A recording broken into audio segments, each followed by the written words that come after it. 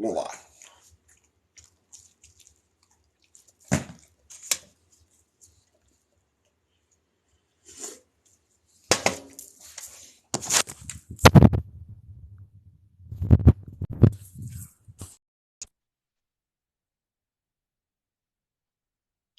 Ethan, how's it going, man? How's it going, brother? Doing pretty good. I just had a couple questions for you, some conversational topics and stuff. Shoot. Were you ever a Christian at any point in time Yes, when I was younger. when you were younger? What kind of Christian? Methodist. Methodist. What do you think was like the biggest thing that took you away from that? The Bible. We actually looking into it. Yeah, I read the Bible. My biggest pet peeve at the time was I am morally opposed to the Christian God and his behavior. Yeah. For me, I wanted to prove that the Bible was accurate and correct, and go with all the arguments like that, and find the best arguments for these cases. But I kept finding myself needing to tell other Christians to not use these bad arguments, and it was just a cascading trail of all of these bad arguments everyone was using. I'm like, You literally took the same path as some of the bigger atheists that I respect, like Matt Dillahunty and Seth Andrews. Yeah. You kind of went right down that path. I mean, I think you probably might have been in a more hardcore version of Christianity than I was. The only time we went to church when I was a kid was when my mother was trying to kiss her mother's ass. Okay. Yeah. So my mom was like, she was the black sheep of 5 kids, and she had a strained relationship. Well, she had a strained relationship with her parents and her family. So in an effort to try to get back into their good graces, she would make me and my brother and sisters, go to church. I see. That's crazy. Yeah, my father's ordained, my uncle's ordained, my mother's ordained, and my grandfather's ordained. And some level of some variety. So fucking sorry, my friend. Man, the cards were stacked against you, son. Holy shit. Yeah, for the longest time, I didn't have any concept of anything outside of Christianity, and specifically the Christianity as I learned. The one other thing I wanted to ask you about, and I've been digging into, because I've been unpacking since I was like 17-ish, where I went through this soft divergence into like, yeah, sure, Christianity is not literal, and it's okay. I mean, I don't accept Christianity as God or anything like that. Maybe it's a deistic thing. Maybe I'm Wiccan. I don't know. But then I figured out, okay, it's all bullshit at the end of the day, to me. There are no good arguments to hold any of that to be true. Anyway, I do like to study these religions because I still find them interesting, even though I don't believe them to be true. I was wondering if you had any good sources on the transfer between the Canaanite religion toward the Judaist religion. Ooh, trying to think. The best source I have available for questions like that is another TikTok channel called @CaptainDadpool. Yeah, I watch him too. Yeah, he's great. Yeah, and then Crimson Barrel. Those are the two best sources that I know of. There are others. I mean, there are other biblical scholars that I follow, but I can't off the top of me remember their names. Another, I mean, there's so many really good books, but as far as just learning some, nominal information, I think Captain Tadpole and Crimson Barrel are probably the 2 best ones that I have available. Okay. Well, I was wondering if we could find anything. I was hoping I could get some sort of manuscripts we have, historical data we might have, to like how close can we cement, the concept of El Elyon being separate from Yahweh, and then they had a convergence. And well, we know that Yahweh was El Elyon's kid. Son, yeah. from the Jewish perspective, he was one of the Canaanite pantheon. Now, what I personally think may have happened is that the tribes of Israel basically fought against each other. Oh, I have no doubt. Yeah. And so it just happened to be the one tribe that worshipped Yahweh that happened to come out on top. I think it's really interesting if you look at the Jesus story and how that developed, and how the arguments were happening in the early hundreds AD, especially in regards to like the Council of Nicaea, where they're arguing about the divinity of Christ and the nature of Christ and who he is, as was he God, was he man God, was he somewhere, but eventually decided, for the most part, under most of the sects, that Jesus is in fact God, also man, but is God. So the Son is the Father; they're the same being, and I find that really interesting because ultimately, Yahweh is the conclusion they essentially have now. If you look, if you tie that together, so the Son is the Father in that case as well, because which is why when they fucking throw that Jesus sacrificed himself bullshit at me, I remind them that no, he didn't. Because if Jesus is God incarnate, all he did was give up a weekend. He gave up 3 days. That's it. Yeah. That's all he did. He gave up 3 days and went to heaven for eternity. This is not a sacrifice. This is the illusion of a sacrifice. Oh, Jesus got his ass whooped? Say it ain't so. I know kids with cancer that had it harder than that. He had no chance of having any kind of terrible consequences like we do. Anyway, that's a weird. I don't understand why that would even work to begin with. Vicarious redemption, the concept that the omniscient, omnipotent creator can't just determine a better way to forgive somebody for something. I don't know. Yeah, it's a little asinine, isn't it? He's all-knowing and all-powerful, and yet his only answer to any given problem with his creation is to kill it. Or himself. Or himself. Yeah. Like, I'm sorry. I have a limited imagination, but I bet you anything I could come up with a better system. Oh, yeah. No doubt, no doubt. I find it fails in the first book, personally. Because it doesn't give you even any reasons why God is pissed off about us. Why does God give a fuck if you eat shrimp? Why does he care? Why does God give a fuck if you wear clothing and mixed fabrics? Why does he care? Why does God give a fuck who you fuck and in what position? What possible fucking relevance could this arbitrary shit have? He doesn't explain it. Like if you and I have a kid and that kid does something, we want that kid to not do something. Don't put your hand on the frying pan. It's hot. It's going to burn you. We explain why the child shouldn't do something. Yes. Where's the explanation for why clothing and mixed fabrics is evil? Well, it gets even worse for that for me, because if you look in the initial set, which is the entire premise of the whole argument, if you want to call it that, is that Adam and Eve existed in this garden where God put these magical trees that one of them would grant them the knowledge of good and evil. And he told them not to eat from that tree. And then they did. Because they didn't know any better. You couldn't know any fucking better. How could they possibly know better? And yeah, they didn't have the knowledge of good and evil. So when God tells them not to do something, they don't fucking know any better. Every time I bring this up to a Christian, they're like, yeah, but God told them not to. I'm like, what does that mean? What does that mean? They don't know that it's evil to not do what God said, or it's evil to go against what God said, or it's good to do what God said. They have no concept of that until they eat the magical tree put there. I also find it really interesting. The second point is that if they continue to eat from the tree of life, then they're just basically gods at that point. And he's like, no, we can't have that, because it's throughout the entire book. It's painted that this guy's a jealous god, right? That's he's very much a narcissist. He doesn't want any other gods, and it's really telling in the first. But he does admit that other gods exist. Yeah, on a couple occasions. I think then Isaiah tries to say that's not the case, but also Isaiah is notorious for exaggerating about everything he's saying. If you literally look through the way he talks. Yeah. There's a verse I get at. Somebody threw it at me. And I was like, I understand where you're coming from with that verse.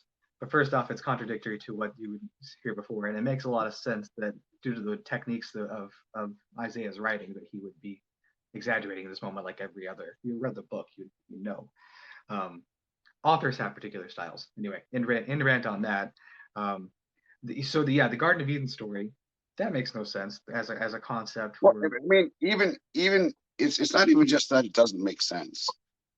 It seems to me that it's an evil story. Like, it's a not moral story.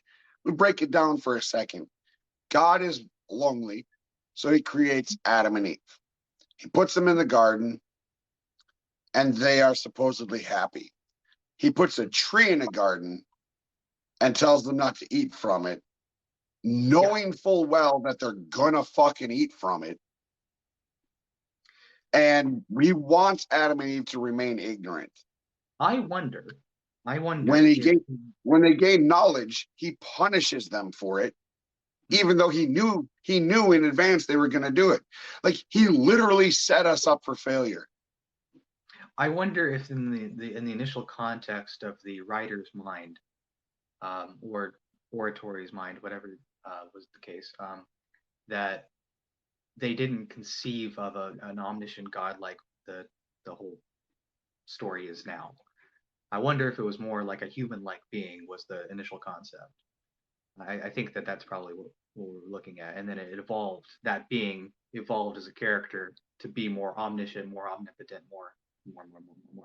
But if you look back at Genesis with that lens that he's all of these things now, it just the whole thing doesn't make any sense. So the foundation is so weak at that point. Also, I find it problematic that everyone hates on the serpent, but he literally just told them the truth.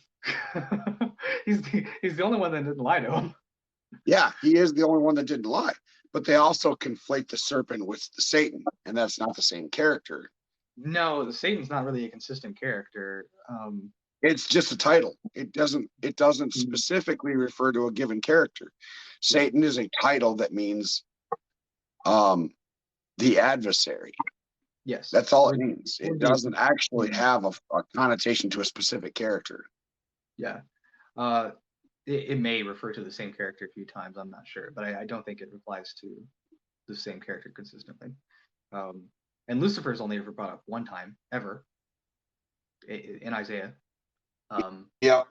That's from the Latin. And the devil only ever appears twice in the Bible, to tempt Jesus and to slaughter Job's family, both of which things he has God's permission to do in the first place.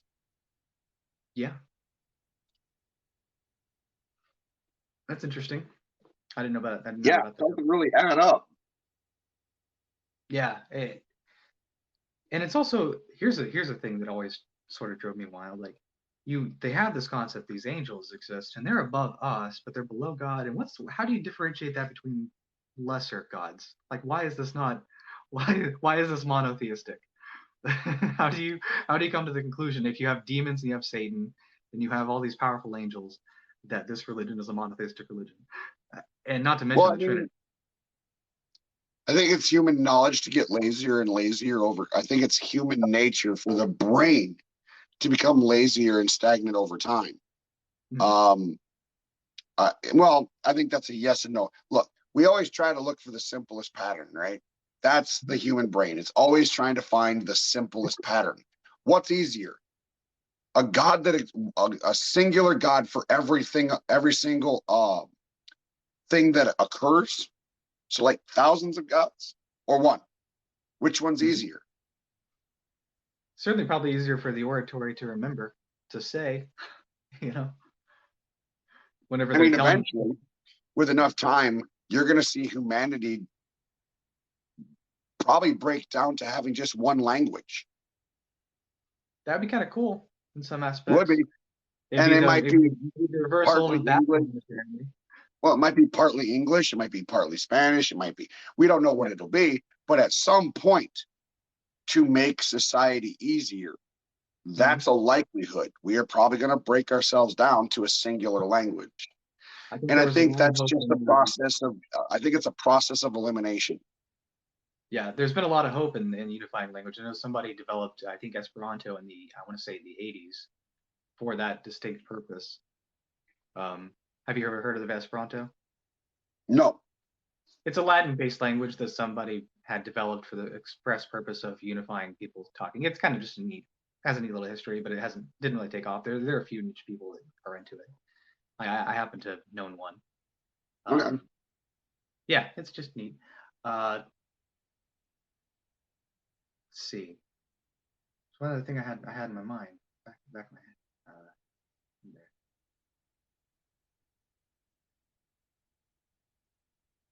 Yeah, I don't know. Yeah, it's good talking to you, man. I appreciate you taking me on. Yeah, I appreciate your insight. It's always good to get more insight. I love doing this and meeting people. So, man, I'm going to follow you, and maybe we can talk again sometime. Yeah, sounds great. Take care, man. Have a good one.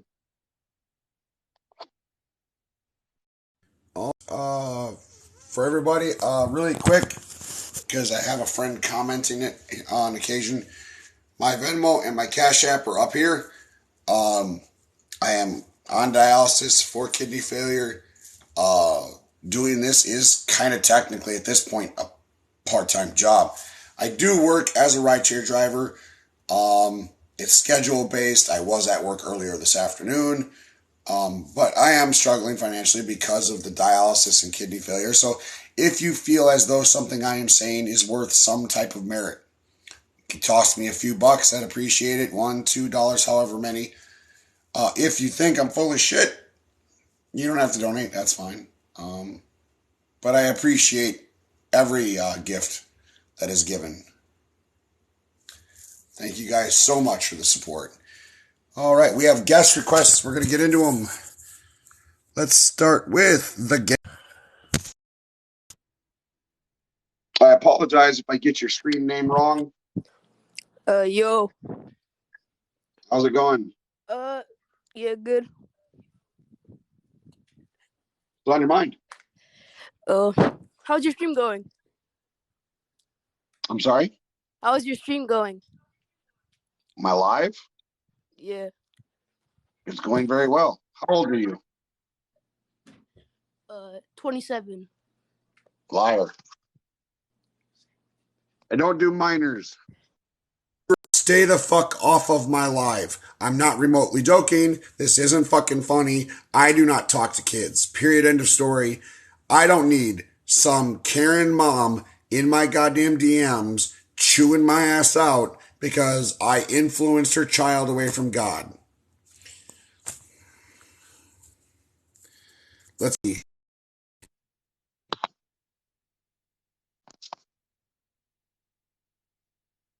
Hi. How's it going, sweets? Good. I started looking at the Bible in like a different way, and like it may be interesting to you. No, quick question before you start. Would the rest of Christianity agree with your assessment or interpretation? Probably not. Then it would be absolutely irrelevant either way, right? It's not going to affect any change in the greater Christian community. And it's going to mean something to you. And that should be sufficient to you. That's all that matters. It's your religion. It's for you. It's not necessarily for everybody else. My position as an atheist isn't to stop you from having a belief, especially if that's what you use to get through the day. My position as an outspoken public atheist is to get people to keep their religion to themselves, get it out of the public sphere, get it away from politics and education. I totally understand. But I am curious, so please tell me how you have interpreted the Bible. Okay, with the beginning whole concept, translated correctly, it would be in a beginning, and my brain was like, hey, this is just a whole science experiment, really. When you go into a science experiment, a lot of times you don't know what's going to be the outcome, especially if it's your first time being a scientist. So adding all this random stuff to this dish or whatever you create new organisms or elements or whatever. So with the light, that would be fire. The water, obviously, be a liquid and all that good stuff. And then with the second chapter, because all these organisms are already created, decides to start cloning. So takes, the DNA from Adam, that's what he calls the patient or organism, and puts it into another, what's that word I want? Transplant? Yeah, into another set of organisms, but mutates it so that Adam can procreate with this new organism to possibly create other organisms.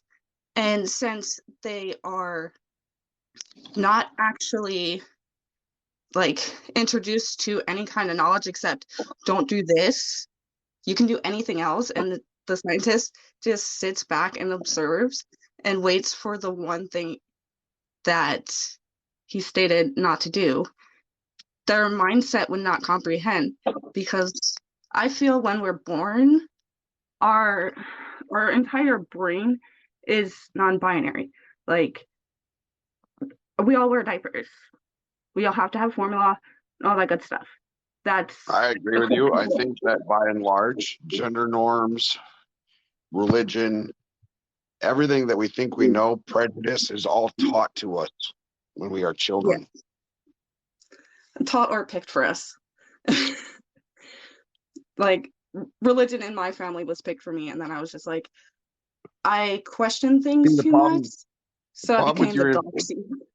The problem with your interpretation is that we have a very good understanding of how the Bible came to be. What we don't know is who the authors are for the most of the Bible. I mean, large portions of the Old Testament, there is some assumption that it was Moses, but then there's other biblical scholars who don't think Moses even existed. So we largely don't know who authored the Bible. What we do know, based on anthropological studies and archaeological studies, is that these people were dumber than a brick shithouse. They couldn't read. They were largely illiterate. They had no concept of the world or nature, the nature of reality around them. And societies before the Christian Bible was written, came up with gods to describe things like lightning and other natural forces, volcanoes, earthquakes. We invented gods to describe things we didn't know. So that's my only issue with your interpretation of the Bible. That's cool. Like, I get where you're coming from. Was there anything else you wanted to discuss? I already touched on it with the being born mentally completely non-binary.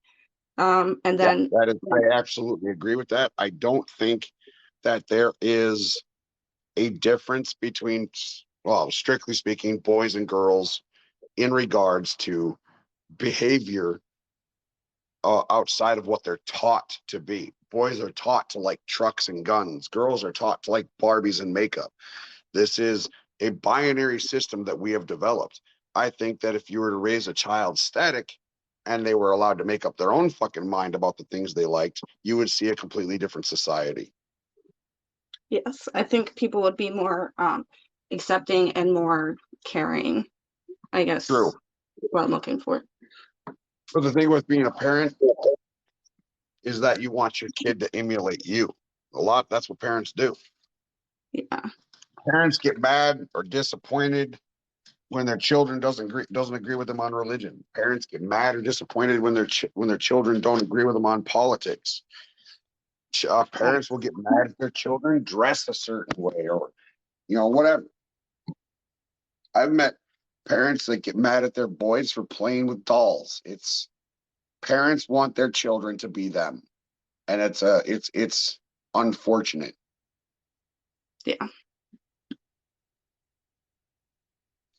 Well, I really do appreciate your insight. It was definitely something worth thinking about. Thank you. You're welcome. You have yourself a wonderful weekend. You too. Bye. Bye. All right.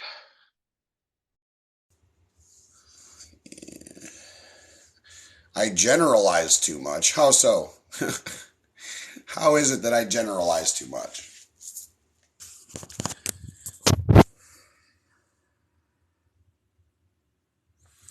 Parents want their children to be happy. That's it? No, that is absolutely untrue. Some parents want their happy. Don't give a shit about their child's happiness. Hello? Hello, my friend. How are you doing? Good, how are you? Oh, living the dream. I have a few questions for you. Go for it. What do you think of Islam? I think Islam is inherently violent. I think Islam makes claims about nature and reality that it cannot offer evidence for. I think it is sexist. I think it is, I don't know that it's racist, but it is definitely sexist. And it is anti-science, anti-education, even though Islam used to have a golden age where they invented things like alcohol and algebra and all these other very cool things that we still use today. Wait, who? Ask. Allahu Akbar. Allahu Akbar. I guess they didn't have anything of value to say. Smoke.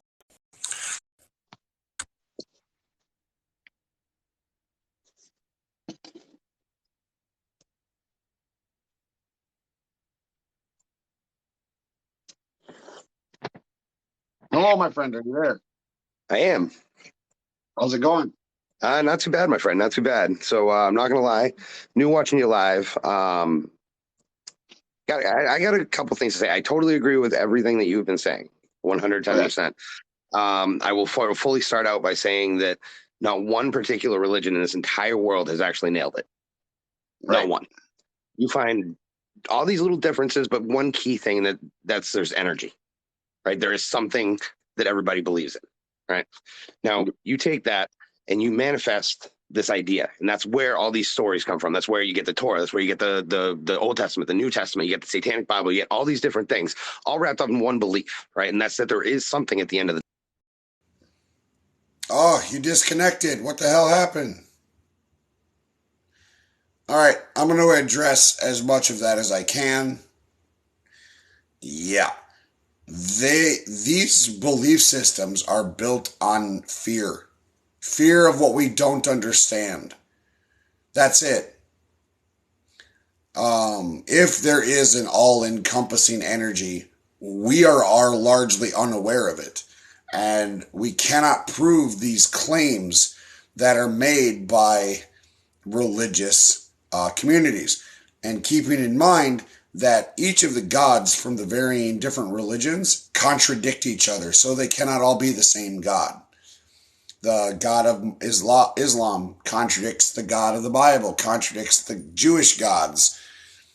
None of this adds up, and none of it makes any sense. And there is no evidence to support any of the claims that are made. I don't know what happened. He disconnected. I wanted to hear what he had to say. We're going to go with...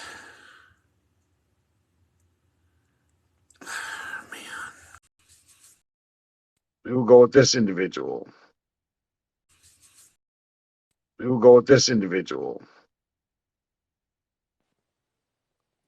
Hello. Oh, hello. How's your day going? It is going very well. And yours? Well, good. So I've been watching your live for like 20 minutes, and um, I I believe in God, but I I respect you. I mean, um, you, what's your religion? I'm a member of the Satanic Temple. We are a non-theistic religion, which means we do not believe in, nor do we worship a literal Satan.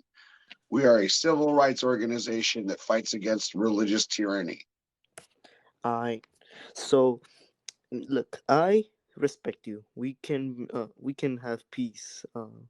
Like like religious and satanics, we can be good. Us together, right? Like, can we just have peace for once? I tell you what, I will stop making these lives and I will stop making my content. And I will stop, hold on, I will stop complaining about religion. When religion shuts the fuck up and leaves people alone.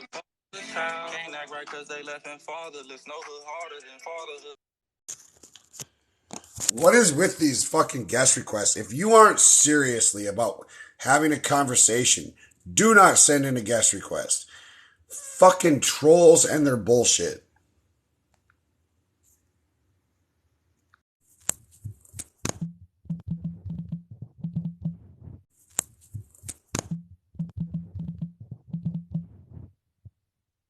Hello. Can't hear you. Can you hear me now? Yes, sir. Yes. All right. Hey, sorry about that. I've been watching you for a little bit. I've been hearing all these fucking retards talking to you, and it's kind of embarrassing. So you've been people have come up to you with comments talking about how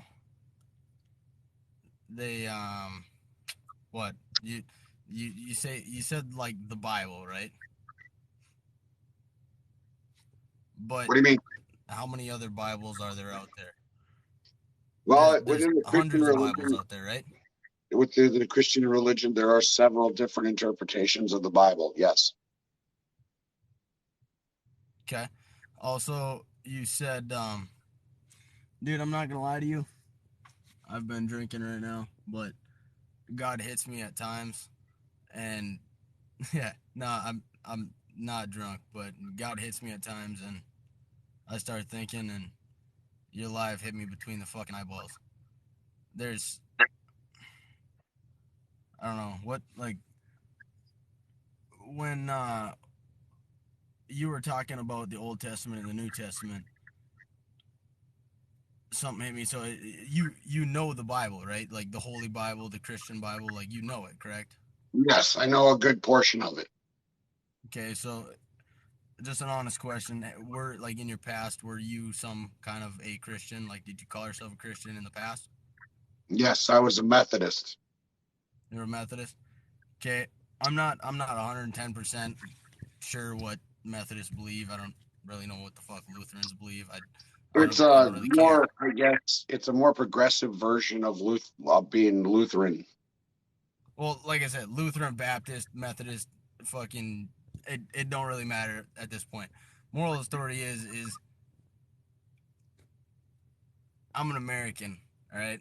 So I live in America, right? I'm also a United States Marine, so that means I fight for whatever the fuck anybody wants to believe in this country. They can go and believe whatever the fuck they want. What's your favorite flavor of crayon? Good shit. You want to know the story behind that? Actually, I've heard the story behind it, but I was in the Army and so was my brother. So we give Marine shit. My brother's in the Army and I still call him a fag, but I'm not going to call you that because my brother's a piece of shit. But come on, man. It's Army. We ain't ready to be men yet. Hey, yeah, it's whatever. Anywho, so hear me out. Hey, I love the fact, dude, you're cool as shit. I don't agree with a fair amount of the stuff that you believe in, and that's right. I straight up call myself a Christian. I know my God died for my sins. I know he sent his son to die for my sins, and I've claimed that, and that's cool, right? I'm not expecting you to believe that. I didn't come into this live expecting to change your views in any way, shape, or form. But at the end of the day, yeah, I'm not trying to change anybody's views either. I'm not trying to change anybody's beliefs. My effort with going live 100%. is my effort with going live is to push back against Christian tyranny. You have the right to believe whatever you want to believe. That's fine. but it needs to stay the fuck out of public school. As an American having a free will, correct? Well, I don't agree with free will, but I do agree with freedom. Okay. Free will is a philosophical argument, it's a thing, but I agree with freedom, and I agree that you have the freedom of religion. What I do not agree with is that religion being forced down the throats of people who don't want to believe it, who have no interest in it. What I disagree with is that religion writing laws and building public policy being forced down the throats of children. There's a lot of things that I find horrendous from a moral perspective in regards to how Christians in the United States behave.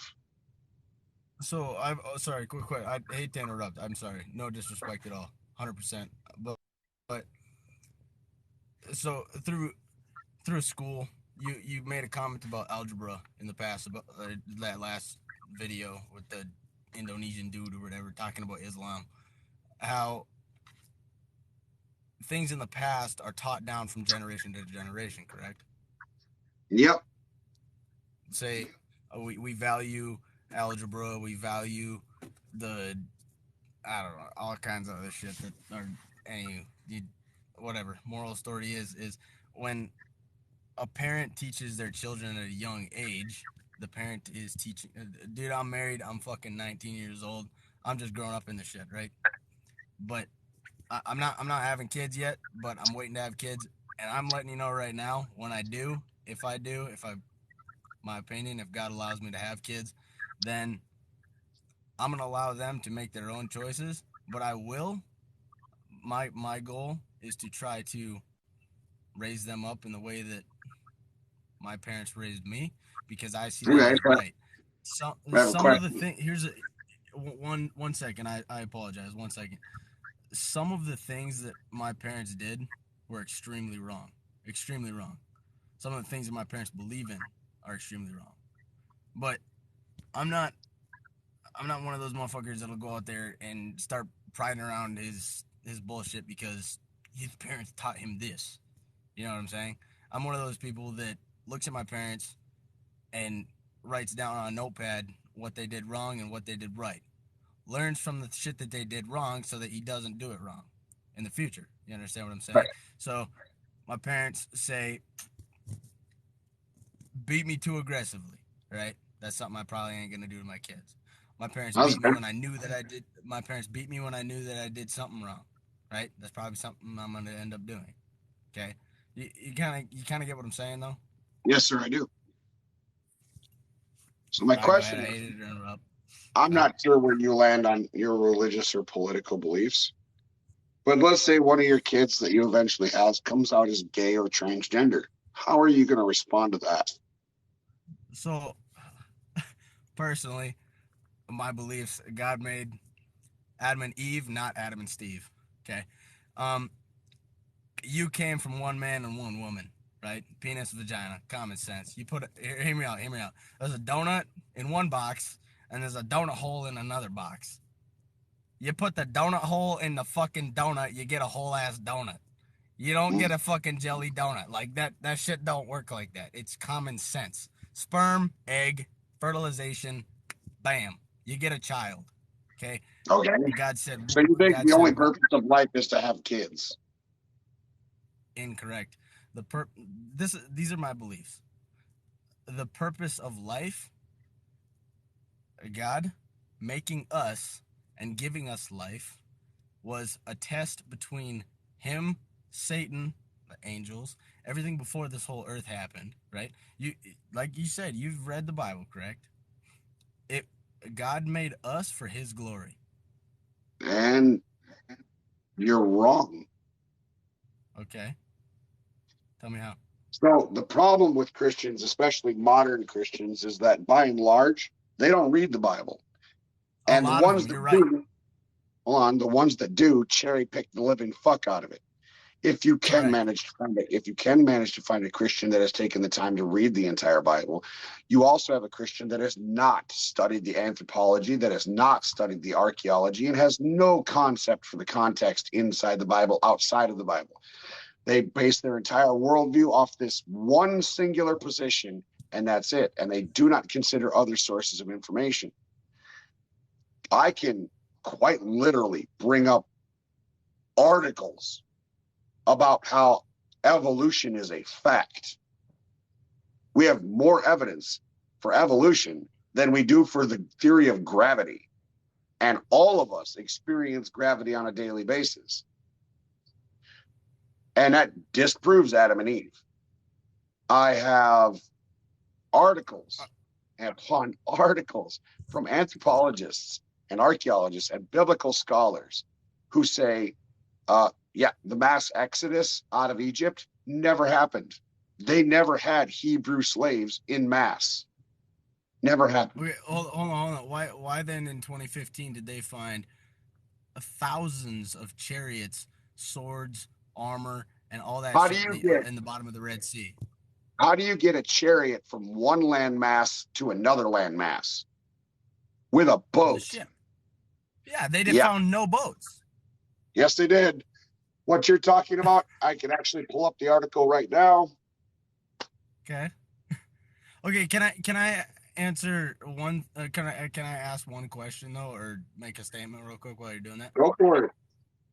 Okay, so I had evolution class in high school, right? And my teacher was talking to my dad and said, am I going to have any problems with your kid through this whole class? And my dad's like, well, fuck yeah. If he knows something's wrong, then he's going to stand up and say what he believes is right. Right? Anywho, so my teacher gave me a whole nother assignment. At the end of the day, I stood up and I said, nah, bro, what you're teaching is wrong, 110%, and I'm going to prove it that way. So there's macroevolution and there's microevolution, correct? No, there isn't. Nope. That is a Christian apologetic. Evolutionary biologists do not use those terminologies in the sense that Christianity uses them. In evolution, microbiology leads to macro. Small changes in allele frequencies over time lead to big changes over time. Okay. So my question to you is, have you studied evolution? Very much so, yes, a lot. From the writings of an evolutionary biologist, from the writings of an epidemiologist or a virologist or a geologist. Let's take Darwin. Let's take Darwin real quick. Darwin was a fucking idiot. He was, but he was one of the biggest evolutionist pushers, right? No, he was the founder of evolution. He discovered evolution, but he was still a eugenics racist piece of shit. I'm not talking about his beliefs in racism. Darwin laid the foundation for evolution the same way the forefathers laid out the Constitution. He just built the foundation. Everything that we have learned since then has been directly related to that foundation. It has been built upon by the last 150 years worth of scientists. Our country was based off of God's principles. No, it wasn't. Why? The founding fathers were deists. They were not Christians. Thomas Paine wrote a book called The Age of Reason that scathingly rips apart Christianity. Sir, give me a second. I pledge allegiance to the flag of the United States of America. And wasn't added until 1946. Cool. One nation under God. Wasn't added until 1946. In God We Trust wasn't added to our money until 1957. Okay. And it was political propaganda. There is no mention of the Christian God in the Constitution anywhere. And the founding fathers have repeatedly been quoted as saying, we are not founded as a Christian nation. Benjamin Franklin rewrote the works of the Bible, of Jesus, of the Gospels, and he took out all of the supernatural bullshit claims that are made in the Bible. It's called the Franklin Bible. You can look it up. It's in a museum. Yep. There's a book called The Founding Myth, written by a constitutional lawyer by the name of Andrew Seidel. I highly recommend you look it up and read it. Okay, so you were just talking about propaganda, am I right? Yep. I just want one question, and then I hope you'll allow me to talk after this. My question is, are you vaccinated? Yes. Okay. Why? Just that question, then Well, I'd like to talk after this. the continued reliability of vaccinations to do their jobs with the eradication of polio and smallpox, mumps and measles, and everything else we get vaccinated for. Also, I'm on dialysis for kidney failure, which means I'm immunocompromised. And while I did get the vaccine, I also still got COVID. Had I not been vaccinated, that virus would have fucking killed me. I have so many comorbidities. My resting blood pressure is 200 over 140. Had I not gotten vaccinated, I'd be a fucking corpse. And right now, the people who are largely unvaccinated are the ones dying from this fucking virus. Sir, like I said, I respect you. I do. I seriously do. I'm not here to argue. I'm not here to fuck with you. Also, I'm not here to be a bitch. But at the end of the day, you're wrong on that one. I would like you to look up. Okay, I would like you to look up the video of. You think every single One virologist and every single epidemiologist on the planet is involved in a conspiracy to kill you? Yes. Yeah, actually, yes. No, not every single one of them. No, not every single one of them. But the most powerful people in the world, like Bill Gates, 2015. You ever So Bill Gates wants you to die. His little TED Talk. Did you ever see his little TED Talk? Wait. Bill Gates wants you to die. Hold on, stop. Bill Gates wants to kill off a large portion of the world. Why? He said, How does Bill Gates make money selling computers if everybody's fucking dead? Bill Gates says the world's biggest problem right now is overpopulation in 2015. He says so what? Decreasing the surplus population would save the rest of the world. 800,000 people in the United States are dead alone from just COVID. Nobody has really died. Nobody has really died as a result of the vaccine. So, like I said, I'm not like the goal here isn't the vaccine. Like that, this is just one of my comments, one of my questions. Okay, to the whole end of this. Like I said, if you got the vaccine, that's on you. You have that right. I don't give a fuck. It's your choices, right? Like it doesn't bother me in any way, shape, or form. Do you watch Fox News? I don't watch TV at all because I don't care. It's a bunch of bullshit anyways. Well, that's the truth, because everybody at Fox News was required to get the vaccine. Everybody at CNN, fucking USNBC, all this other bullshit. Well, my point is specifically Fox News, because Fox News is one of those media sources out there that are telling you not to get vaccinated when they are all vaccinated. Okay, Marjorie Taylor Greene, Ted Cruz, all of those political people on the right that are talking shit about the vaccine, every fucking one of them is vaccinated. Okay, hear me out. 2 seconds. Ready? You're just telling me that the news is lying to me, right? I said that Fox News was lying.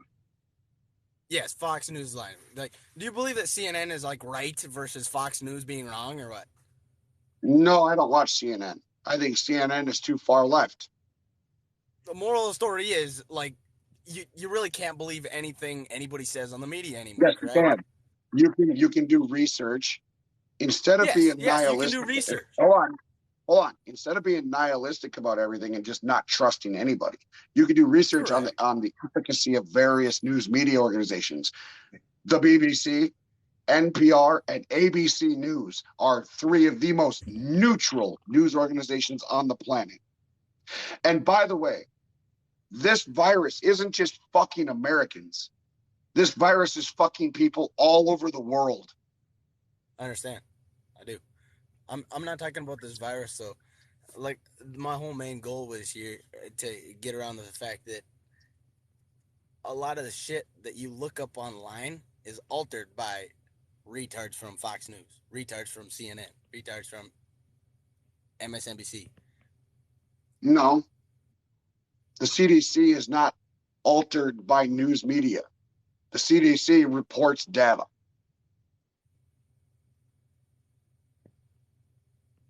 And the CDC is telling us to get vaccinated.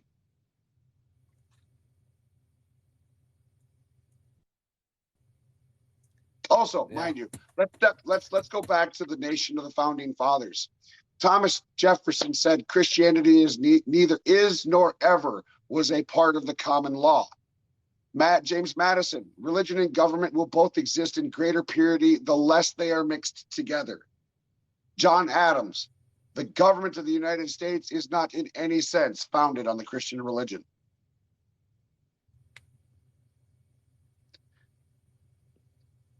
This is what happens when we don't actually read.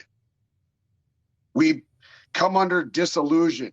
We believe things that are not supported by the evidence. And as a modern Christian in today's world, more than 80% of what you believe about your religion is bullshit. It's a bad game of telephone. Early Christians in the first century didn't believe in the Trinity, didn't believe in the virgin birth, didn't believe in hell, didn't believe in the tribulation, which actually has nothing to do with the Bible at all. That's pure fiction. Revelation was a retelling of the fall of Rome, not a book of prophecy for the end times. It's really easy to learn about this stuff if you find the people who are educated in it and you read it for yourself, other than just hearing something either in a Facebook post or your pastor said it at church, just taking that the gospel truth and never questioning any of the sources this shit came from. Are you smart enough to do the homework yourself? Or are you going to sit in this box that everybody in your life has put you into, and you're only going to accept the information that those people give you? No, I 100% hear you. I agree with you. Are you willing to do the homework?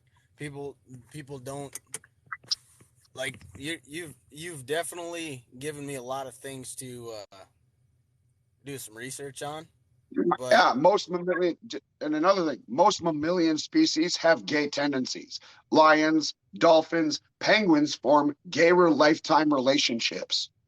Bro, hear me out. Gay Hear me out real quick. is not synonymous with humanity. Hear me out. And gay has existed as long as humanity. Hear me out. Fucking everything that walks has also been existent since the beginning of humanity.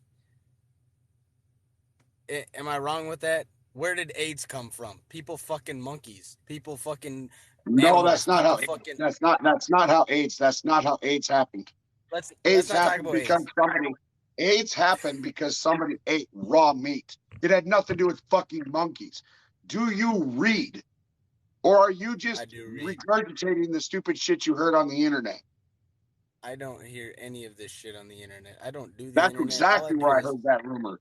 I heard that rumor on the internet. That is not true.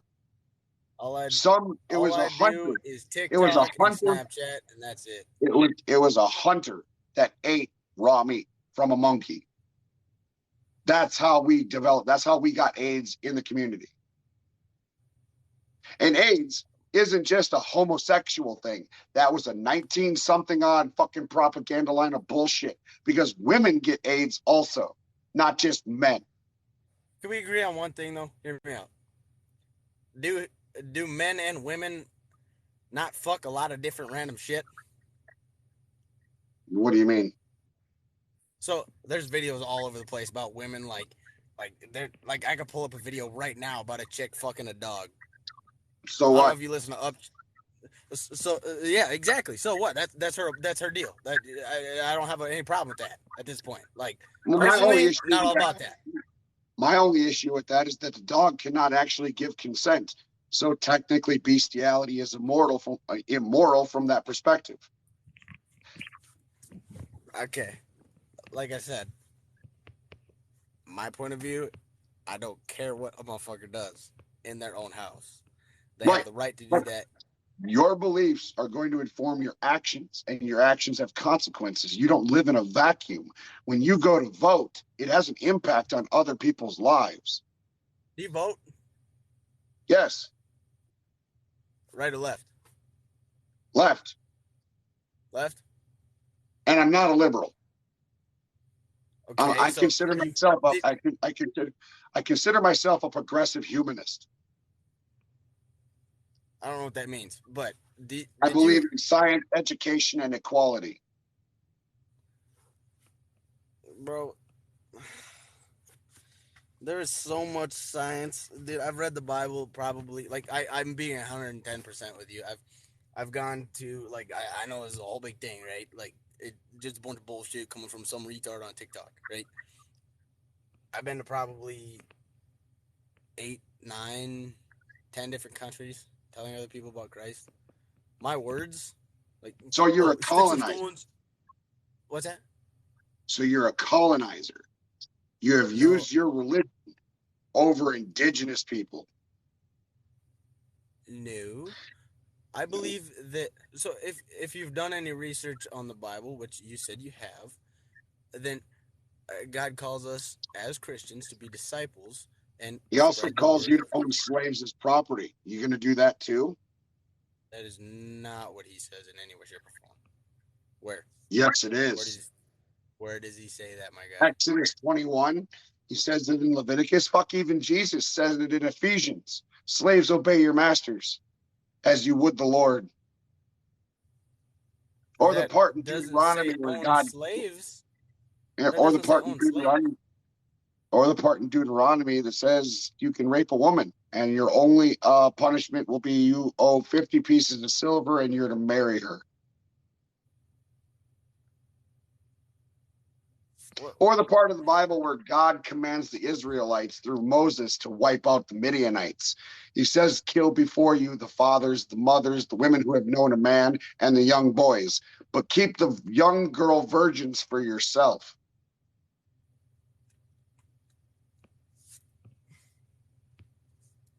Okay. This is why I became an atheist. When I sat down and I read the Bible and I took it seriously, I am morally opposed to the God of the Christian Bible. He is not a good guy. He's a fucking dick. And his only answer ever to solve a problem is just fucking kill it. So sorry. The reason I honestly clicked the whole request deal was because you said there's no difference between any of the gods in the world. They're all just a bunch of... There are immediate differences between all the gods. Every single god that has ever been invented by man contradicts every other god. The Muslim God contradicts the Christian God, which contradicts the polytheistic gods of Judaism. They all contradict each other. So why is my God the only one that's still alive? Your God isn't the only one that's still alive. He's just the only one. He's just the only one you know anything about. Incorrect. That is very... Well, so you know about Mithra. You know about Dionysus. No. You know about Freya. No. Esther. But I know about Yes, I know about Esther. Okay. I know about 500 different gods in India. I know the Islamic God. I know about 600 different gods in Papua New Guinea, Panama, Nicaragua. Are they all the same? All kinds of... What's that? Are they all the same? No, there's thousands of gods out there. They don't contradict each other. Hear me out. I'm a Christian, right? So in the Bible, it's in the 10 Commandments, right? it says, have no other gods before me, right? Yep. Okay. So serving something, putting it before God, technically you're serving that more than you are God, right? So you're making that your God. You're making that your idol. You're making that the thing that you serve, correct? Okay. Okay. Anything can be a God, right? I guess if you have enough imagination, sure. Imagination is what makes up all gods, really. At the end of the Yeah. day, all gods. But Technically, my I can God, worship a slice of pizza sitting in front of me if I wanted to. correct, but my God is the only God that kicked Satan's ass and came back to life. Mm. Also, you said you read Not Revelations, right? one. That's not true. And Have you read yeah, Revelations? I've read Revelations. Yes. Then look at what's going on in this world right now. Yeah. There's I'm 3 sorry, angels. but if you go back 100 years ago, somebody was saying the same thing you're saying right now. If you go back 500 years ago, 1,000 years ago, somebody There's was nothing new saying, under the sun. this is the end times. This is the time that was prophesied. Jesus will be here any minute. They've been saying it for 2020, actually closer to 2,500 years. You're right. It's not the end times. You're It's right. not. You're right. There is There's no nothing new second under coming the of sun. Jesus Christ. There is nothing new under the sun. I'm not going to agree with the whole second coming of Jesus Christ thing, because that's yada yada. I just It was never supposed to put that happen on. in the lifetimes of his apostles. He said that specifically in the Bible. But I will be back before you come to your second life. am I not an apostle of Jesus Christ if I spread the word of him? His immediate 12 apostles. He had 46. The immediate 12 that he had with him when he, oh, for fuck's sake. The final supper did not include 46 apostles. You're right. He had 12 that truly wanted to be like him.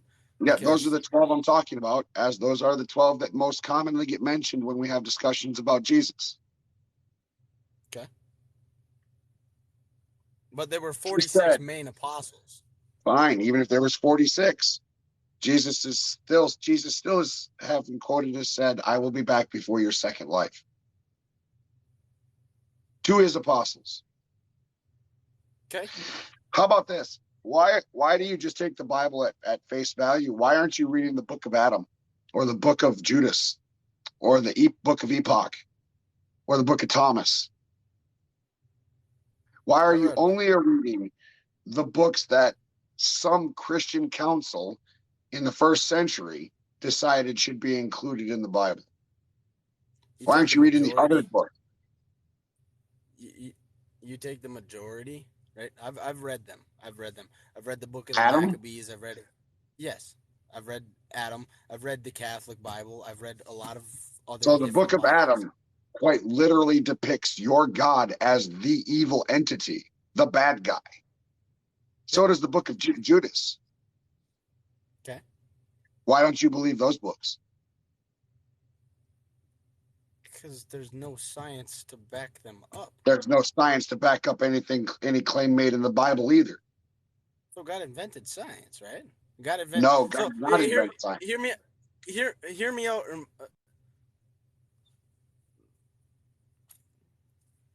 Where in the Bible is there a theory of gravity? Where in the Bible is there germ theory? Where in the Bible does it give you an understanding of how to build a fucking computer? Where? That's free will in the fact that you want to make. No, you said science. You said God invented science. Where? Where is there evidence that God, one, even exists? And where is there evidence anywhere in the scripture that God invented science?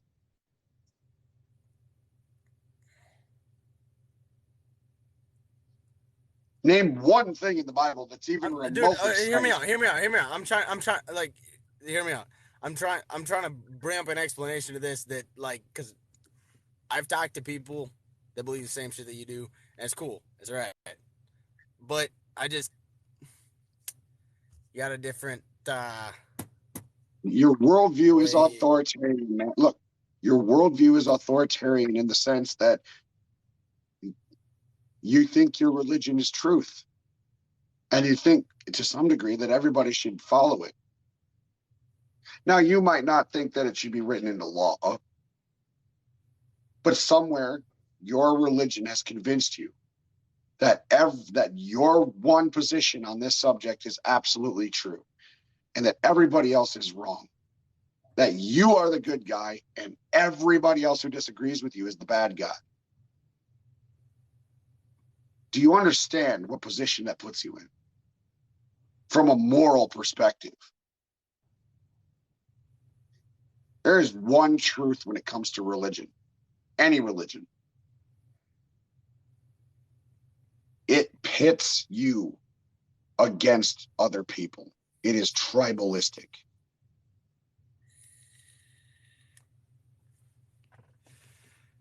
It is not moral. It is not ethical.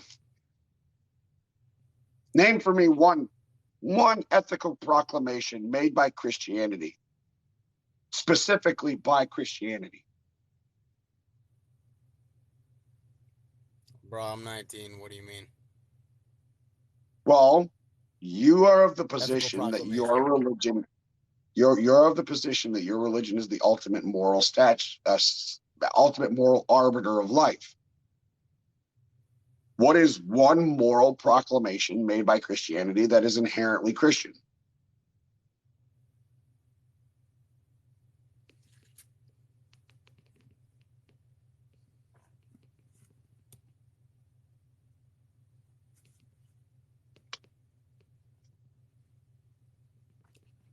Say that one more time. You are convinced that your religion is a moral arbiter for life, how to live a life.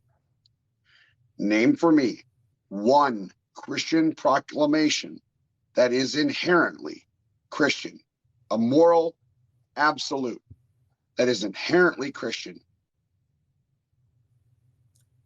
So,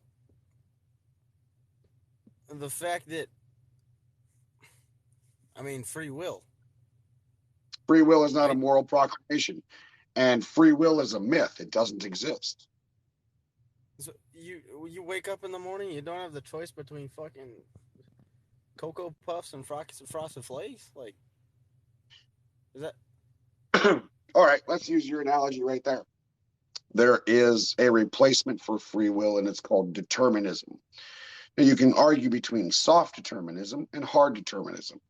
Under the concept of soft determinism, your brain predetermines everything you are going to do. Soft determinism allows for you to have some amount of influence over that predetermination. Hard determinism means that you have absolutely no fucking choice. You have no impact on what decision your brain is going to make. And that everything is purely about your environment and your genetic makeup. Your personality wasn't decided by you. It's your genetics and your formative years between the ages of 4 and 14, where you learn the most about your environment, and any trauma you suffer in life, whether it be physical or emotional or psychological. Those three things are what develop your entire personality. You have no choice in it consciously. Your brain predetermines everything for you. I fucking hate chow mein. Can't stand it. Pineapple on pizza is disgusting to me. Bro, fuck. What? Pineapple, bro, you can't know. See, no, hear me out. You're all up in the Canadian bacon and pineapple. That's not fucking bacon. It's ham. Pepperoni, pineapple. You got spice, you got meat, you got America, and pineapple, bitch. You don't put bacon ham on pizza. No, all right. It's pepperoni, pineapple. Bro, that's fine. Don't even start with me. The fucking...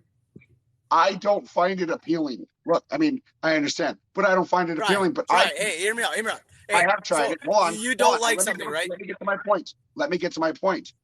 I didn't choose that. I didn't choose to hate Charlemagne. I didn't. I tried it, and I didn't fucking like it. I didn't make that choice. Okay. I did not get any free will in who I am, what I like, and what I dislike. None. None of those were conscious decisions. So, us being humans, we are just blah. We're just here. No, we're not just blah. We're not just here. The purpose of life is to give life purpose. For me, my purpose in life is having fun doing these lives, having these conversations. I love to ride Harley, go bowling, shoot guns. There's a lot of shit I do to give my life purpose, but that's up to my brain to decide. There's no such thing as intrinsic purpose. The universe doesn't give a fuck about us. You ever tried snowboarding? Yep, almost broke my back. Did you like it? It was a blast. Bro, I'm being 100%. You and I would be friends, but we would argue a lot. I think you probably would. But I'm also 20 years your senior, so cool. Here's the thing. You don't like something, right? You don't like a sport, you don't like a video game, you don't like a truck you drive, right? You don't like one of those things, right? Okay. I don't like a truck I drive, so I have the choice whether to keep the shitty engine in it or change the engine in it. I don't like the sport I am playing, so why not play a different position? Why not play on defense instead? I don't like the food that I'm making. How do you know? Oh, fuck. What is influencing? Fuck pizza. No, not fuck pizza. Take pineapple off the pizza. You get what I'm saying? What influenced you to make that decision? What about it Common sense. didn't you like? Did you choose what you didn't like about it? It goes deeper than just the surface, man. There's more to it than this. If we just take everything at face value, then yeah, there is such a thing as free will. But we don't take things at face value. We try to discover and understand more about nature and reality.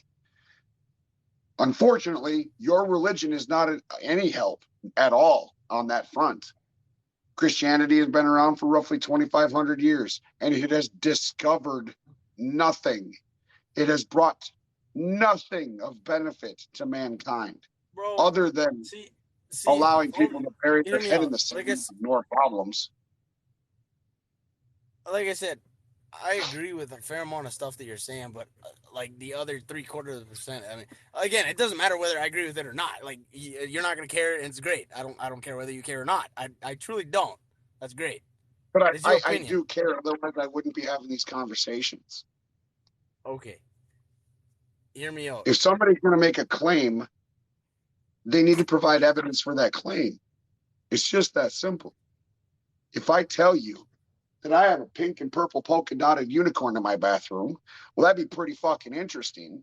But it would be my burden of proof to give you evidence of that. You're not going to believe it on my word.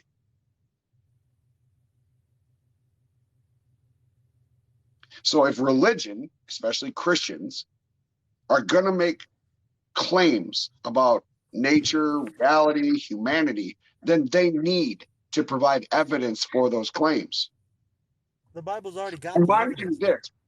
you this, if Jesus came back today, Christians in America would fucking kill him.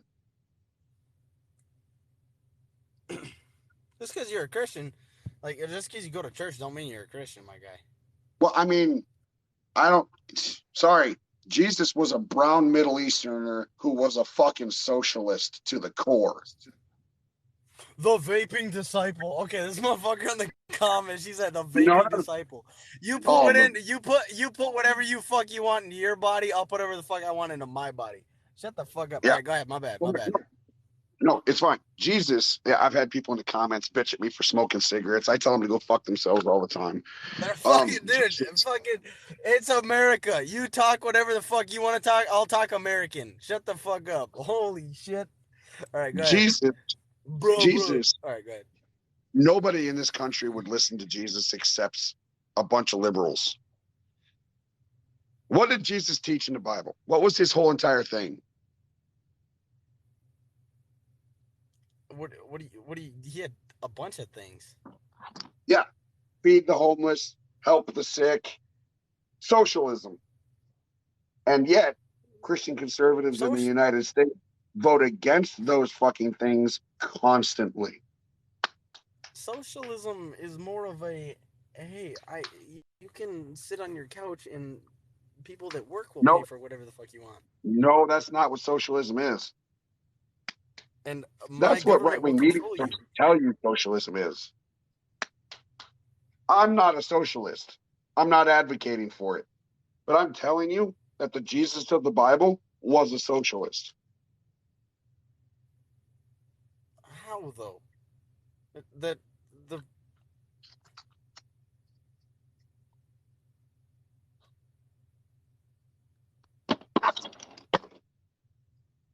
Jesus said it is easier for a camel to pass through the eye of a needle than it is for a rich man to enter the gates of heaven. Because money is so extremely desirable. Because the love of money and the love of God are, and the vast majority of fleshly money is very valuable. It's also very temporary. Eternity and temporary are two totally different things, right? You got money in your hand right now. My put it in the bank, you got it later. What's that? My point being, Jesus frowned on greed. And yet, Christian conservatives in the United States consistently vote for a party that's all about the free market while it fucks over every single American.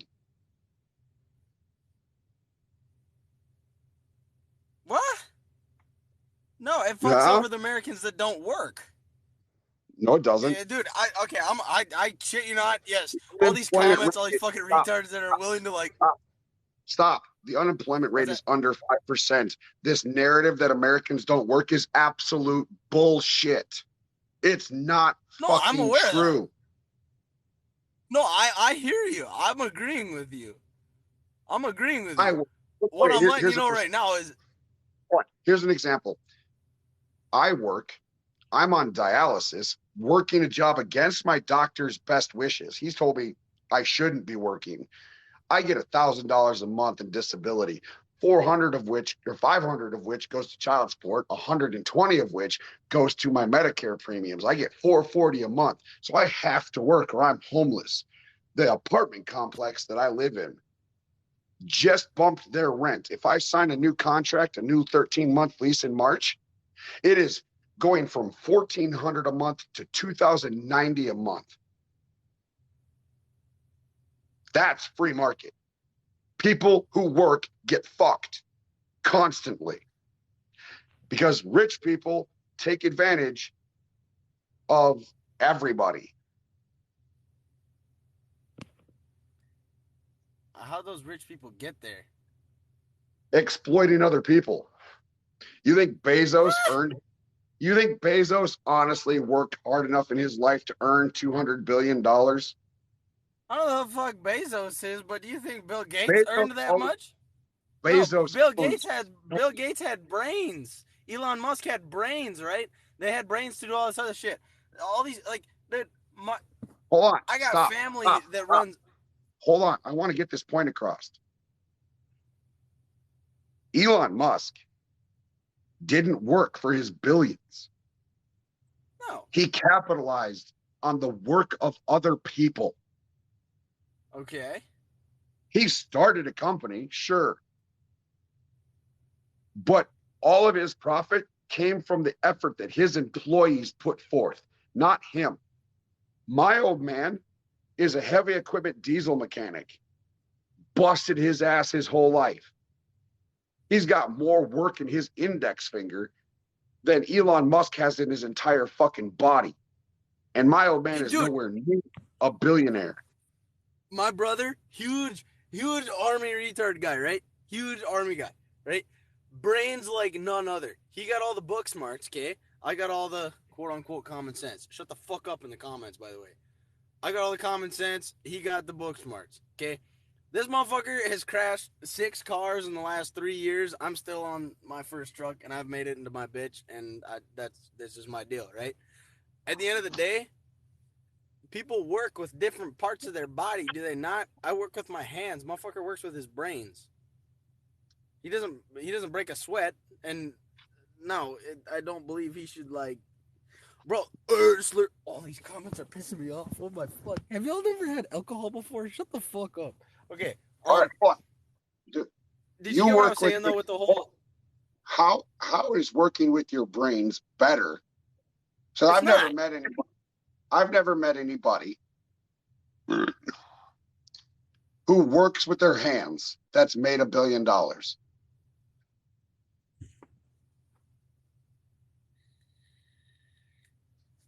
The rich billionaires in this country got rich by exploiting the labor of other people. Did you know? Okay, so Jeff Bezos is the man that owns Amazon. Jeff Bezos is worth about $190 billion. If Jeff Bezos took a $2 billion pay cut per year, he could pay every single employee that works for his company, all of them, $70,000 a year, and it would not scratch his net worth.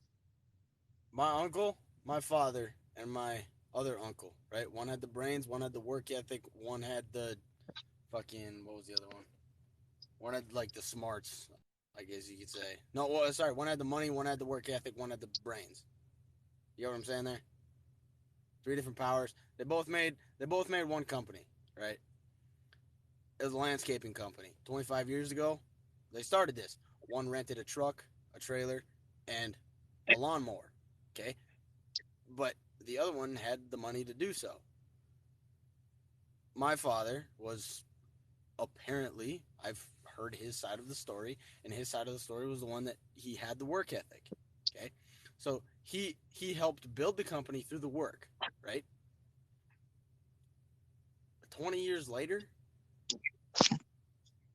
my uncle took it over from my father and bought out my other uncle, right? My dad now started his own deal with his hard work. My parents are both out of debt. My parents have paid for everything in cash, right? They try their best to save and save and save and save and not pay for anything that they want until they have enough cash for it. Okay, like you go to a dealership, you can't pay more than $9,000 in cash anymore. Otherwise, the IRS is all up in your shit, right? My parents do. All right, I'm not going to talk about that. Moral of the story is, 20 years later, that landscaping business is a multi-million-dollar company that my uncle owns. Yep. Tell me that wasn't from hard work. Tell me he I didn't just say it acquired wasn't. that. I didn't say that it wasn't. I never said that hard work shouldn't be compensated. I never made that claim. The claim I am making is that at some point, the money you start making isn't made by your hand. No, that's right. You're correct. Because That's exploitation. Look, my point here is like the Walton family that owns Walmart. They are a $500 billion a year company, and they intentionally pay their employees less than a living wage, and then your tax dollars subsidize the rest of that employee's money when they have to go and apply for renter's assistance or when they have to go apply for food stamps because Walmart will not pay a living wage. Okay. You are literally paying Walmart to not pay a living wage. Okay. This is exploitation. Yeah. Yeah, that's what I'm talking about. That's the Conservative Party plan. They support the free market regardless of who it fucks over. And Jesus wouldn't stand for that. Jesus wouldn't be okay with it.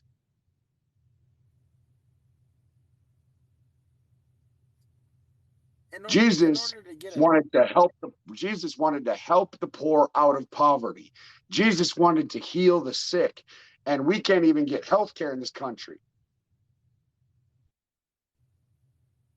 If Jesus came back tomorrow, if Jesus came back tomorrow, his second coming, Christian conservatives would laugh his ass off the stage.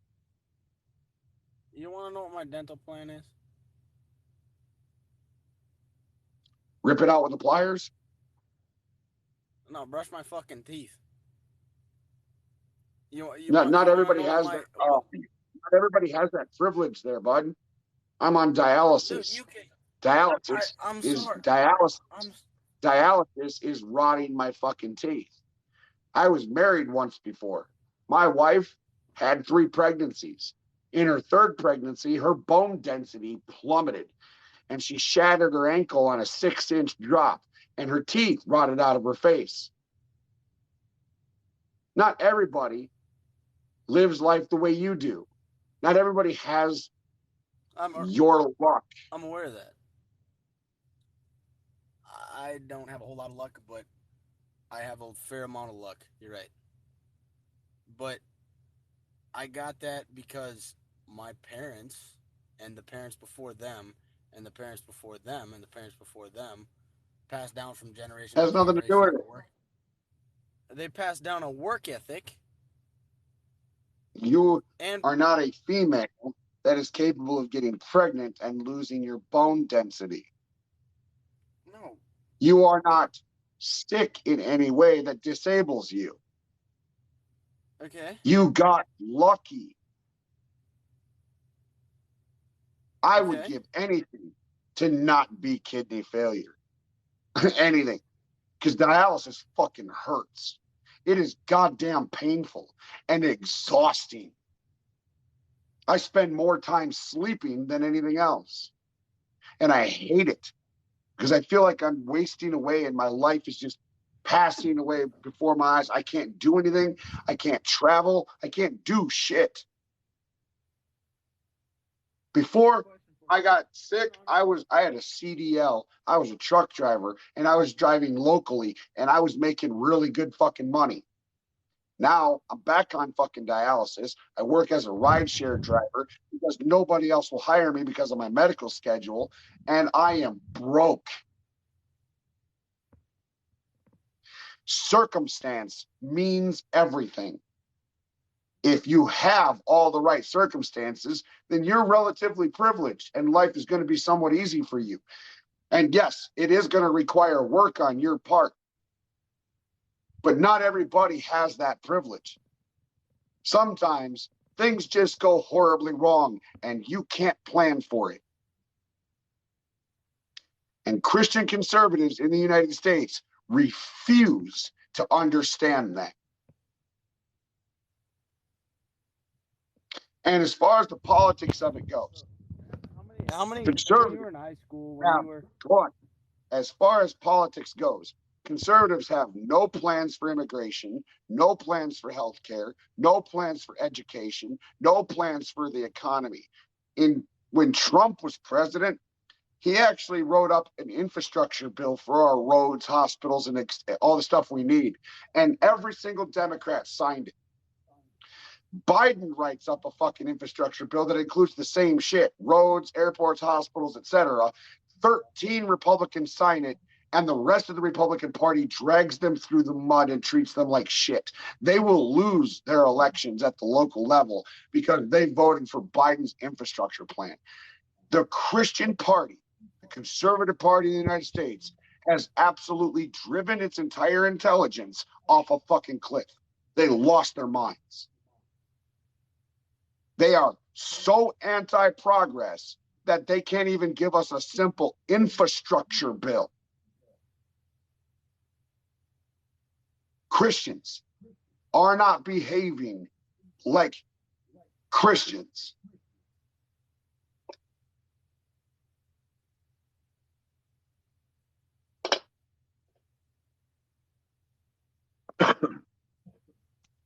They preach one thing and they do the other. Now, I'm not advocating for liberalism. Liberals are fucking pussies. Most of them ain't got a spine to be found. That's why I'm not a fucking liberal. I shoot back. But the left, their heart is in the right place. They might go about it the wrong way. But what they're looking for is an equitable society where people can get along and be happy and not have anxiety about whether or not they're going to make their rent payment this month or if they're going to have to hold off on rent to buy groceries. Liberals want an equitable society where people are happy. Conservatives want to keep the status fucking quo. And I challenge you to prove to me that a gay couple is evil. That transgender is evil.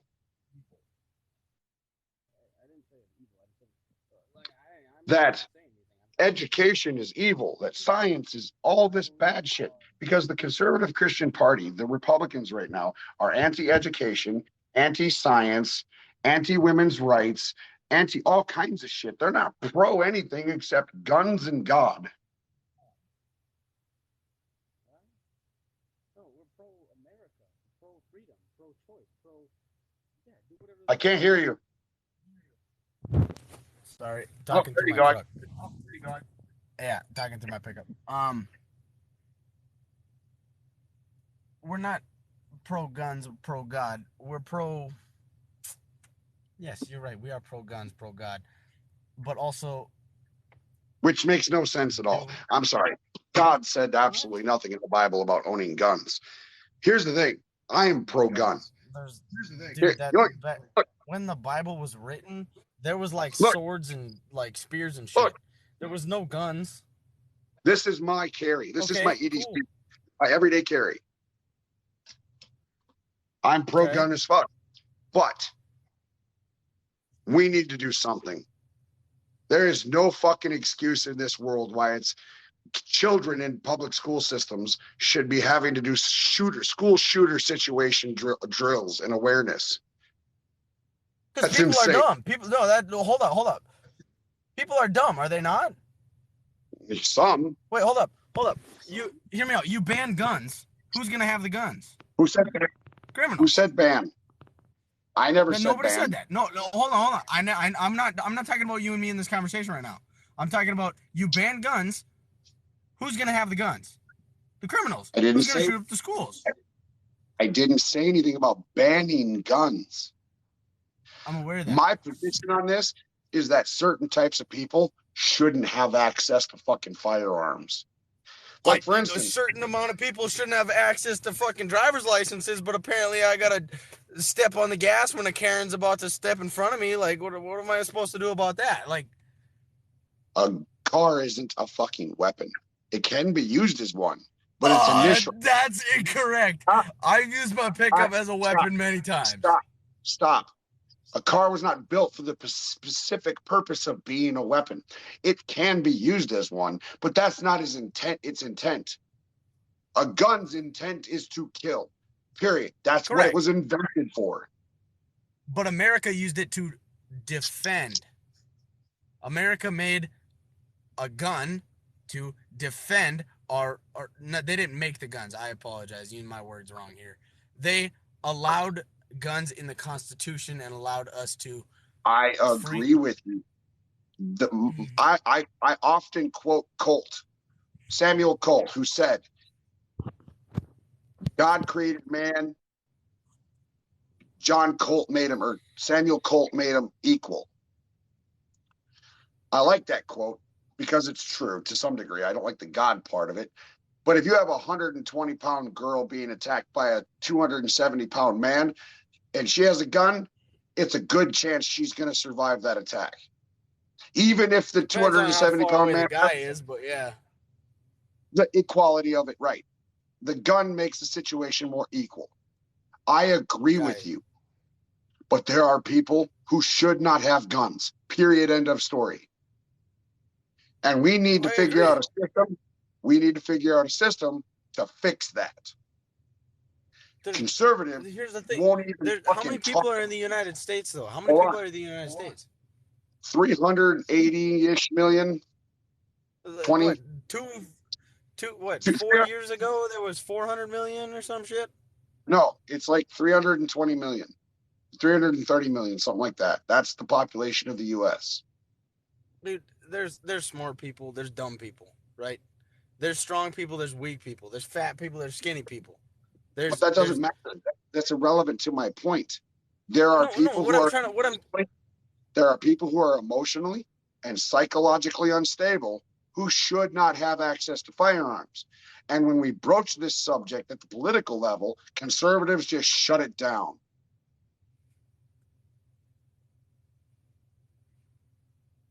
I think that if you are a member of a registered fucking hate group recognized by the federal government, like the KKK, Proud Boys, that kind of shit, you shouldn't have access. Who founded the KKK, my guy? Who founded the KKK? Conservative Democrats. What? No! The liberal government founded the KKK. No. Do your research. Stop.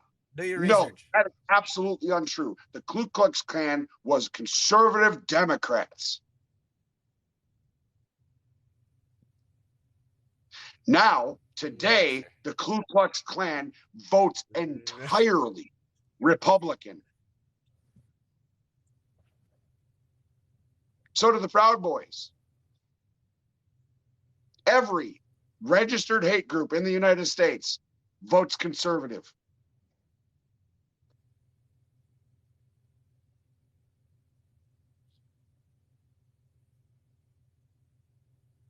Okay. Yeah, they shouldn't be allowed to have guns. Period. Dude, I'm not saying you're wrong. There's some people that shouldn't be allowed to do a lot of shit. There's some people that shouldn't be allowed to. But the thing is, we require a driver's license to own a car.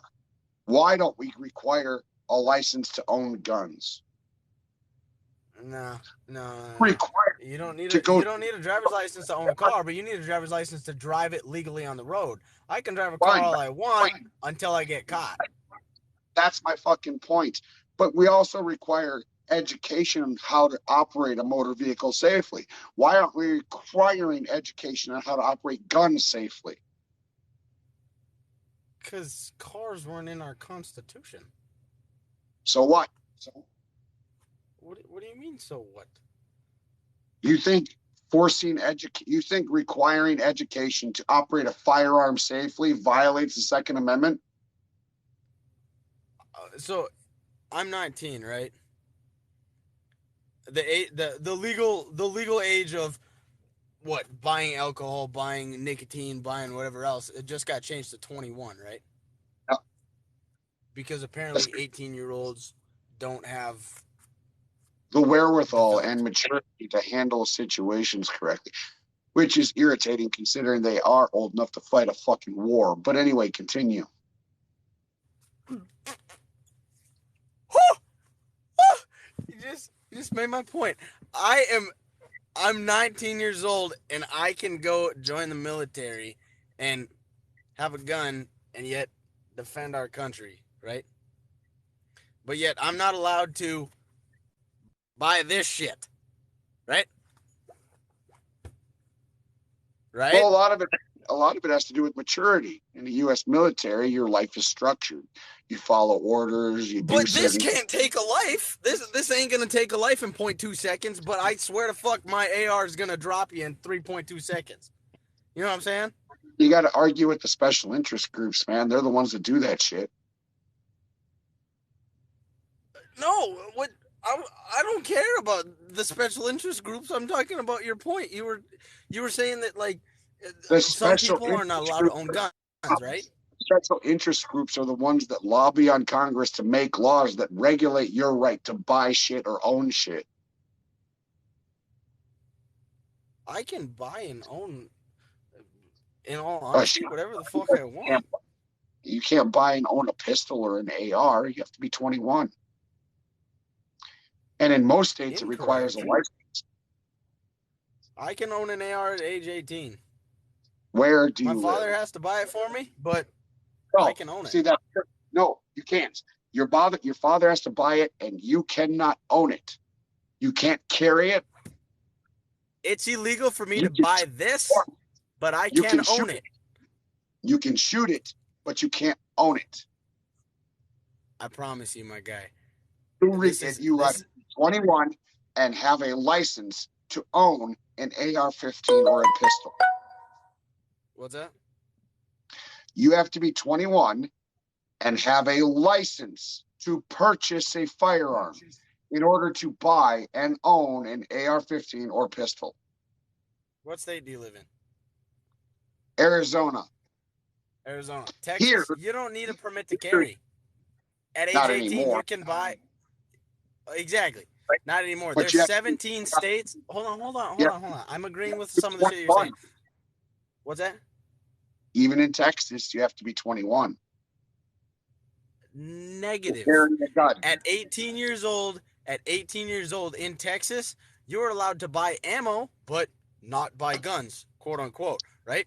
If you buy guns from someone else, not from the store, you buy a gun from a store in Texas, you're now a liability to that store, right? Your father buys a gun for you. You buy that gun from your father. Now it's your father's problem, right? Your father raised you, so I'm up until the age of 18 years old, you're his fucking problem. Doesn't make any. It's not making any. It doesn't matter what your. My point is, you can't own a gun until you're 21. Not, or at least you can't carry a gun. You can be in possession of a gun, but if a cop catches you, you're gonna get a fucking charge. Well, it's not illegal until you get caught. Yeah, it is illegal. No, it's not until you get caught. Still illegal, man. Sorry. Bro, I can go drive down the street and do shitties in the middle of the highway, and Karen can come step out. You can't do that. Well, guess what, bitch? I just did it. You want me to show you again? Doesn't make it legal. No, it doesn't. No one cares, though.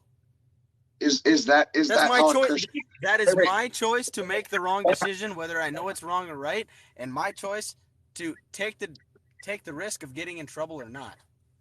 Yeah, and is that my right as an American to go do that? Is that how a Christian should behave?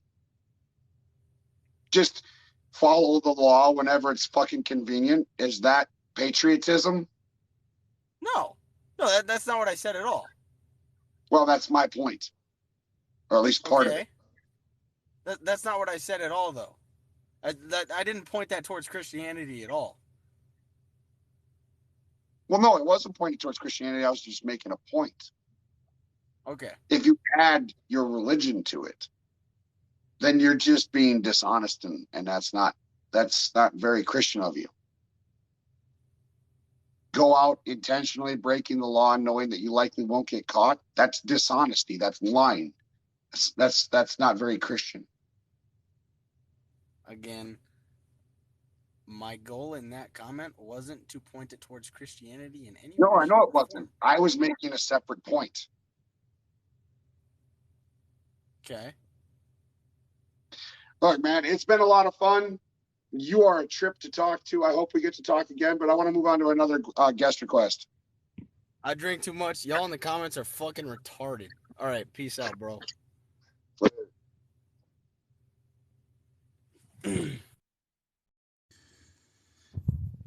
Right. I think Ashley. Hi. Hey. How are you?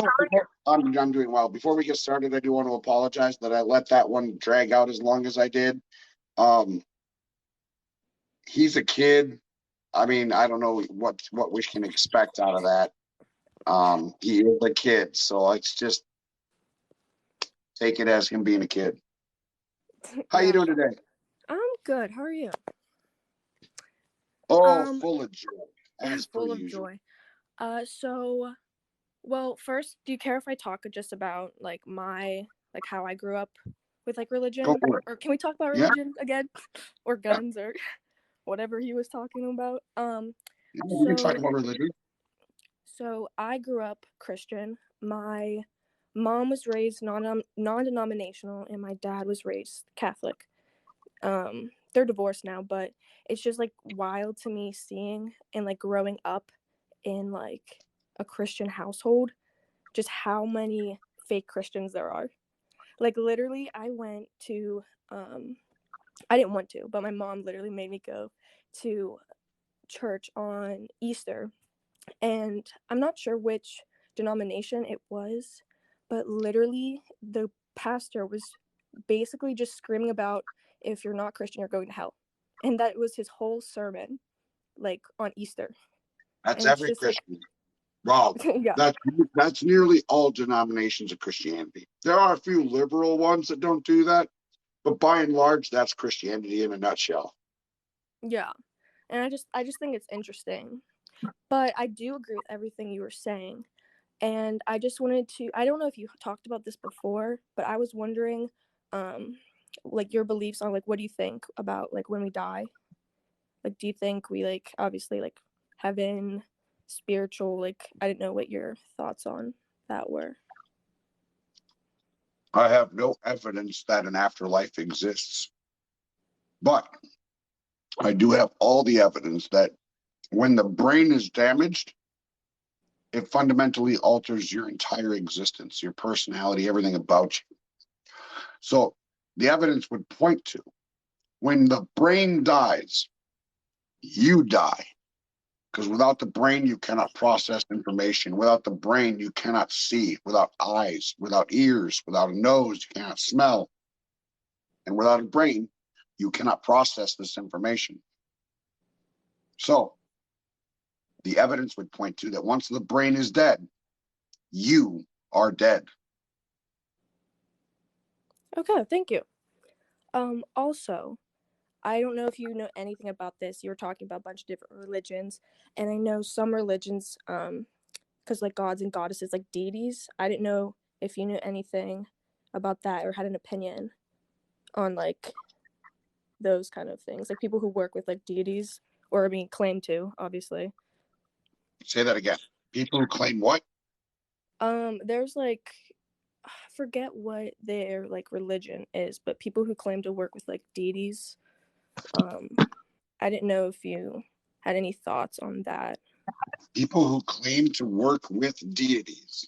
Yeah, deities, like people have said they work with like Athena, or like they're like Greek gods and goddesses. I think they're full of shit. I didn't know if you thought like those people, like those gods and goddesses were real as well. No, I don't believe in any gods. I have no evidence to support the existence of any gods. And by and large, when you read about various gods, I am morally opposed to just about every goddamn one of them. To some degree, gods are mad. There has never, I think, even been a sane god. All of them are fucking crazy as shit. Saturn is the god of lead, and Saturn was had fits of rage and bouts of insanity. I think he even ate his own fucking children at one point. So, I mean, how we depict gods is always maddening and gross. There's no moral behavior by our modern standard with any given god. And so, from a moral perspective, I call bullshit. And from an observational perspective, I call bullshit. We don't have any evidence to support any of these claims. Okay, thank you. You're welcome. Yeah, Anything else? I mean, I had a bunch of thoughts, but that last kid, I kind of forgot about everything. But I think I'm good. Thank you. Very insightful. You're very, very welcome. And I hope you have a wonderful weekend. You too. Thank you.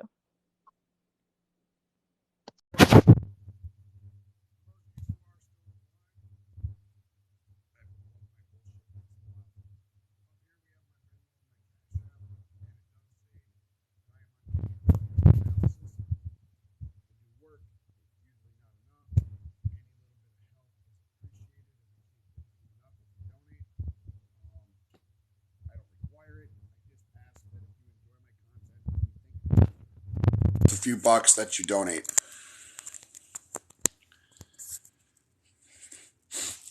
How about now?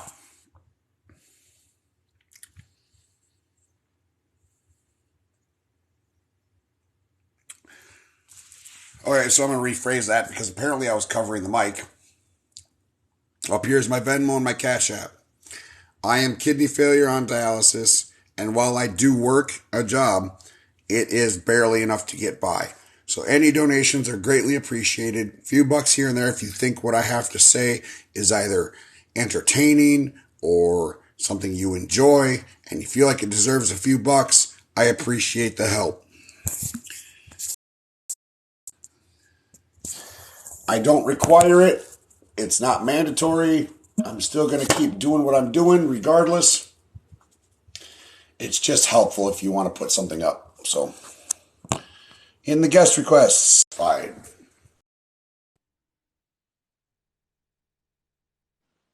Hello. How's it going, my friend? Going good. All right. I want to start off with, it's a personal question. So you said you were married once, right? And then you got Yes. divorced. You had 3 years. Okay, so what would you say led to your divorce? My stupidity. Okay. How so? Well, fucking Christ, stupid fucking phone never sits the fuck still. How would I put that? I never cheated on her. That wasn't a thing. She had a standard I couldn't, or well, wouldn't meet. How would I put that?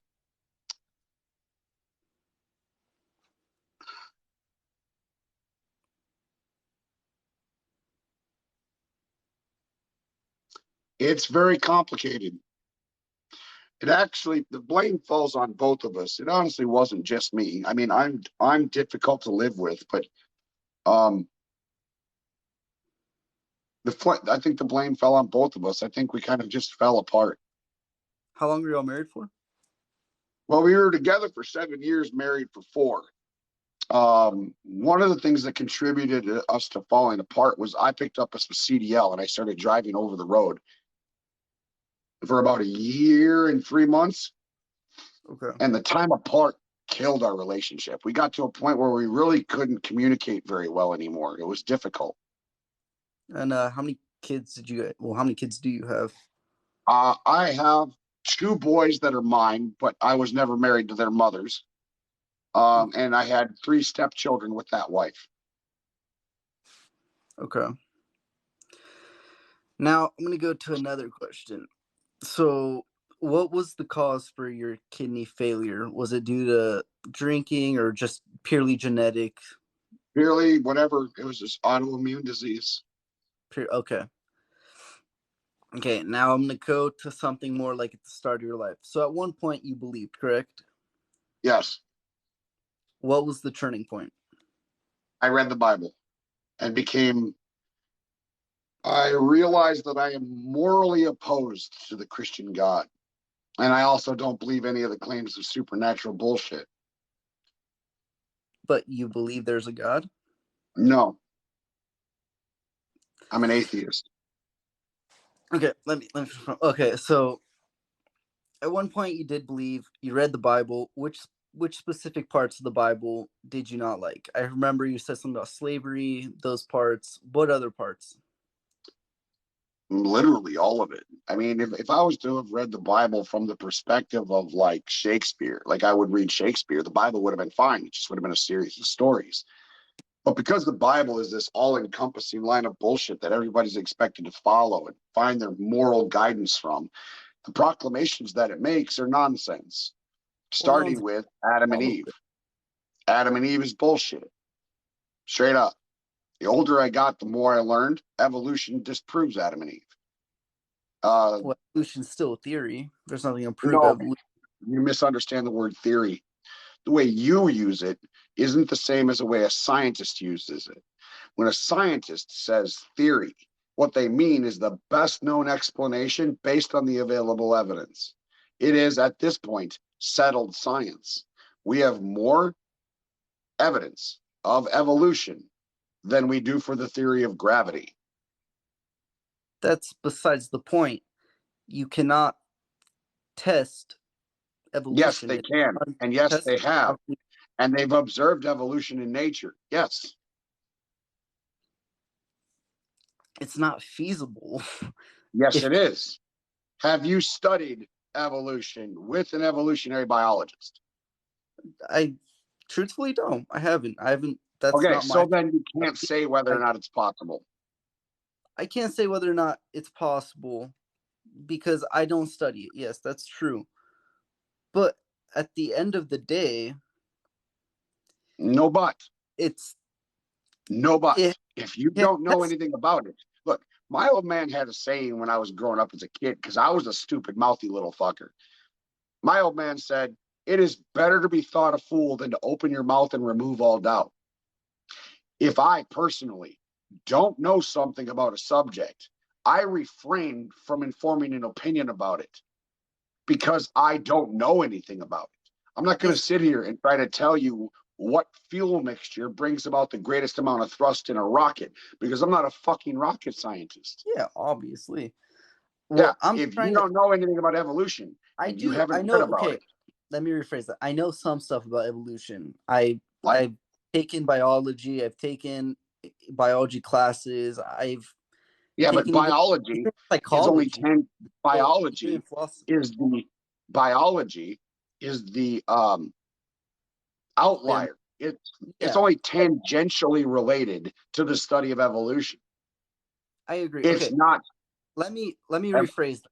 Let's study. Okay, where and when did you learn and say that proved to you that evolution has been proven and they've observed it in plants and Who other said they? organs? Scientists have observed evolution in a bird species on the Galapagos Islands. We have observed evolution in a petri dish. We, as humans, have quite literally taken over the evolution of the dog species. Dogs are a huge part of evolution as we understand it, because dogs started out as wolves, wolf dogs. That's what a dog was. And now you have a pug. And it's only been about 10 or 12,000 years. Okay, so how come we haven't seen these dramatic evolution changes over the last few centuries? Because evolution is usually a process that takes hundreds of millions of years. Your life expectancy is about 90 some years. Good luck. So we got to this point in life where it's been hundreds of millions of years. Okay, and fine. Evolution doesn't exist. What's your explanation for life on Earth? I'm not saying the Big Bang Theory is real. The Big Bang Theory could be real. Hold on. Tomorrow, evolution is completely disproven.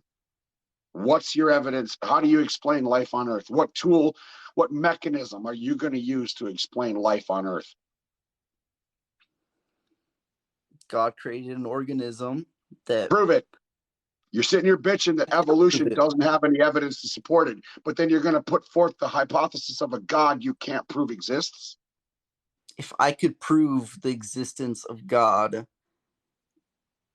then there's no such thing as believing in a God, because if you can prove it, where is faith? Where do these aspects? You shouldn't need faith for the most important fucking message in the history of all of mankind.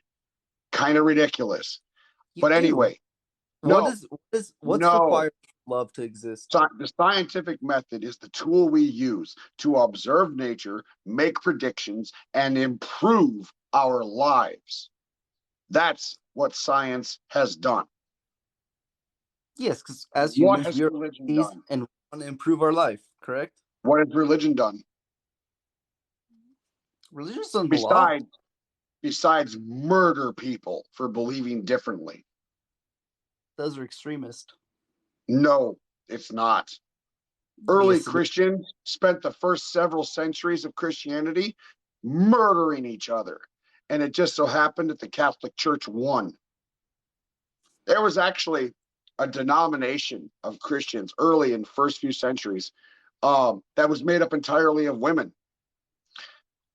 entirely of women. And they worshipped and celebrated Asherah, God's wife. And the Catholic Church literally murdered every fucking one of them. Burned them at the stake, all that shit. Quartered them with horses, yeah, all that shit. Because them as humans, unperfect, they read scripture and they want to take it into whatever context they want to take it. So in their head, well, where's God? Where's God to correct it? It's God's word. It's God's word being manipulated by men. Where is God to say, no, that's wrong, you shouldn't do that? Holy Spirit. Where? It's in us. Okay. Why don't Chinese people feel your Holy Spirit? Who's to say they don't? They just don't. They don't. They have their own religion. They celebrate and they worship their own religion. They have their own religion based on their culture. Has nothing to do with your Jesus. Well, God will judge you on what your heart knows, what you knew with your time on earth. If you never had a chance to learn about God, how do you know what God's going to do? How do you know what God's thinking? I can't know. Okay, so then why do you make proclamations about what he's thinking and saying and doing? All I can do is make an So assumption. I've walked you into like 3 corners in this 5-minute conversation, and you will not allow yourself to intellectually acknowledge it.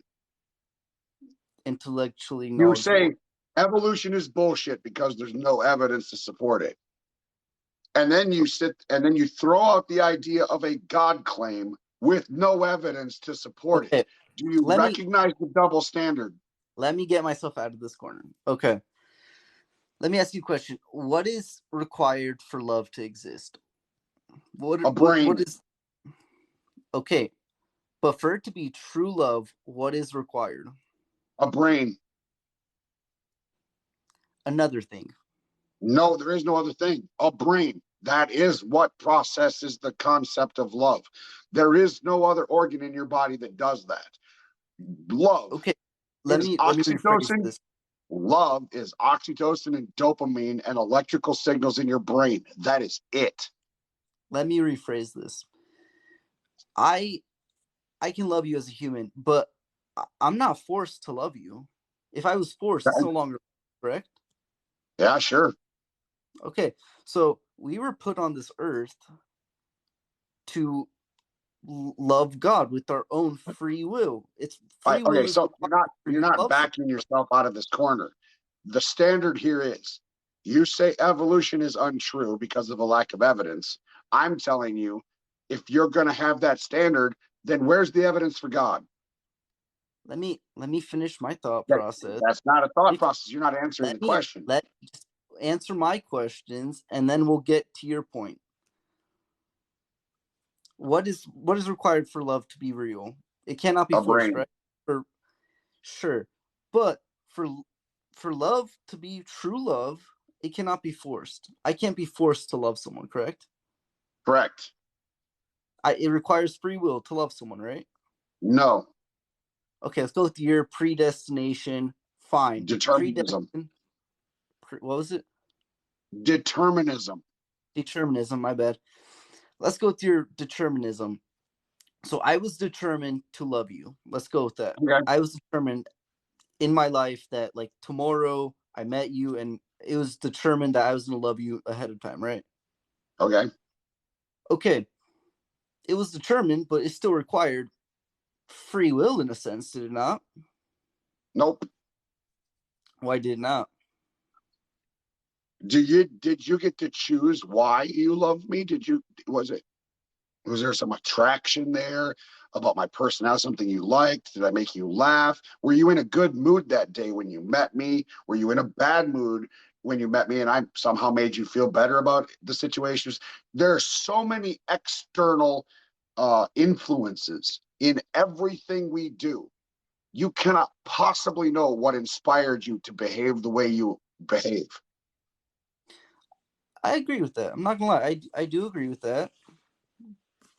There's nothing. One day I can be at an all-time high. Sure. One day I can be. I'm trying to think. when we meet people and we fall in love with people, it's largely circumstantial, man. It's not necessarily predestiny. It's determination in the brain. Your brain predetermined, here's how you're going to behave in this given setting. Yeah, sure, we can go with that, because the same claim can be made with a believance of God. If God knows everything that's going to happen, then what's the point of it all, correct? If God knows, yeah, we can go with that. God knows everything that's going to happen. What's the point? He knows if at the end of the day I'm going to become a Christian. He knows at the end of the day when this is going to happen in my life, when this is going to happen in my life, because in the Bible it claims that he knows all. Yeah, so why can't that same theory... Which makes him a fucking dick.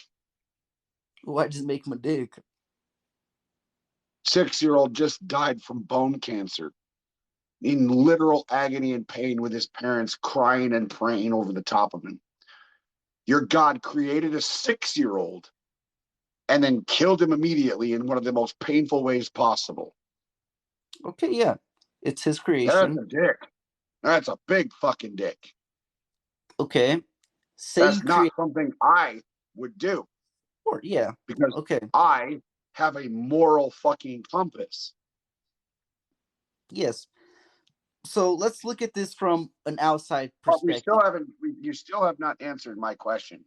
I still haven't backed myself out of the corner. Yeah, I know. No, I just want the answer to the question. But why do you have the double standard? Why are you willing to throw out evolution because you don't understand the evidence for it, but you're willing to accept a God on no evidence at all? I never threw out the theory of evolution. I said it hasn't been proven. If it can be proven, it has been proven. Just because you don't understand it doesn't mean it isn't true. Why are you willing to throw out something that people have worked for the last 150 years? I haven't thrown out, though. I agree. Okay, it does make sense. You can't say evolution doesn't make sense. But who created those organisms? Where did they come from? Why does it have to be a who and not a what? Fine. What created those organisms? Abiogenesis. Life came from non-life material. Yeah, and what created that non-life material? The stars. And what created the Big Bang? And what created the Big Bang? We don't know. Exactly. And neither do you. I agree completely. I have no clue. What I could be believing in could be complete and utter bullshit. And it is intellectually dishonest to presuppose or assume that an agent did it, that there's a God behind the mechanism. Without evidence, that claim is presupposition and assumption, has no bearing in rational thought. It makes we know the Big Bang happened. We do not know what caused it. Anything beyond that is an assumption and a presupposition. And that's not how intellectual, honest people think. Religion is emotional manipulation over time. Most people who are Christian in the United States were indoctrinated and brainwashed into believing this bullshit when they were emotionally children who didn't know any better and just trusted the adults around them.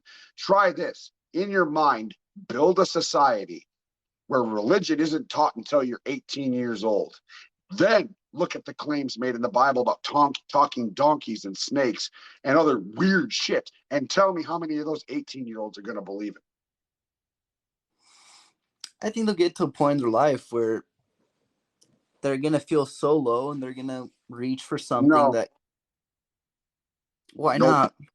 Why not? 40%, according to the last U.S. Census, 40% of church attendance, church attendance nationwide is down 40%.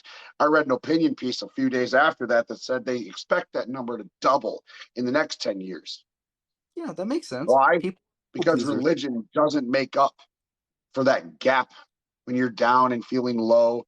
It's just a drug. It's a temporary Band-Aid on a permanent problem. You've got to figure out how to handle your shit like an adult. You've got to process your trauma. You've got to get therapy, hang out with friends, find ways to deal with it. But appealing to an invisible sky daddy is never the answer, because it doesn't work.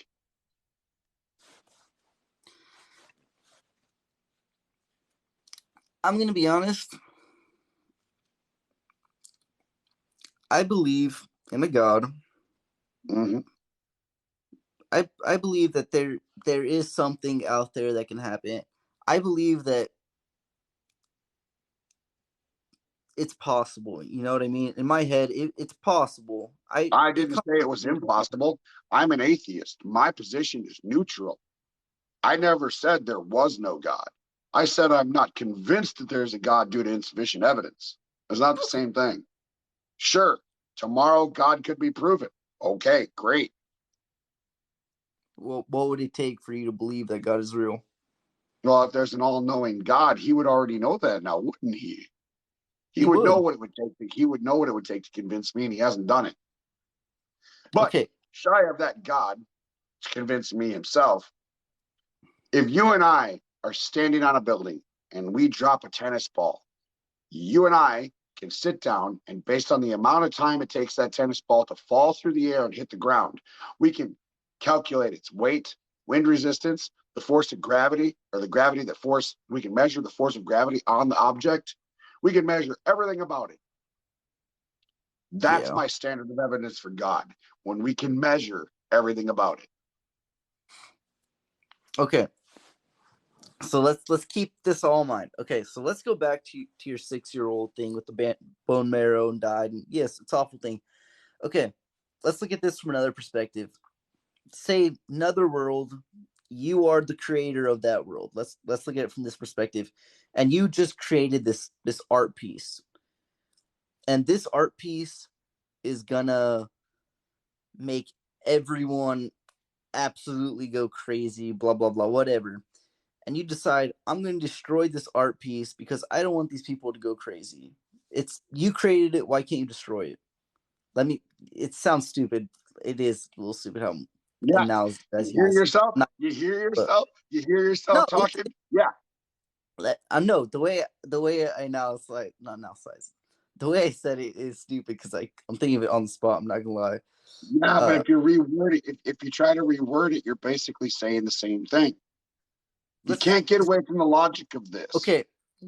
Just because God created us does not give him the right to then treat us like shit. So you're saying God can't create someone to somehow help another person believe in him? No, sorry, you don't get to kill a 6-year-old and cause an emotional trauma to get somebody to like you. That's gross. That's manipulation. That's emotional manipulation. You know what would be easier? God just proves he fucking exists.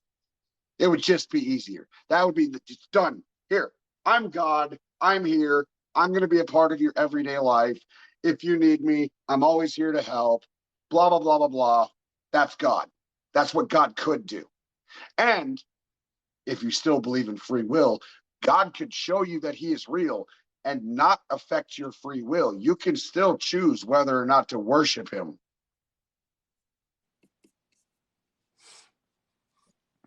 Sure. Yeah.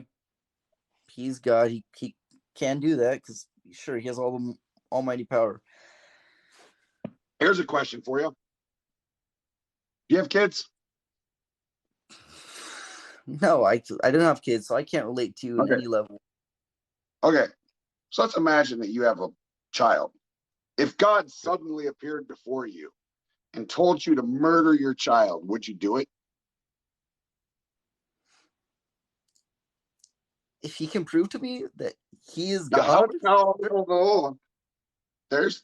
How is God going to prove to you that he's God? He does something that only a God could do. What can only a God do? I don't know. That's a good question. Yeah, when we don't have a concept for what a God is, it's kind of hard to think that one exists.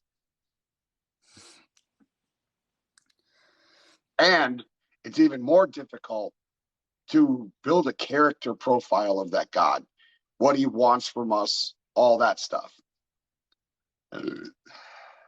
Let me, someone said, okay, so if some random guy just came up to me, he's like, you have to kill this kid. You have to kill your kid. Okay. He's Make a the random scenario guy. however you want it to be. Make the scenario however you want it to be. You can be lying in bed. If God and suddenly a bright light shines through your ceiling and it's God's thundering voice. Sure, why not? Then would you kill your kid? If a bright light came through the ceiling and a man appears through and is like, I'm God. Well, actually, in the Bible, it says, I'll never see God. So if Jesus comes through it and he's like, God told me to tell you that you have to kill your kid. Okay.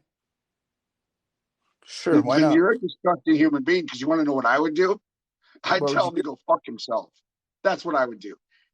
And I would reach out and punch Jesus in the dick as hard as I possibly fucking could. So a massive orb appearing through the sky and Jesus coming out and telling you, wouldn't be proof enough for God to be real? No. You would not believe in a God. You don't have to trust him and give him your all. How do you know? How do you know it's not an alien species projecting an image into your brain? How do you know you're not having a trip and you're not hallucinating? How do you know? Can you tell the difference between a hallucination and an actual God? If I was given a hallucinogenic and I saw it, that's a different story. But say it was a gas leak in your house and you didn't know that you were inhaling that gas and you started to hallucinate. Maybe you had a mental break. You're having a psychotic break, or maybe you've developed schizophrenia. How the fuck do you tell the difference between that and a real God? And honestly, even if it was a real God, I don't give a shit. If it tells me to kill my child, I'm going to punch it in the dick. Period. Fuck that God. Fuck that God. Purely 100%, without a doubt, fuck that God. That is not a God worth my worship if it demands that I murder other people. Okay, but you're giving a situation where God's not. He could. Fine, he could. But you're putting it in such a situation where God did do that. That's why I asked you the question. He did not tell the father with the kid that had bone marrow to kill his son. Are you talking about the biblical story where he told to kill his son? Abraham, yeah. Yeah, but well, how about the story of the Midianites, where God commanded his Israelites to go and murder every single man, woman, and little boy, but keep the little girls who had not known a man to themselves? 1 second. I mean, why do you have to look it up, man? I thought you knew God. I thought you were a Christian. Don't you know the Bible? I'm a Christian, but I'm gonna admit I can't say I studied it to the core and know every single. Okay, why not? Because I'm human at the end of the day. It's not hard to read the Bible. I did it 3 times. Okay. Quote me Genesis. I didn't memorize it. Okay, but I've read the whole Bible. I have read the whole Bible. And you don't remember the Midianites? Midianites was a story the Midianites was a story that stood out to me. I've remembered that story since I read the Bible. Okay, I mean, I was also young when I read it, so because God commands soldiers to take little girls who have not known a man and keep them as slaves. Well, they don't really use the slaves word, but keep them for yourselves. And that's disgusting. Which verse is this? I mean, it's 100% possible it did say that. I just want to look at the verse again. Just look up the Midianites. I believe it's in Numbers. Also, I want to go back to the Abraham thing really quickly, and then I'll go back to the Midianites. Did Abraham end up killing and sacrificing his son, or no? No, because God's angel stopped him. But what do you think Abraham would have done if angel hadn't stopped him? He would have killed. Yes, but the angel stopped him. You know why? It Because doesn't matter. he was proving that he Why does trusted an all-knowing God need to test the faith of his followers to that degree? Isn't God already all-knowing? He already knows Abraham's faith. He does, and yes, that's the most touchy subject that goes in religion. I will That's admit the that. most touchy subject? I'm sorry, no. Obviously, The entire that is. fucking book is the touchy subject.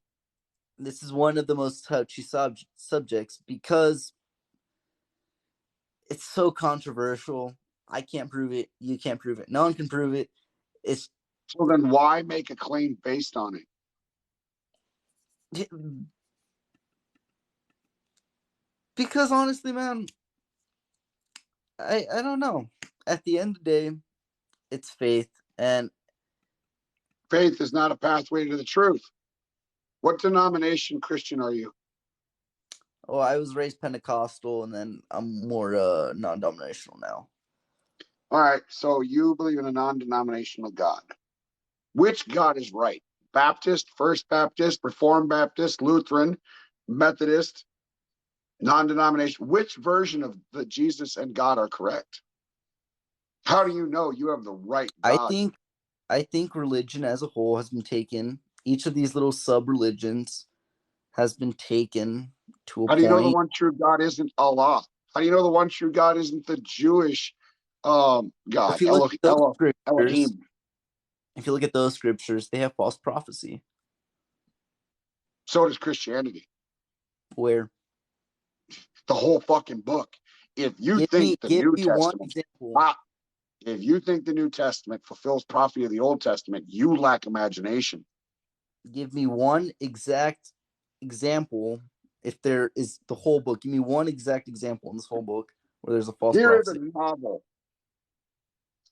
I could read this novel and then write a prequel to this novel based on this novel. And any claims that are made inside of this book, I could verify in the prequel. That's how they did it. The people who wrote the New Testament had access to the Old Testament.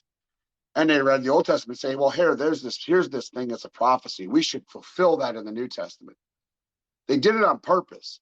Not because it physically fucking happened, but because it aligned with the story. And by the way, they still fucked it up. So give me the one example then. Where that it was said in the Old Testament and then they made it. I tell you what, I'll give you an entire resource. You can go and look it up yourself. It's called the Annotated Skeptic's Bible. You can look it up on Google. It literally breaks down every single contradiction in the Bible. Skeptic's Annotated Bible.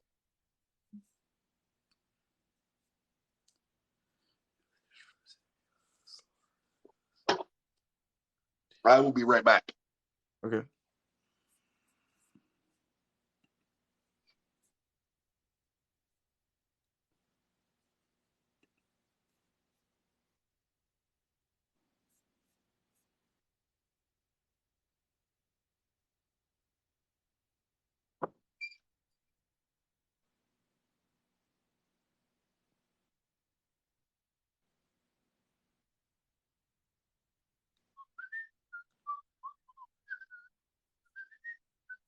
I can't research this whole thing, and I'm looking at it now. Which specific parts of this are you talking about? Like for this, like well, you're the one that brought up the prophecies. You seem to think came true. What are they? Prophecies. Which one do you want to go off of? Let's go with that's up 5. to you, man. Let's go with 5. In the 4th generation, Abraham's descendants shall come hither there. But if we count Abraham, then their return occurred after 7 generations. Abraham, Isaac, Genesis, whatever, Jacob, Levi, Kohath, Amara, and Moses.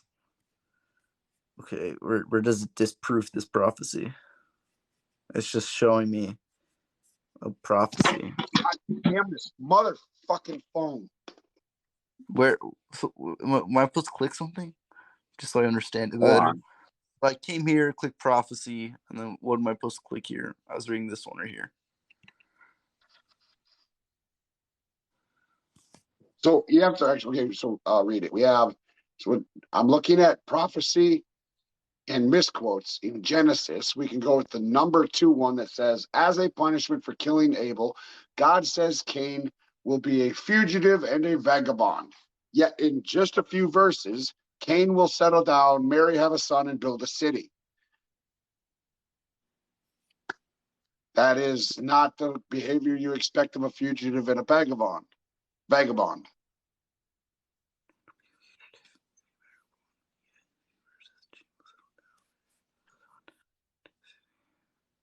Okay, let's go to that quote directly. Let's not take Number 3. God promises Abraham and his descendants all of the land of Canaan.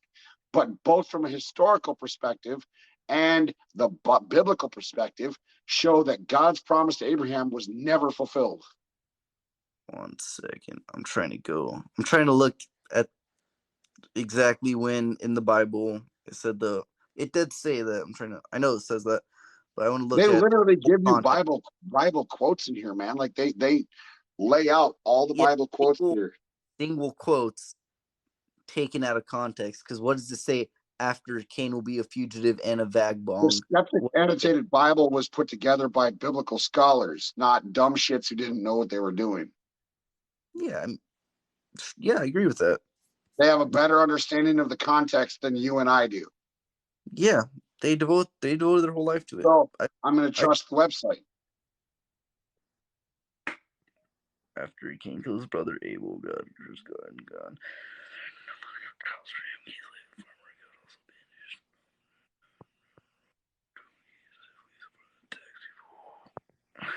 Does he even say that? One second. Genesis 4.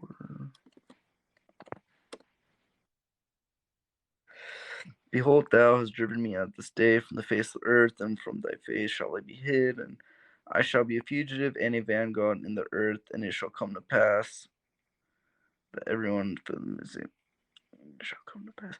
And it shall come to pass. And it never did. How did it not pass?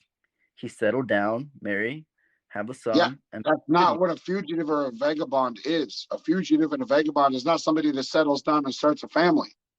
Okay, but it said he will be, and then it will come to pass. Yeah, that it would come to happen, that he is and it will be. And then it didn't. How did it not come to pass if he was able to settle down? He was no longer Okay, stop. That's not what come to pass means. What does it mean then? It means that God's will be done. God called him to be a fugitive and a vagabond. That's it. It's a contradiction in the story. You got to remember, this book was written by goat herders who were fucking dumb, uneducated, ignorant as fuck.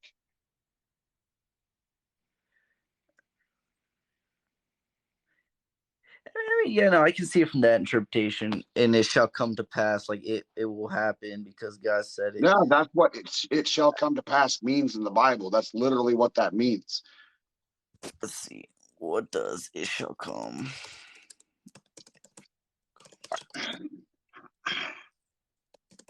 And now you're just getting pedantic.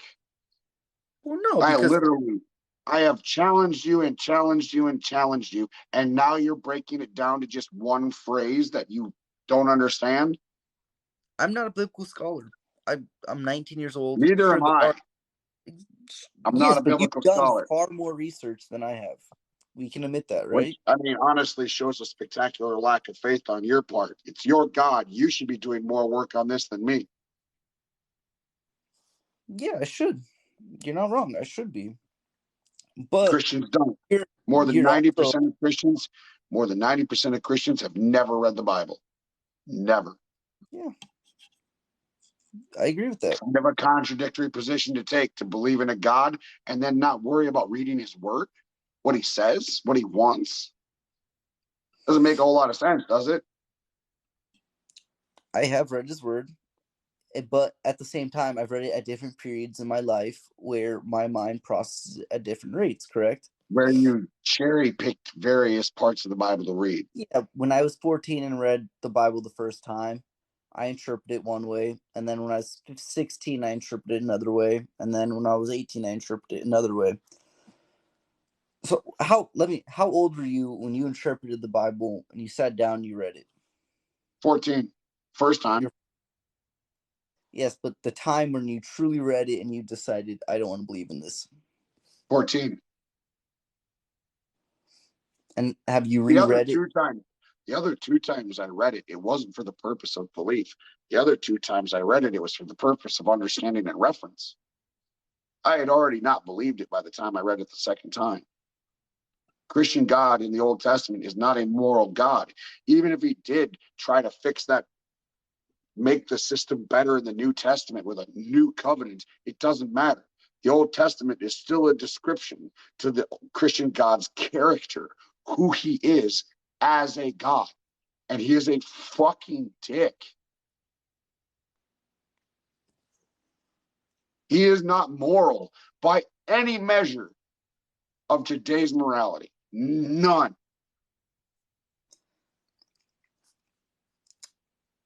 There are some parts that you and I can sit down and put a puzzle together.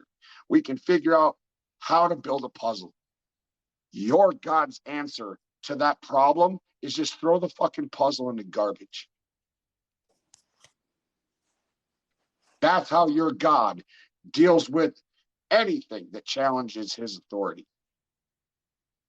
Canaanites, Midianites, his own fucking people, the Israelites. Anytime anybody does anything your God doesn't like, his only answer is to flip the fucking chessboard and kill everything.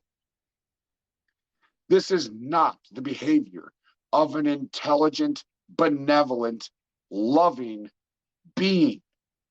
This is the behavior of a bunch of tribalistic fuckwits who didn't know shit about reality. Every god that we have ever invented had violent tendencies. Saturn was fucking insane. He's the god of lead. The dude snapped off the handle. I think he ate his fucking kids. Yeah, I mean, you can look back and see how God has been used to create political propaganda through each of the different time phases, and with all the kings, and how they would use it to guide their people. And yes, religion is the emperor's favorite toy. Yeah, you can look back and see all of those examples. You also, but my initial issue, your question was, what about the Bible turned me away from it? And I'm telling you, it is God's lack of simple ethical behavior. But a lot of the ethical behavior can be taken out of context. Let's go to slaughtering indigenous, genociding entire tribes of people. There is no context for how that is appropriate at all. I mean, no, you're right. He's not trying to put the puzzle together. He's saying fuck it and just throwing the puzzle in the trash. I can see the perspective you're coming from. I'm not gonna lie. I've gone on mission trips and I've seen the way these kids are treated. I've seen what they were raised through. I've seen that they've been sex trafficked and forced to do awful things. It's and a lot of that sex trafficking happens through religion. Yeah, no, it is the awful truth. I will admit it. And how can you believe and trust in someone that is willing to let that stuff happen? No. How can I believe in the people who profess a knowledge of that God and still behave that way? And why? Why would I want to give my worship? Why would I want to choke on my moral? Why do I want to ignore my moral compass? Why would I do that? Wait, is your problem with the people that claim to be Christian and are using God's words against others? That's part of it, but that's not the entire issue. Yeah, but that's two different things, because No. that is purely being My manipulated. issue is I have a lot of issues. I have a moral issue with the Christian God. I have a political issue with Christians using their religion as a weapon to abuse other people. And I have a scientific issue with the lack of evidence for there being a God in the first place. Yeah, there's a lot. Okay. Set aside the philosophical issue of evil in the first place.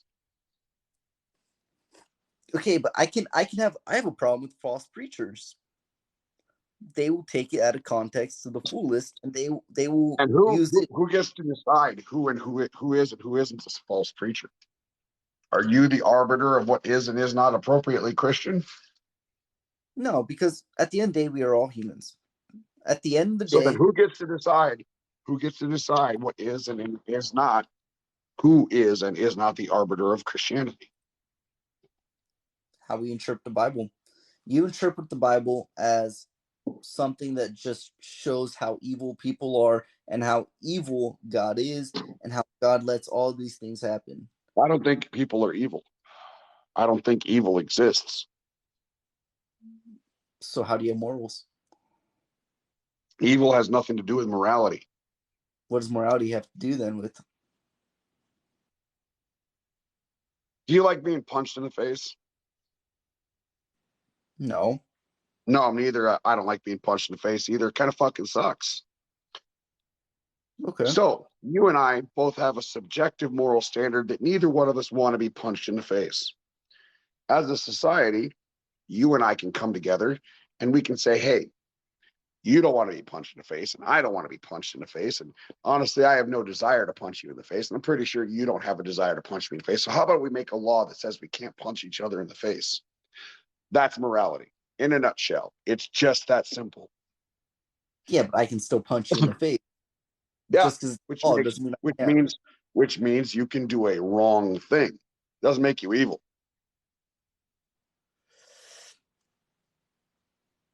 How does it not make you evil? It's not evil to punch somebody in the face. It's just wrong. It's causing harm. I'm gonna be honest. You've yet to what's that word? Crap, what's that word where you've yet to contradict yourself. Because if you would have said there's evil and good, then No. So people can make good decisions for each other and people can make bad decisions for each other. There is no inherent evil involved in this. I'm just impressed you've yet to contradict yourself. If you really I mean, wait, what the heck? Here's something for you. Okay.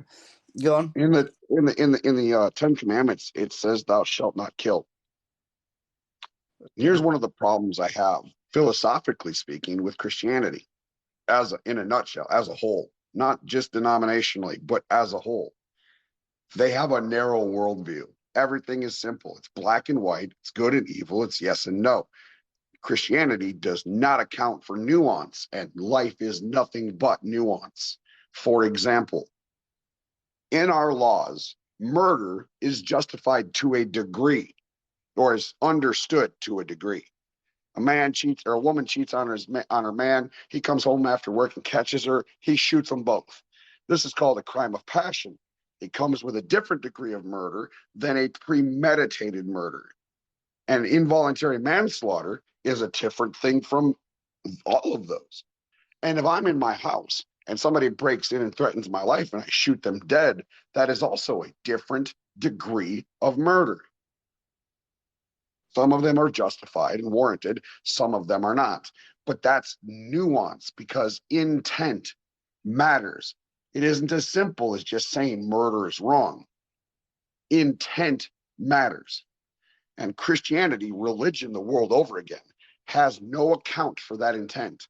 It has no account for the nuance that is life. Yeah. One sec. I just want to.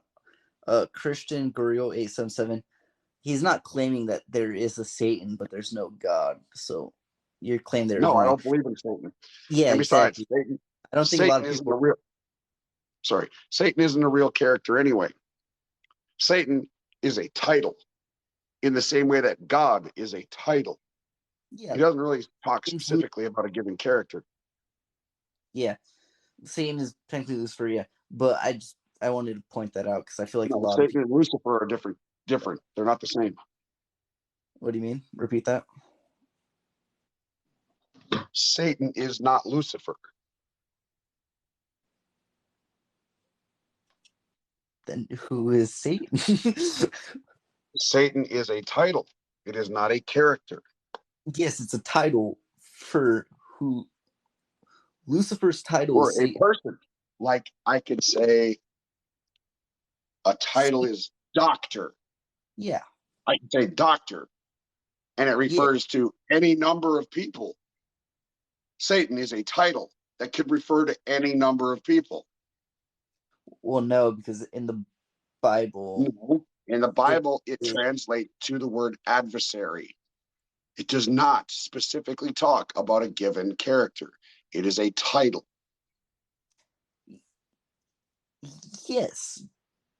But is Lucifer considered Satan? No. Then Satan, the word Satan, the title Satan, is never given to Lucifer anywhere in the Bible. We're going on so. Because Lucifer is not the arbiter of evil. Lucifer is a demigod. He is the god of the morning light, represented by Venus in the sky. He is the god of knowledge. He is not a fallen angel or a demon. In no way does the Bible reference Lucifer as evil or as a demon. You're a very smart guy. I'm not gonna lie. What? And the devil is not Lucifer or Satan. The devil is just the devil. Let's take a small pause. What exactly went wrong in your life to get you to the point you are? Because you seem very well educated. What do you mean went wrong? What's wrong about my life? Not wrong with your life, but like, how are you not more successful? That's a really good fucking question. I suck at life. I genuinely suck at life. I don't get along with people very well. Generally speaking. Yeah, but you're still very. I spend the vast majority of my time arguing with myself. If I have a moment where I am not absorbing some kind of information or some kind of media, my brain and I will get into a goddamn fight. I understand that, but I just feel like that's actually a really useful thing to become successful. And as intelligent as I am about religion, how the fuck am I going to use that to make money or be successful? Well, yeah, but you can apply the same knowledge to like learning something like computer. No, you can only be passionate about what you're passionate about. Yeah, I wish I could have this much knowledge about the inner workings of a Harley Davidson engine. I wish I could have this much knowledge about learning how to play guitar, but I can't. I've tried. That's just such a weird concept to me. No, because you are very intelligent. You're very intelligent, and how are you raised? For whatever reason, I am passionate about this subject. Yeah. Let me. That's it. How were you raised? Were you raised in a loving, caring family, or was there a lot of trauma in your family? No, I was not. I was raised by a mother who spent the vast majority of my childhood in a bottle, and by a dad who spent the vast majority of his time working to feed my mother's habits. So, no, I was not born or raised in a happy home. Okay, that makes more sense then. Well, what It doesn't really matter. I've met kids who were born to fucking coke addicts and became successful and happy people. I've met people who were born in very healthy homes and became meth addicts. It doesn't matter. It's all how you are going to work it out. Yeah, it's just other people are given a very good advantage, like in life, like they're lucky to be born with what they. Yeah, I think had I been born into a family that was more open-minded and less redneckish, I probably would have had a better opportunity with better education. But I grew up in a small ass town in the middle of nowhere, Minnesota, and I spent my summers breaking horses and baling hay. I grew up in dumb redneckville. I wasn't given the opportunities that some people are given. Do you feel like if you literally it took 4 towns to make up my school district, and I still graduated with less than 60 people. Damn. Yeah, I mean, no, this is a harsh reality. I mean, do you feel like if you would have been born in a more lucky or blessed situation, that your outlook on life would be different, or no? You think you'd still? These are all I'd still very much. I wouldn't think, be able to know. well, I don't honestly know. Yeah, we I wouldn't. think I'd probably still be an atheist. I think I'd probably still be an atheist because personally, I have a problem with authority. Yes, but that can be rooted from your parents. So if you had a different parents and you didn't have to deal with Well, that then issue, I can't really say what I would have been in a different life. You can't because it's impossible. I'm just. Do you feel like? Do you think it is possible in a? I think anything is possible.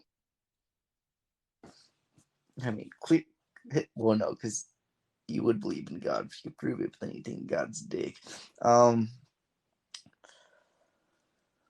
and by the way, the devil only appears twice in the Bible.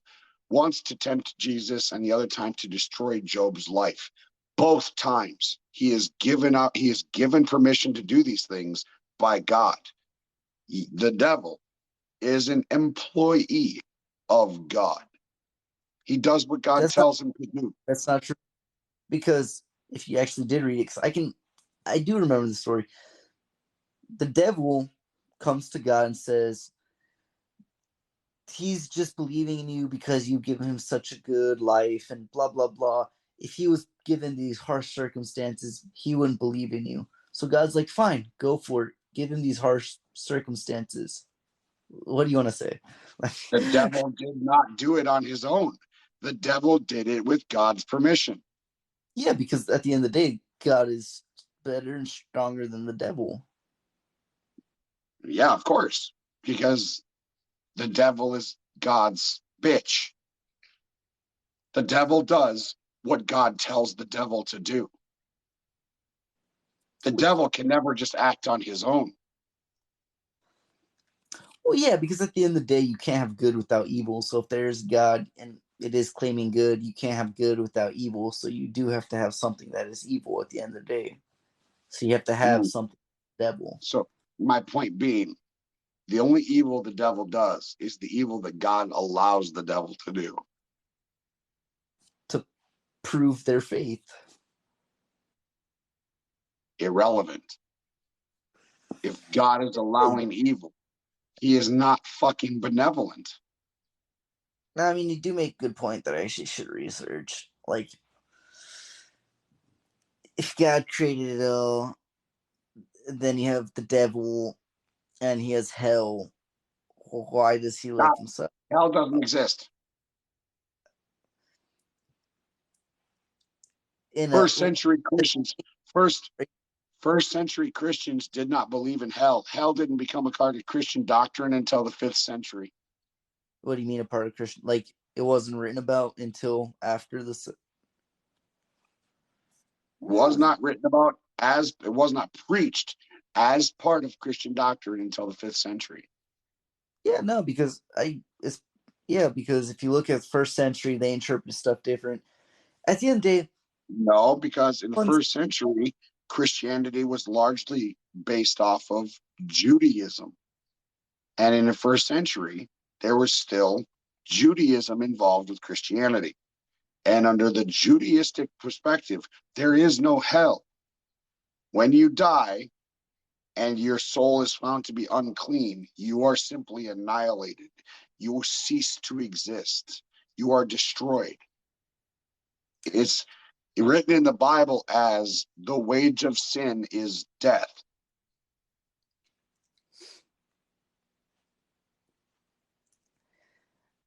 honestly, The burning fire of bullshit that Jesus talks about in the Bible actually refers to a physical place outside of Jerusalem called Gehenna. It was a valley where they burnt their dead bodies in garbage. I don't have the research or knowledge. I claim to be Christian. I have faith, and it fluctuates from year to year. Sometimes my faith's at an all-time high. Sometimes it's at a low. I'm not gonna lie.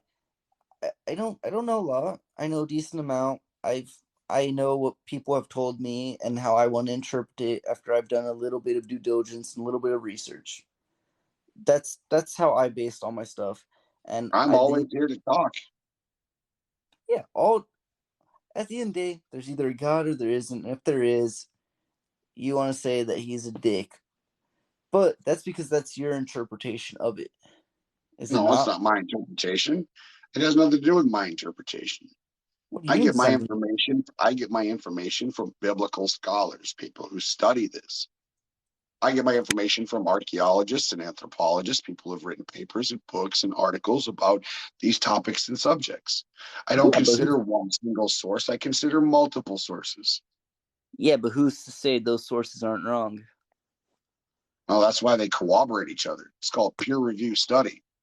Even if they do, at the end of the day, we don't know what God was trying to get his point across with the Bible. We don't know his exact interpretation. Which makes him inept and incompetent. I mean, if he has a message, and he's the all-powerful, all-knowing God, and he has a message, well, you'd think he would be able to figure out a way to accurately get that message to us. Definition-wise, yes. And it's such a thing where my brain can't comprehend that, if that makes sense. Like, or chooses really not to comprehend it in ignorance, I guess you can say. By and large, I think you were probably emotionally manipulated into believing this shit. I believe you probably suffer from some degree of religious trauma. You're just not aware of it. How so? Religious trauma, there's a lot of aspects to it, but one of the more insidious parts of it is, as I described earlier, children are brainwashed with this shit during their formative years when they don't know any better. All the adults in their lives are telling them that this shit is true. And they're not given the ability to make, so like there is a Pew Research data point done. I think it was done last year. It may have been done a few years ago, where they did a study. They took children around the age of 4 and they asked a series of questions. And what they found out was children who are raised in religious households cannot tell the difference, or have a harder time telling the difference between a story that has a fictional line and a non-fiction line. They cannot tell the difference between fiction and non-fiction.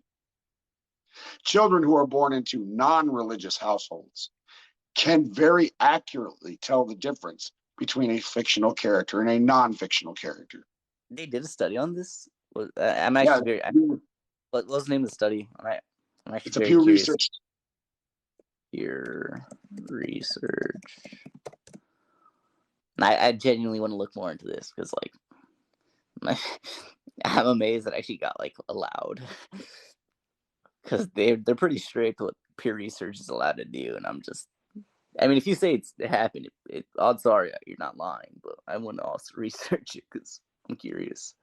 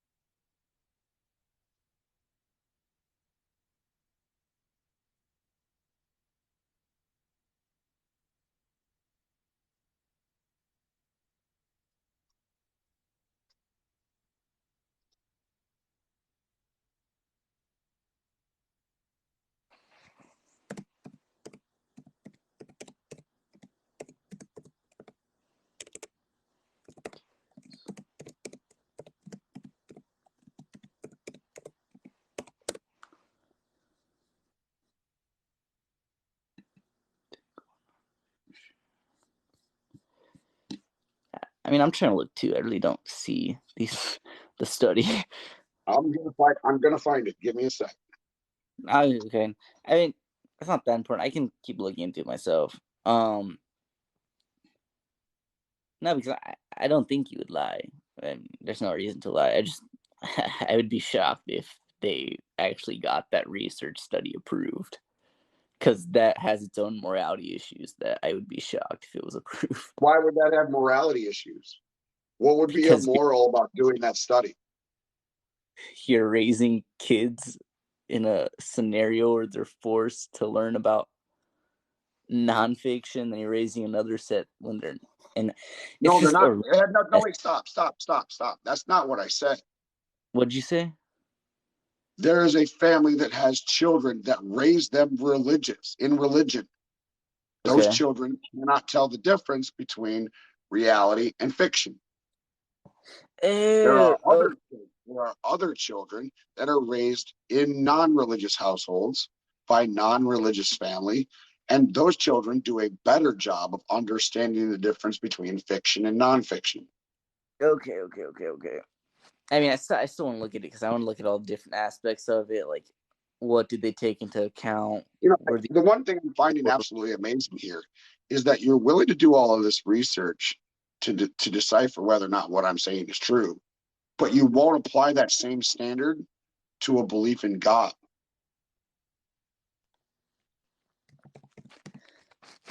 The problem with it is just with a God, it's such a complex thing. It's not complex. Why is It's not. Social norms are more complex than understanding religion. Religion's easy. To you, but to me, social norms are so easy to interpret. Mm-hmm.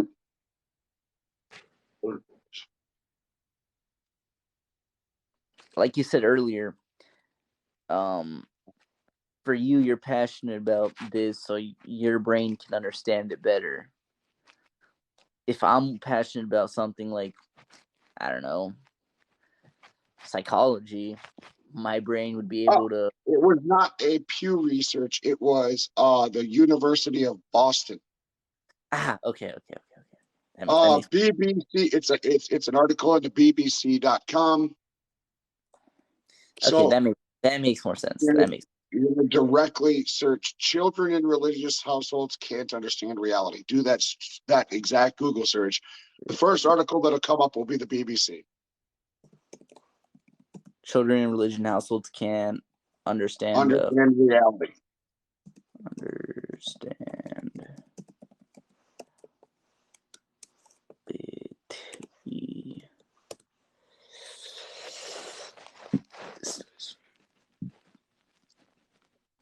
religious children are less able to. There's another article written in silencedaily.com. iflscience.com. That makes a lot more sense. No, I mean, I was confused with peer review and all, but this makes more sense. It's university and all The that. first article to come up is, according to new research from Boston University, young children with a religious background are less able to distinguish between fantasy and reality compared with their secular counterparts.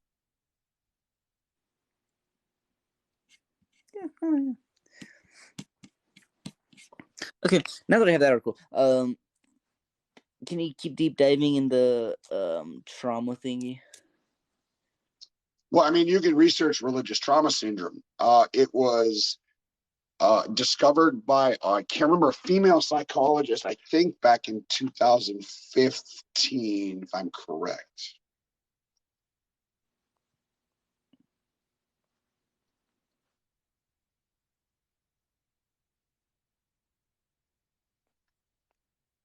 Let me see.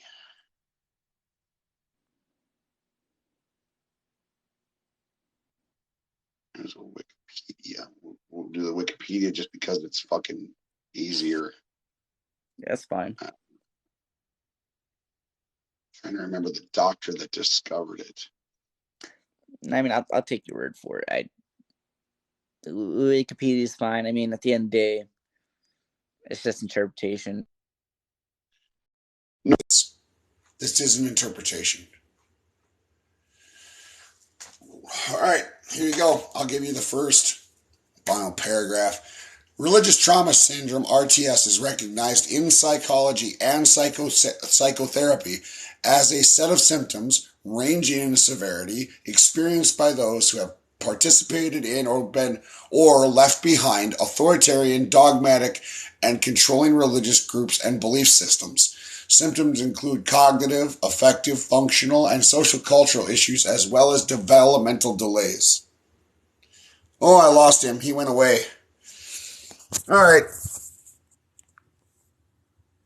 If you want to, you have to have 1,000 followers, and you have to put in a guest request. He's back. My thing glitched. I'll reread this.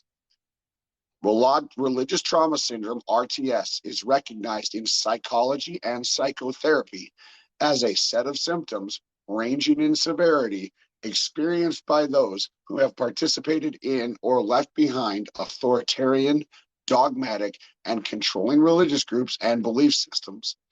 Systems include cognitive, affective, functional, and social cultural issues, as well as developmental delays. RTS occurs in response to twofold trauma. First, the prolonged abuse of indoctrination from a controlling religious community, and secondly, the act of leaving the controlling religious community. RTS has developed its own heuristic collection of symptoms informed by psychological theories of trauma originating in PTSD, CPTSD, and betrayal trauma theory, taking rational and social context into account when approaching further research and treatment. Okay. Religion causes psychological damage and emotional damage. Yeah, I can see that. I mean, kids are very malleable. When you're young, you can be manipulated into almost anything. You don't have a grasp what the world is. It starts with indoctrination.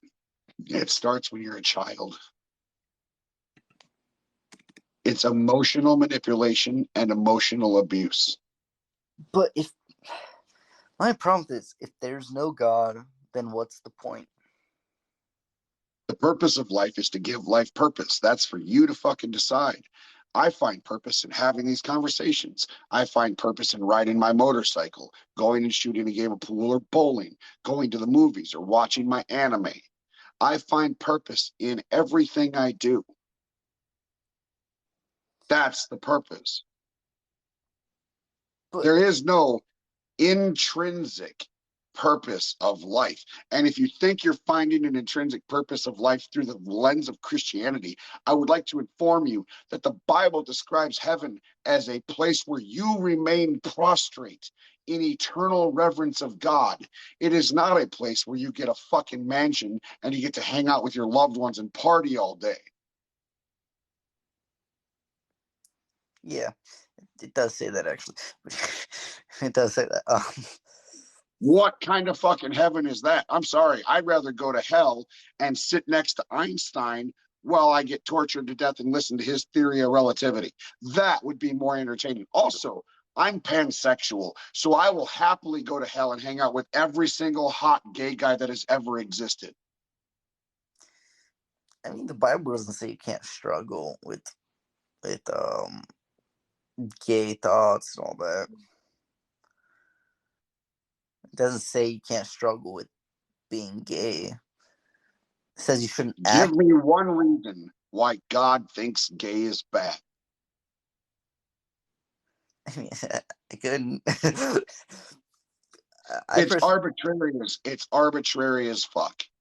When you have a kid and you tell the kid, don't stick your hand on the pan, it's because you're going to explain to them, ouch, hot, it's going to burn you. This is why you don't put your hand on the pan.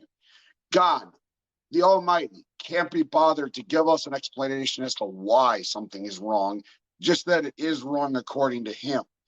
So the Christian morality is set forth by an authority. My morality is set forth by a careful consideration of my consequences.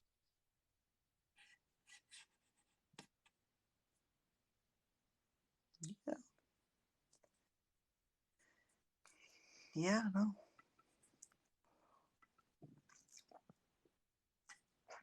I have a lot of research I have to do. I'm not gonna lie. I would start, if you want my opinion, start with the opinions that you are uncomfortable with. Because one thing that's going to twist you up in a knot is complacency. If you only research those things that you already agree with, then you're just living in a fucking an echo chamber, and you're not hearing anything. If you're going to do research, you need to consider the alternative to your position. So go on YouTube, look up religious versus theist debates. Look up Matt Dillahunty. Look up Christopher Hitchens, Sam Harris, Daniel Dennett. Listen to what the atheist arguments are. Because if you're going to make an informed decision about your opinion, then it should be informed. You don't get to just take one side of the story and say, well, that's what I agree with. Also, here on TikTok, there is a channel called the Renegade Science Teacher. Renegade Science Teacher. One of the best evolutionary science educators I have ever heard. The dude is phenomenal at educating and helping you understand what evolution is and how it works. Another one is Aaron Ra. He's on YouTube. You can look him up. He is also an excellent evolutionary educator. He can explain it in great detail how it works and what evidence we have available for the processes of evolution. Another good one is Neil deGrasse Tyson. If you've ever watched, what the fuck is it called? I know who he is. The Cosmos. Yeah. No, I know Neil deGrasse Tyson. I've seen some stuff of his. No, like if you watch, he has a show called The Cosmos. Yeah. Watch that show. Yeah, no, you bring up some good points. I mean, I don't think you have anyone else requested, right? No, I don't see I have anything. one. Oh, you do? Yeah. Well, if you do, you can talk to him, but if not, we can just have a casual conversation until someone else requests. Who it is? We can.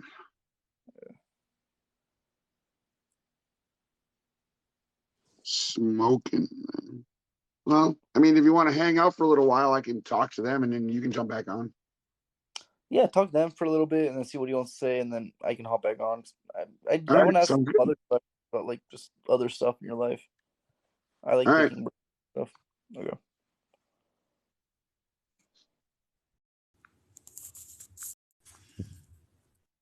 If this is not interesting, I'm going to end it right away. Hello, What's my going friend. on, my friend? Oh, full of joy. Oh yes, I thought I was shadow banned earlier, so I was the one talking about like the energy and stuff. You said you actually wanted to have a conversation with me. Energy.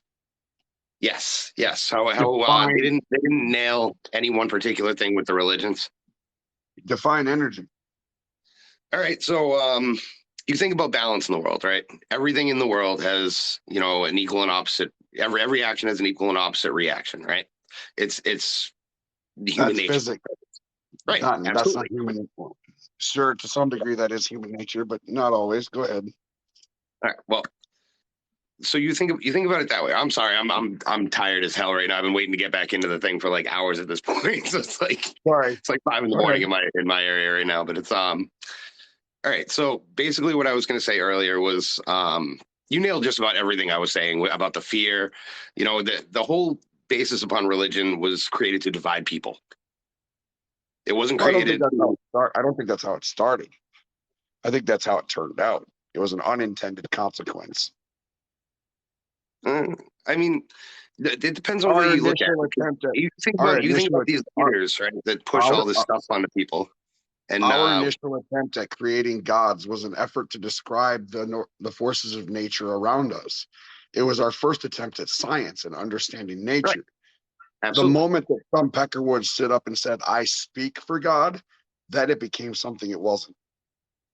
Right. Because it's one thing to have beliefs. It's another. I mean, it's just like having a dick, man. If you are proud of it, great. It's horrible if you shove it down someone's throat, right? Yep.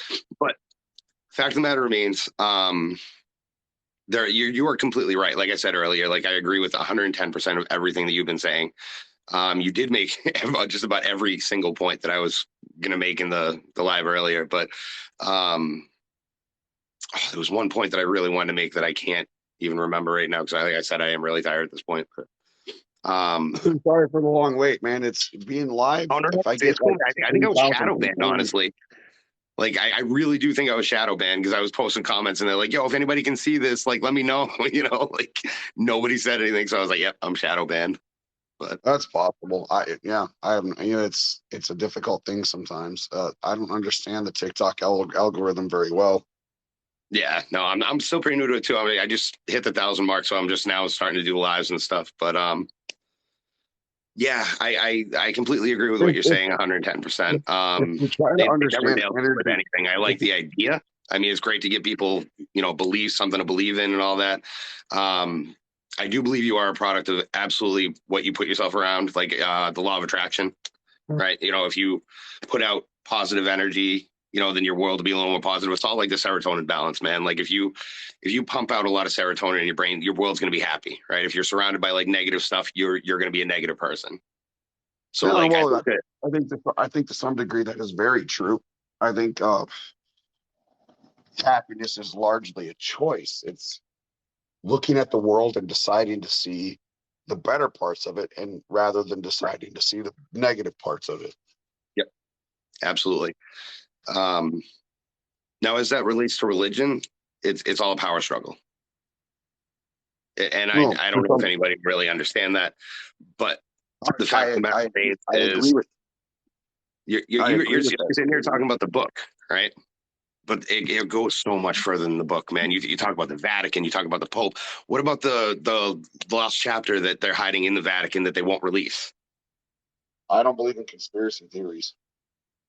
Oh no, this has come out, man. Like this isn't like a theory. This is like, yeah, I'm sure the Catholic Church is holding on to information. I have no doubt, but we don't necessarily know what that information is. The Catholic Church has gotten very good at keeping that from hitting the public. So any knowledge of what is potentially there is speculation. This is true. I'll give you that 110%. Yep. I don't trust the Catholic Church at all, period. I think they're a criminal organization and they always have been. Oh, for sure. I'm not going to lie about that. I think we should tax the churches. Well, I think the Catholic Church should be sued out of existence, but that's just my opinion. Oh man. And they can take the Mormons and the Jehovah's Witnesses with them. Hopefully that stays now. There we go. I'm having the same problem you were having with the phone fucking. To be honest, but I think humanity would be better off entirely if we just got rid of this wishful thinking bullshit. True. Everybody just faces what it is, and that's what it comes down to, is acceptance, right? So think about it like this, right? Everybody's, like you said earlier, going from a young age, taught something to believe in at a later age, right? It's just like gardening, man. You plant the seed to grow the tree, right? That's what society does, this whole religion bullshit. All right. And that is what they what's the word? Kind of form it. You know, I can't think of the word right now. Like I said, I'm really tired, but you're predisposed to a certain hold on a second.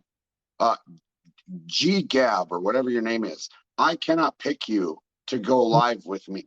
You need to have 1,000 followers and you need to send in a guest request. I cannot just go live with anybody. Anyway, continue. I'm sorry, man. Yeah, everybody's like kind of brought up a certain set standard. It's like, okay, you know, you have to do this, you have to do this, you have to do this. It's like, why? Like, why do I have to do this? Why can't we see the science behind things? Why can't we see the fucking evidence? Why can't we see what the hell you were talking about? You know what I mean? Like, like I said, I agree with absolutely everything you were saying. So, like, I'm just fighting your own case here. But with religion is that it lives on a double standard.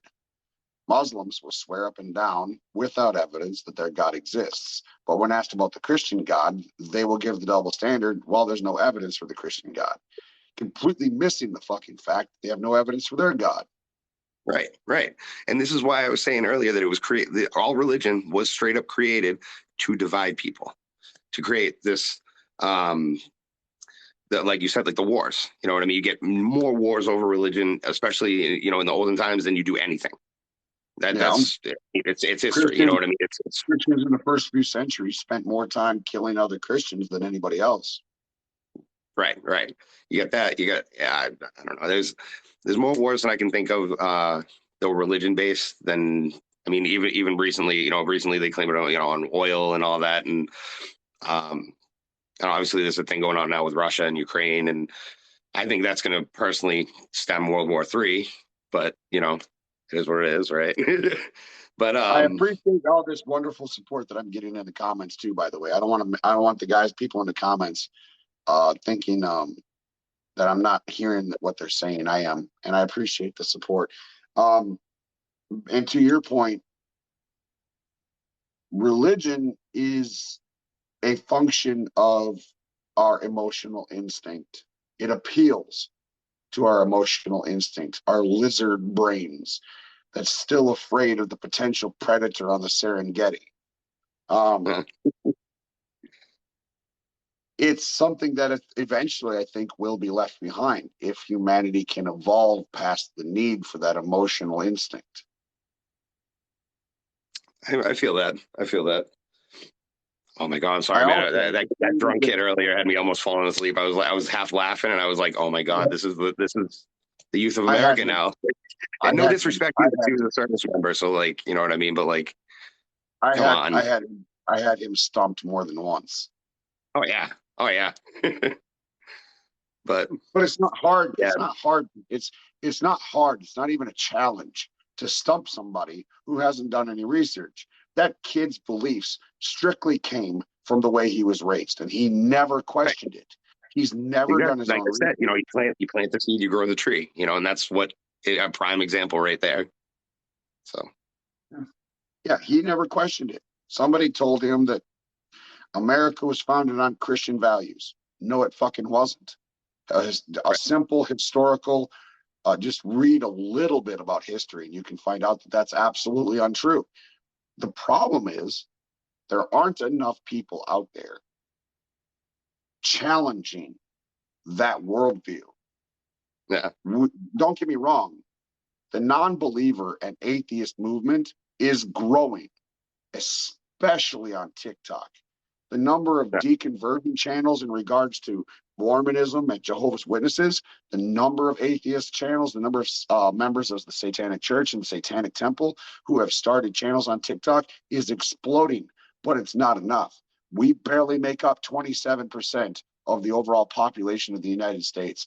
We need more voices from the skeptical, secular, and atheist demographic in the United States to speak out against these absolute bullshit, fucking made up nonsense stories that, you know, America's a Christian nation, or God grants you the right to own guns, which is fucking stupid. I'm sorry, I just laughed at that. I couldn't help but laugh at that. I'm sorry, and if he's still watching, man, I'm sorry. I'm not meaning to make fun of you or anything, but my God, that was fucking hilarious. Yeah, God did not grant you the right to own guns. Owning guns is not an inherent fucking right. It's granted to you by the government, based on the society that was built around that idea in that era. Right. And I have no problem with people owning guns. In fact, I wish more people owned guns, but I also wish that they were educated. I wish they were educated correctly in the use of firearms and firearm safety. I wish they were properly licensed to own firearms and all that shit. And if you have a mental fucking should be illness, like a sight screen for them, honestly. If you have a mental fucking illness that includes self-harm, depression, or the desire to do harm to others, you don't get a fucking gun, period. Thank you. Yes, absolutely. Because that's half the problem with this gun shit, man. Like, I'm all for people protecting themselves, protecting their families, doing what they got to. You know what I mean? Get your arsenal ready. You know what I mean? Like, who knows what tomorrow is going to bring? You know, like, absolutely. But the second that it gets in the wrong hands of somebody that actually uses it for something it's not supposed to be used for, you know, like going to shoot up a fucking school. You know what I mean? Like, fuck that. That kid, like, you know, he's got something going on up here that isn't on par with being able to use a gun. Yeah, somebody just mentioned in the comments Kyle Rittenhouse. Fuck him. I'm sorry, I disagree with the judgment. I think he was guilty as fuck. For starters, you don't get to claim self-defense when you start the fucking fight. Exactly. Now, not for nothing with that, right? He did not know those three people before he shot. Right. So these people that go off, they're saying, oh, you know, like this one was like a fucking pedophile and blah, blah, blah. And like, I mean, that's great. That's like some Dexter shit. Right. Like, that's awesome. You know what I mean? Like, I'm all for, you know what I mean? Like, whatever. I'm not for like hurting another individual, but I am for kind of equaling the stakes. You know what I mean? Like, that kid got hurt. So obviously that guy, I don't know. It's convenient that they're willing to look up the records of the victims, but they'll instead of making a problem. Exactly. Yeah. Well, they skip over the fact that there's literal video evidence of Kyle Rittenhouse beating the shit out of a woman. Oh, really? I didn't even see that. Yeah. I was against the judgment too, so I was like, whatever. But yeah, I mean, I didn't even know that. There was also video evidence pulled from his, I think, social media account or one of his friends' social media accounts, where he was standing on a street corner across from a CVS pharmacy or some shit, and these people were just walking, these black people were just walking in and out of the store, and Kyle's comment off screen was, I wish I had my AR, man, I'd pop rounds at them fuckers, or something to that equivalent.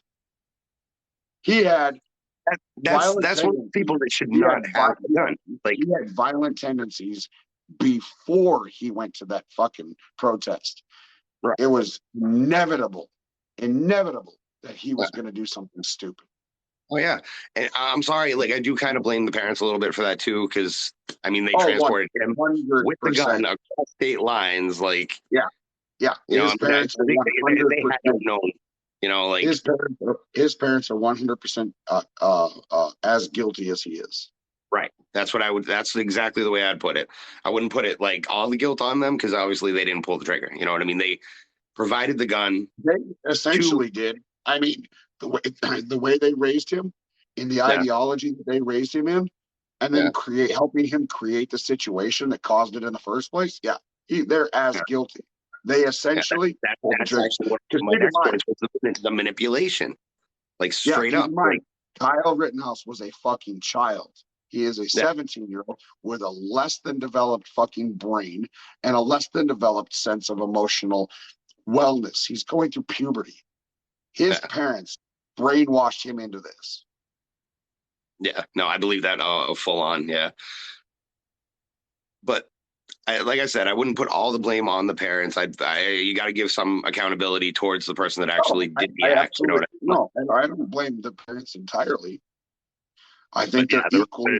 I think they're equally the guilty. upbringing definitely came into play with that. Because I mean, if you're going to go into a situation being like, "This is what I'm going to do," you know what I mean? Like that's got a little. You know. Yeah. Here's the difference between me and Kyle Rittenhouse.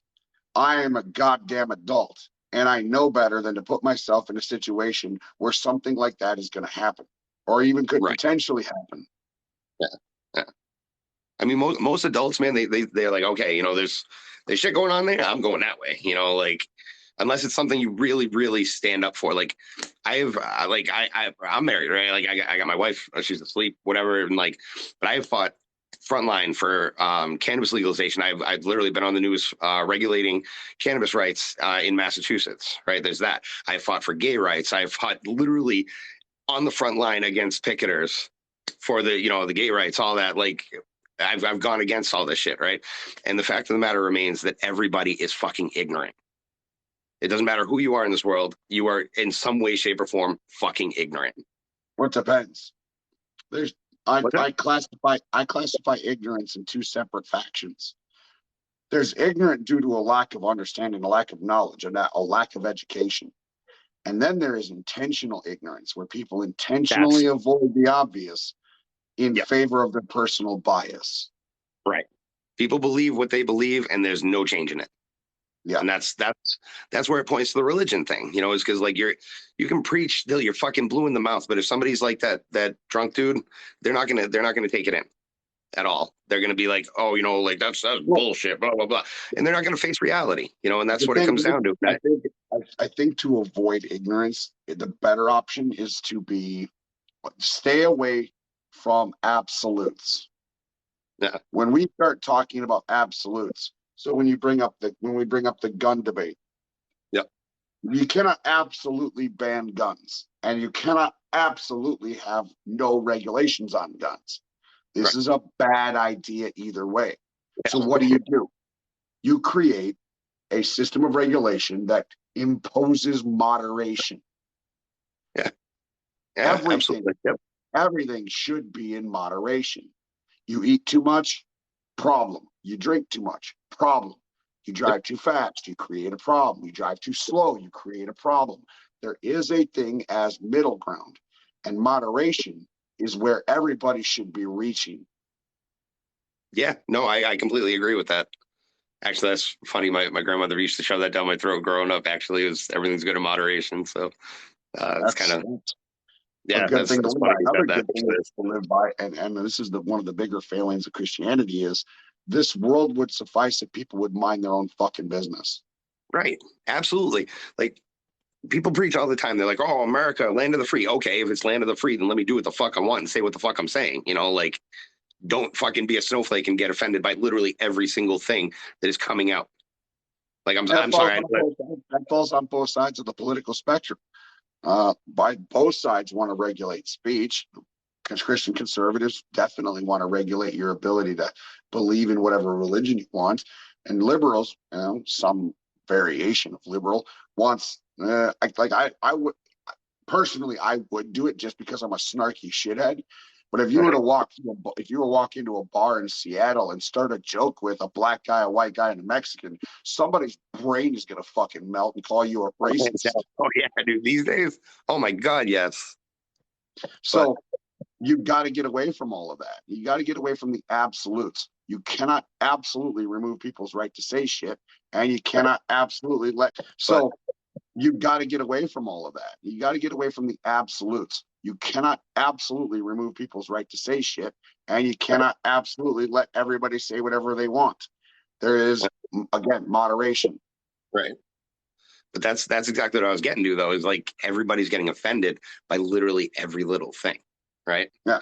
So how do we create a balance? Because it's like these people. Well, I mean, you've got to take into consideration responsibility. You have a responsibility to yourself. You have a responsibility as a member of society. If you're considering the fact that you don't live in an echo chamber, you don't live in a vacuum, that your decisions impact the lives of other people, and you want to get along in that society, then you need to consider the consequences to your behavior. That goes for everybody, even myself. We have to consider other people in our decision-making process. Well, absolutely. And It's just when being we do considerate, that, man. That's being, a part of a normal society. It's that's not for nothing, but kind of expected. I mean, I know it shouldn't be expected, but I mean, it's, I mean, you see an old person walking down the road, you're not going to kick the cane out from them. Like equality feels like oppression to those who are privileged. True. I don't know, man. I don't know. You gained a follower out of me, I can tell you that. I appreciate you, brother. Thanks for jumping in and giving me some perspective. Absolutely, my friend. Also, I'm starting this thing on my live with another co-host. We're doing Saturday Night Lives. So if you're down, I'm getting a pseudo celebrity guests. Saturday, like the first one's next week. I got Frank Nitti from Project Born. So if you want to hop on, I get a guest as well. We could kind of get, you know what I mean? I'll follow you. Send me a message, and you're gonna have to remind me because my brain sucks and I barely can keep up with anything. I just followed you back. Send me a message. Let me know. I got you, bro. I got you. Appreciate you, yeah, and just don't lose your vision, man. That's all I got to say, because not everybody's got the voice that you do. And like I said, I stand by everything you can. Trust me, brother. If I thought for 1 second I could make a living doing this, I absolutely would. Yeah, because I love doing this. I don't care how many. I get frustrated sometimes having to repeat myself, but that's only ever specifically to that given debate or argument with that specific individual. If I'm conversing with one person and I have to repeat myself repeatedly and they just want to waffle on that fucking question or on that point that I'm making, then I get frustrated. But by the time I kick that person off and I'm on to my next person, that frustration is gone and I give everybody a clean slate. That's what it's all about, man. It's all mental clarity. It's that's what I said once again, with the balance, with the energy. Like if you're putting off a good aura, and you project positivity, you will get positivity back. So it's I genuinely hope that's part of what I project. I want people to feel safe. I want people to be comfortable. But I do also want to challenge people and put them in the position of getting rid of that complacency that a lot of people are in. Yeah, I feel that. Yeah, because everyone kind of gets comfortable with a certain idea. And when they get comfortable with that idea, it just kind of becomes part of life. It becomes routine. Like, and they don't even question it. Exactly, yeah. It's like, oh, like it's Sunday, got to go to church. It's like, okay, I mean, if you're really like into that whole religion thing, right, you don't have to go to church, right? You could worship from your fucking house. Right? It doesn't fucking matter where you, just as long as you have the faith, that's what matters, right? These motherfuckers, they're going out there and they're like die hard. Like, don't get me wrong, like everybody's entitled to their shit, right? You know what I mean? I'm not bashing anybody. I don't want to get anybody in trouble on TikTok or whatever, but you get the diehards, right? Like the Baptist Church, right? The Westboro Baptist Church, right? Literally shoving their dick down everybody's throat, going to other states to create problems and riots and all this shit. They made an attempt. I discovered the Westboro Baptist Church when they tried to come to Minnesota once. Yeah. Back when I was still married, we had a local kid who died, I think, in an IED explosion in Iraq. I want to say this was back in 2015. Wait, the entire town get that, right?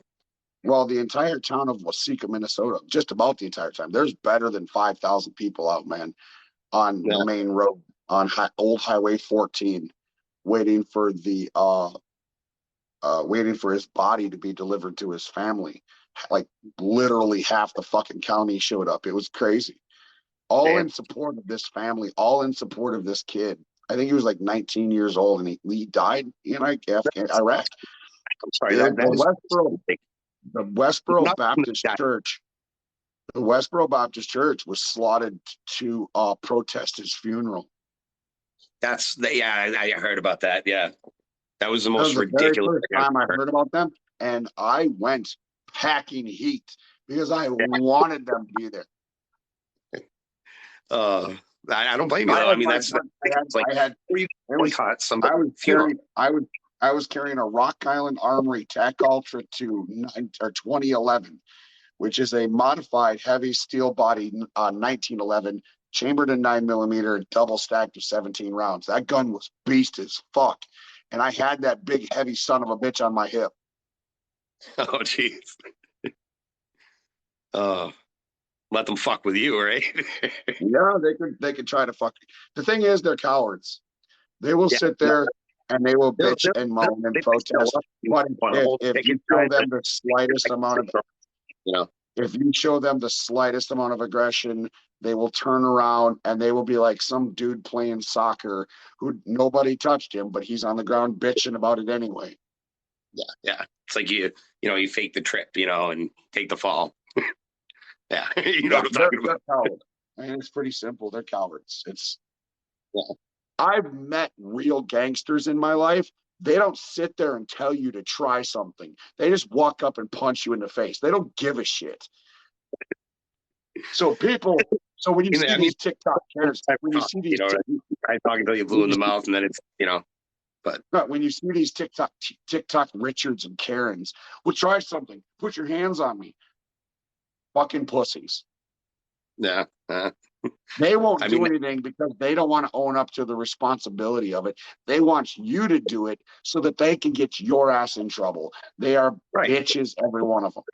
You hit me twice, it's on, like boom. Like first hit, I've learned, first hit, you have the chance to step back. This is the good old government we have, right? You have the chance to step back and walk away after the first one. I don't follow the government's rule on that. If I'm in a situation where tensions are really, really high, and even if they just put their hand on my shoulder, we're done. Oh yeah, that's that right there. I mean, that's what I don't understand with this whole thing, is that in itself is considered physical assault. The second you put your hand on somebody, no matter where the fuck it is, that's physical assault. At the very least, it's considered a threat. Right. Yeah. So I read what you're saying, good sir, and I. Well, thank you, brother. Thanks for jumping on, and again, message me and remind me, and maybe we'll see if I can jump into your live on Saturday. Sounds good, my friend. All right. Thank you so much. You too. You too, man.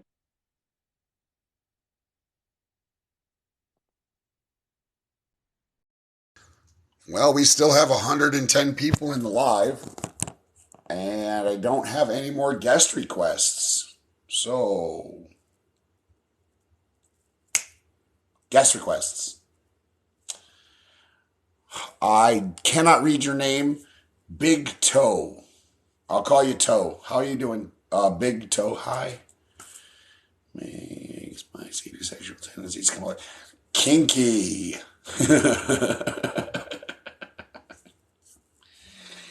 Oh, thank you, Mac Attack. I appreciate it.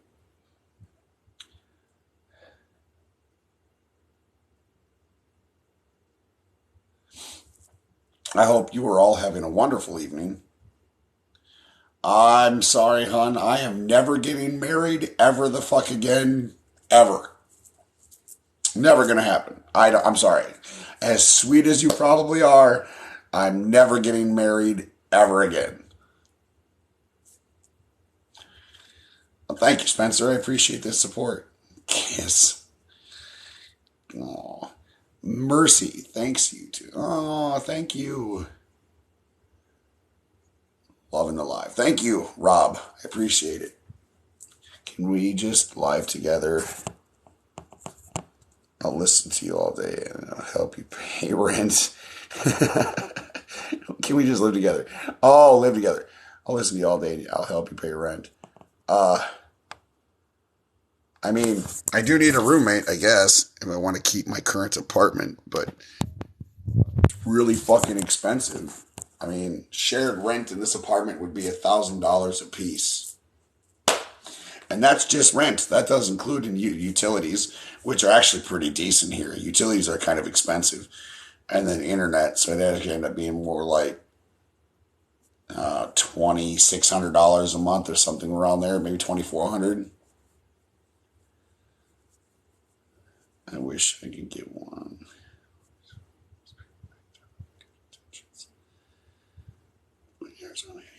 Cali at this point. Yeah, I'm not touching California with a 10-foot fucking pole. California is the reason why I'm stuck. Why Arizona's expensive. Do I have any pets? No, but I do want to get a boxer. I want a boxer really bad. I'm a huge boxer puppy guy. I'm married and it's annoying. Love him, but he really makes me frustrated. Yes, which is one reason I'm never getting married ever again. If I get into another, huge if I get into another relationship, there's going to be some fucking rules, man. Since you were a Christian before, are you more at peace now? Yes, I do feel more at peace now. Look, a lot of religion is guilt. You are taught and expected to feel guilty for being human, for the things like your desires, your desire to have sex, your desire to eat food, your desire to do whatever. It's condemned by Christianity. And that's unhealthy. You can't live life that way. Boxer Danes are beautiful. I actually, before I got divorced, me and my wife had a giant English Mastiff mixed with a boxer. Now it was, I think, 1/4 boxer, 3/4 boxer, 1/4 giant English Mastiff, and his name was Sarge. And he was gorgeous. If you can imagine the muscular structure of a boxer, but the height of a giant English Mastiff, he was an amazing dog. But my wife got him in the divorce, so I don't have Sarge. And honestly, that broke my heart almost as much as the divorce did.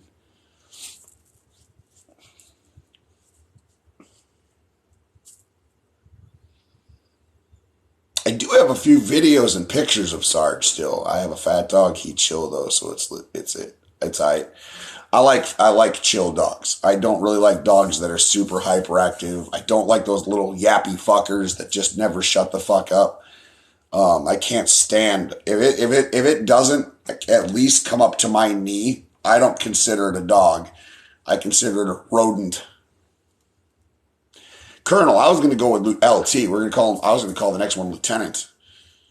Sarge, Lieutenant, but Colonel works too. Yeah. My roommate had a doggy Mastiff. The dog was enormous. Yeah, Mastiffs are monsters. My parents tried raising Mastiffs for the longest time. Owned 2 pits. Your personal favorites, right on. We tried raising Mastiffs, man. That's a pain in the ass dog to raise because if you don't keep them on a strict schedule, they get depressed and they do some really weird shit. Live access, I would just like to talk to you. Well, work on your content, build up your viewership, get 1,000 followers, and you can go live. My bracelets. These bracelets represent my pansexuality. I am a member of the LGBTQ community. And these ones are just really cool biker bracelets that, one of them I got from a brother. This chain one I bought for myself, I think last year for my birthday, if I remember correctly. And this other one is just a bracelet that I found. But yeah, that's my biker bracelets, and those are my gay bracelets. Tattoos. I do have a lot of tattoos. It's a little much to try to go through. I can discuss my favorite tattoo. That is my favorite tattoo. And you can only see it backwards because of the camera. But it says art and science going this way. And if I flip it over the other way and you read it, it says philosophy.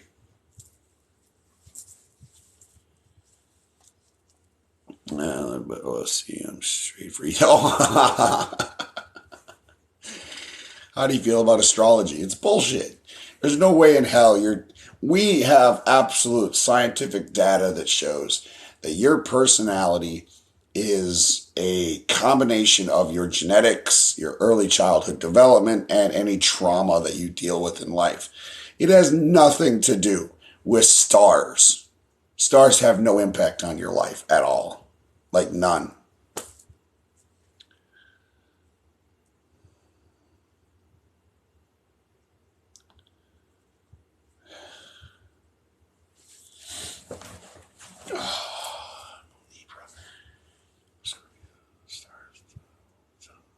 Well, and also, where the constellations are now isn't the same as when they were originally established because the Earth axis rotates and it tilts.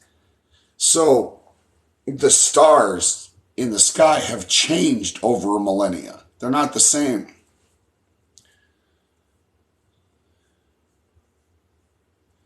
How do you know? How do you know the earth wobbles? Because we can measure it.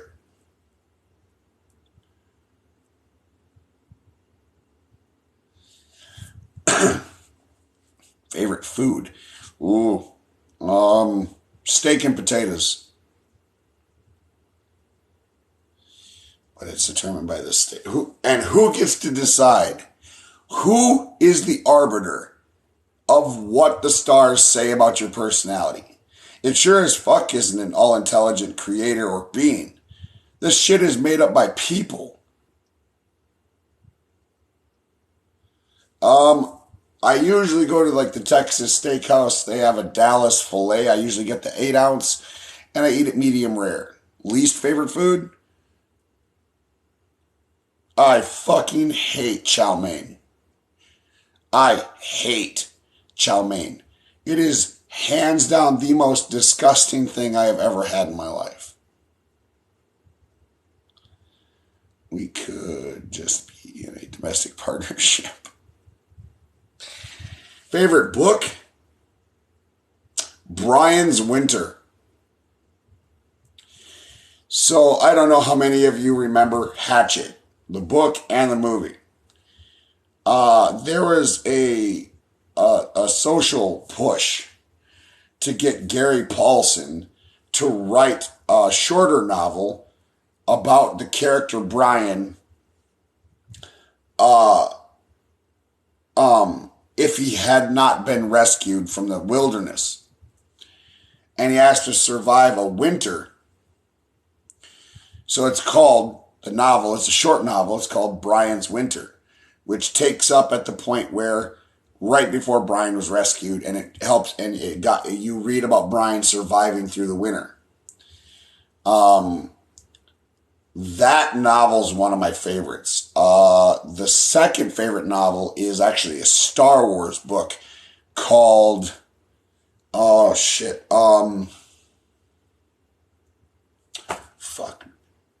Traitor. Yeah, it's a Star Wars novel called Traitor. And it deals with young Jedi Knights. It's a really good book. You always see me on lives. Well, I am on live a lot nowadays, I guess, seeing as how it has become somewhat popular. Do your chart and get your thoughts on what it tells you. Would you be interested? Not really. Pretty much tell you everything about it's going to be dead wrong. Medicine Cthulhu or carne asada with rice and beans. Oh, that's a favorite anime. My favorite anime is, well, I have a list. Chivalry of a Failed Knight, That Time I Reincarnated as a Slime, Sword Art Online, The World's Finest Assassin is reincarnated as an aristocrat, Ari Furuta, Junjo Romantica, Sekai Ichi Hatsukoi, Sasaki Tomiyano. Dude, there is a goddamn vault of anime that I love. Favorite metal band? Metallica. Demon Slayer is a good one. Yeah, I don't listen to Metallica too often, but it is one of my favorite metal bands. You create any art. I used to draw.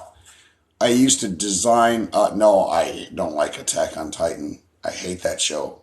It's depressing as fuck. Everybody dies, man. Like the whole fucking thing. Black Clover is alright. Now I forget what I was talking about. Oh, I used to draw. I used to design tattoo artwork years ago, but I haven't really done much of it. I designed this piece. This is one of my designs. It's my Harley Davidson tattoo. This is an H and a D. And I got my skull and my flower and my spider web. It's not complete yet because I'm a pussy and ribcage tattoos suck and I'm broke and I don't have the money to get it done. I do want to get it done. I just don't have the money. Favorite grunge? I don't know. I'm not sure. I like grunge. And the Cardinals going to win today. I don't know. Cardinals are all right. I'm a Vikings fan. I do root for the Cardinals because the Vikings suck and the Cardinals are winning, so there's a bonus.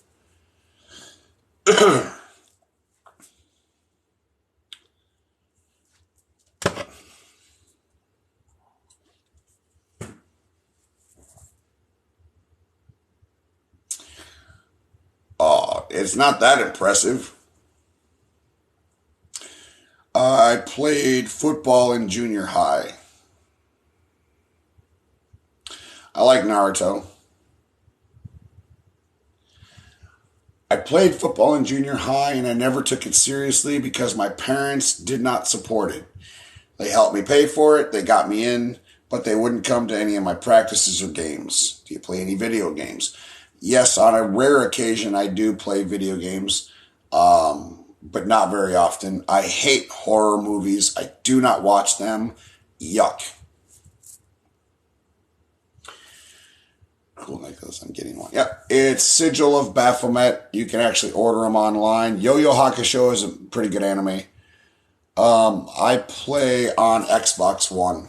Well, yeah, I have an Xbox One. I do want an Xbox X, but that seems to be, again, no money. Thoughts on Studio Ghibli? No idea. I don't like horror games, but I like horror movies for some reason. I hate horror movies. I hate them. What time is it? It is 3:45 in the morning. What kind of games do you play? Like multiplayer? I play multiplayer. I like the multiplayer setups. But I do also like campaign mode for like Call of Duty and stuff. I love the storylines. They're a lot of fun. Appreciate it. Thank you. 5:45 in here. I got you. All right, sorry, you guys are going really fast. Do you think people have to own guns in America? I don't think people have to. It's not a matter of have to. I own a gun. I am actually in the process of purchasing another gun. I'm making payments on it. It's like $50 a month. I like guns, but I've been around guns since I was like fucking 6. My parents beat into my head, as well as my brother and my sisters. They beat it into our heads that there are 4 gospel laws of gun ownership, and you have to follow all of those. Guns are expensive. The gun I'm currently purchasing, I think the final price after tax was $500 and something. It's a Glock. Glock Model 45. It's a special designed gun. Glock, a few years ago, submitted what they called the Glock 19X for the use in military. Now, Glock lost that bid because SIG undercut their fucking cost for parts and stuff like that. So SIG won the contract bid. So Glock turned around and they marketed the 19X to civilians. Now, it's the only Glock that has ever come out that wasn't black. This thing is OD tan, copper tone. It's a really cool looking gun. It comes with, I think, 2 17-round mags and 1 21-round magazine. But the thing that makes the Glock 19X so attractive is that it has it's a full-size Glock 17 grip on a Glock compact 19 slide and barrel. So short barrel, large grip. They modeled the Glock Model 45 after the Glock Model 19X. I am purchasing, or trying to purchase, slowly, fucking creepily, because I can only afford like $50 a month. Slowly, I am trying to buy this. It is a Glock Model 45 that has a black lower and a copper tone slide. It's a fucking 2-tone gun, and it looks mean as fuck, and I love it. Play Call of Duty with me. I'm not good, but I'm pretty cute. I honestly don't play that often, man. I'm almost never on my Xbox. Like, if I can sit there and it collects dust, I very rarely ever play it. My knuckle tattoos say Lone Wolf. Favorite quote. The purpose of life is to give life purpose. And that's my favorite quote, and I have no idea who said it.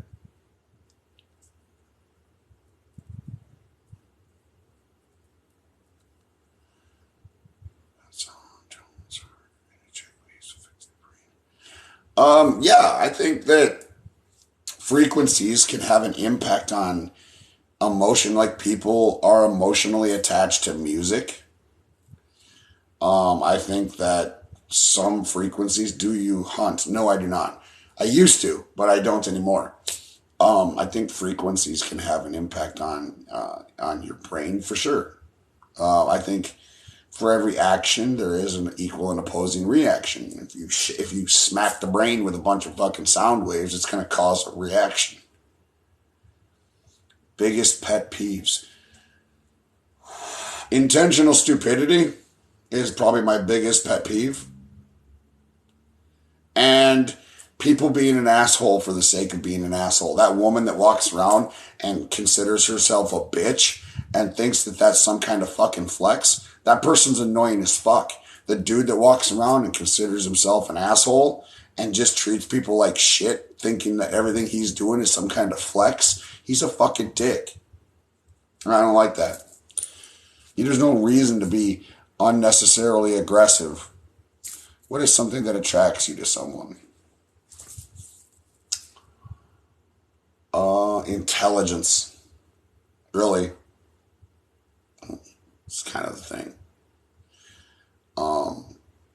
Then, good health, because honestly, I'm in bad health. And so if I was to date somebody, I would hope that they would be in good health.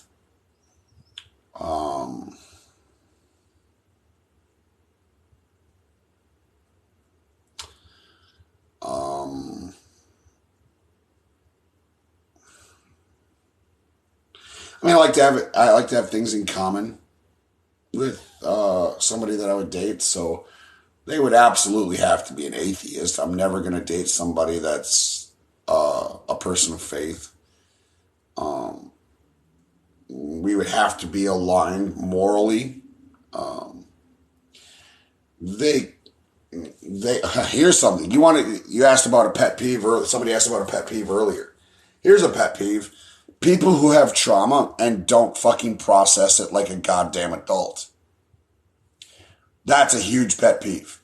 It's obnoxious to be around people who have trauma in their life, and instead of processing it like an adult, they wear it like a badge of honor on their chest, and then they expect everybody to walk around them on eggshells because they might be triggered.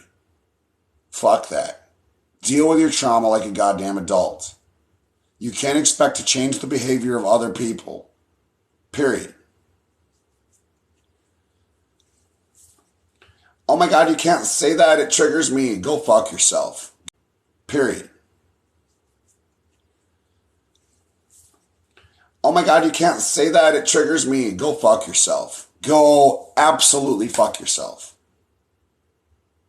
Oh my God, you can't tell that joke. It's true. I'm offended. I don't care if you're offended. Go fuck yourself.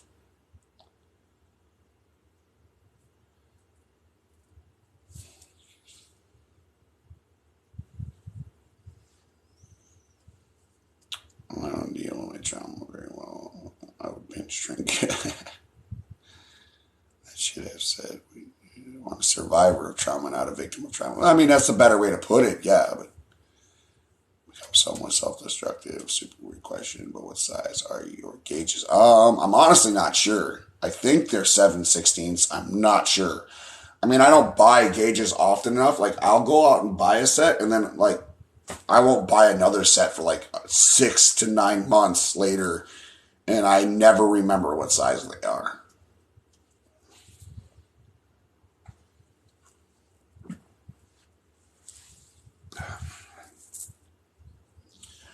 What is something you're looking forward to this year? I want to see the new Top Gun movie. I'm being honest. Yeah, I'm looking forward to the new Top Gun movie. I'm a huge movie buff. I love going to the movies. It's one of my favorite things to do. On AI. I mean, AI is fine. I don't think that AI is ever going to be like what they did in sci-fi movies. It's never going to be a Terminator situation or a Matrix situation. I don't think AI is ever going to try to kill us. Yeah, they're releasing another Top Gun movie with Tom Cruise, and it should be releasing in, I think, February. It was supposed to release like 2 years ago, but with COVID, fucking up on everything. What about Avatar? It was an okay movie. I didn't really get into it that much.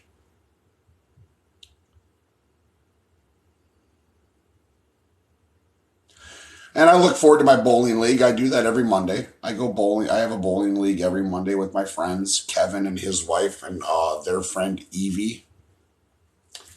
Evie actually offered me a spare bedroom. So luckily I have avoided being homeless for the time being. But dude, you're intelligent also. The whole don't trigger me bullshit. Well, keep in mind that cancel culture was invented by Christians. Straight up. Cancel culture was invented by Christians. So was being a snowflake or being offended by things. Literally, that whole entire genre of things was invented by the Christian religion in the United States. Are there any hobbies you wish you did or want to do? Yeah, I am good at bowling. I mean, I average about 160 right now, and I'm trying to bring that up, but I need a new ball, which is expensive. I don't really have the money for another ball. The ball I want, I think, is like $170, and that includes the drill and everything else, getting it drilled out for my hand. The ball I have isn't reactive enough for the style, the way I throw, so I do need a ball that is more reactive. I have one in mind, but like I said, I like the money to pick that up. As far as other hobbies I wish I could do, I wish I had a bankroll so I could go play poker at the casino. I love to sit down and just chill, mellow, hang out in a relatively quiet space, and just hang out and play cards, man. That shit's fun. My hope is a podcast for you one day soon. I would love to do a podcast, but honestly, podcasting by yourself without a co-host fucking sucks. And I haven't found a co-host, and so that's something I would need. And then also, I don't have the money for the equipment. My laptop, my whole computer setup is built on a $200 Walmart laptop. I can't edit shit. I can't do anything. I've tried using this system to do YouTube videos on my YouTube channel, and you can go and watch them, and it is the shittiest fucking quality. I suck at it. I don't know anything about editing. I don't know anything about software, and I don't have the money to build a better system. Participation awards. I mean, you can blame boomers for that. Boomers are the ones that set up that. Boomers made that. Boomers invented participation awards and then turned around and bitched about it. Golf, not really. I like to go to the driving range, but I'm not much of a golfer. You should definitely write a book. Fuck, I am way too ADHD to write a book. Netflix recommendations? Not really. What type of work do you do? I am a rideshare driver. I do the gig work stuff. Breaking Bad sucked. I hated that fucking show. Hated that show. As soon as they shot the fucking kid, that 8-year-old kid in the desert, I was done. Done.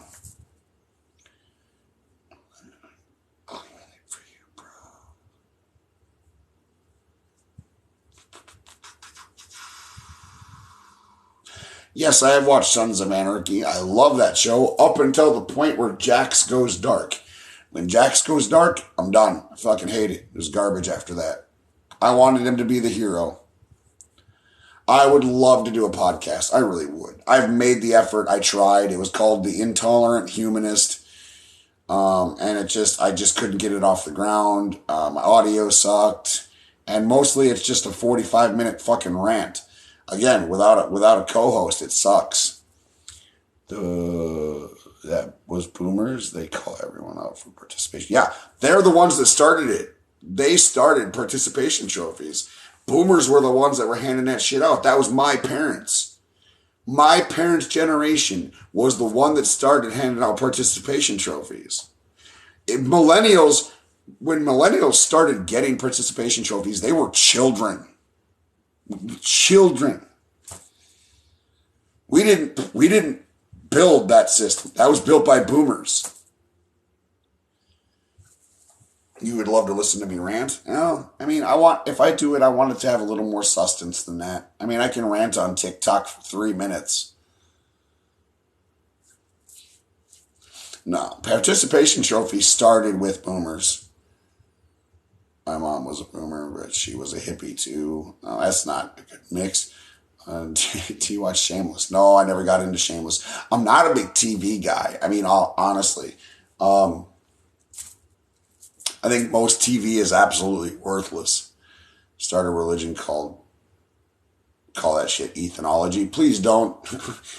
I'm so against religion. I only mean she was a boomer in the sense of, okay, yeah, I got you. I understand. My mom's a boomer, but she's also a dumb redneck. So my dad is also a boomer, but he's also a dumb redneck. And I was raised a dumb redneck. I was raised in a very tiny town in Minnesota. I didn't get out of cowboy boots until I was 13 years old. That's when I had my first pair of tennis shoes. It was a thing. Why don't we Gen Xers get any smoke? It's always boomers versus Gen Y. Well, because Gen Xers are the forgotten generation. You know, boomers had their whole thing. So much happened in the time that a boomer existed.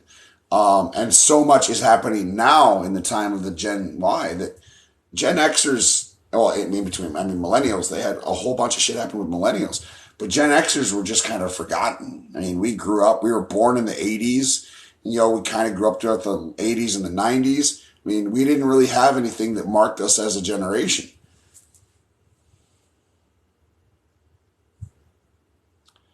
I think more and more people will become atheists. I think by and large, a religion will eventually, I don't think it'll ever completely die off, but I think that it will largely lose its popularity over time. I think that it's going to just kind of slowly just kind of vanish. There will always be people that want to stick to the tradition, though. I mean, I can't say that religion will ever completely die. Do you like deathcore? No, I do not. I don't like screamo metal. If I can't understand the lyrics, it's fucking worthless. That's why I don't listen to rap. Can't understand the lyrics. And honestly, 90% of the time, rap is just people talking shit about how great they think they are. Not in our lifetimes, no. Not in our lifetime. No, Christianity will not be gone in our lifetime. There's no way. No longer believe in religion. Favorite music genre? Kind of a combination between classic rock and classic 90s country. So like Waylon and Willie, and then George Thorogood, Tom Petty, and Kenny Wayne Shepherd, and that kind of shit. I call it biker rock. Spirituality, play video games. Yes, I do play video games, just not very often. Actually, almost never. I almost never play video games. 90s country is the best. But you got to kind of skip around a little bit. There's some songs in there that are very weird.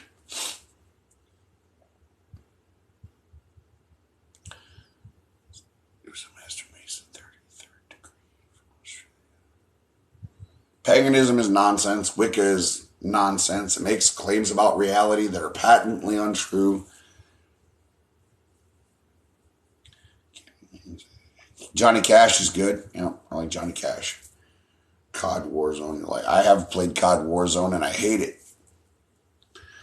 I'll get hit marker after hit marker after hit marker after hit marker after hit marker, and then I die. It's fucking annoying. Vince Gill, Randy Travis, yeah. Motionless in White, I think I have. I've heard of that band. I know I've heard of that band. What's COD? Call of Duty.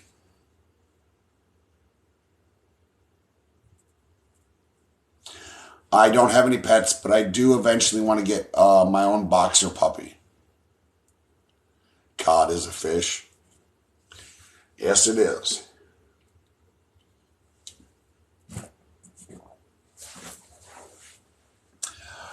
My son has been playing around with paganism. I think he's looking for acceptance.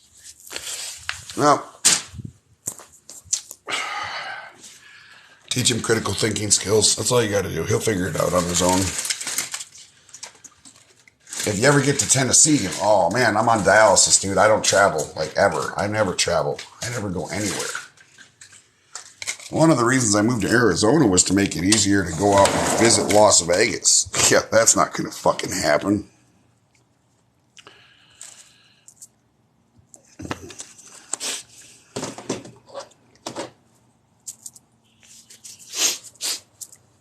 Bull Terrier. That was a good dog. Oh, it's almost a full moon. One more night. Tomorrow night it'll be a full moon. Unless last night was a full moon. I don't know. Wasn't paying attention.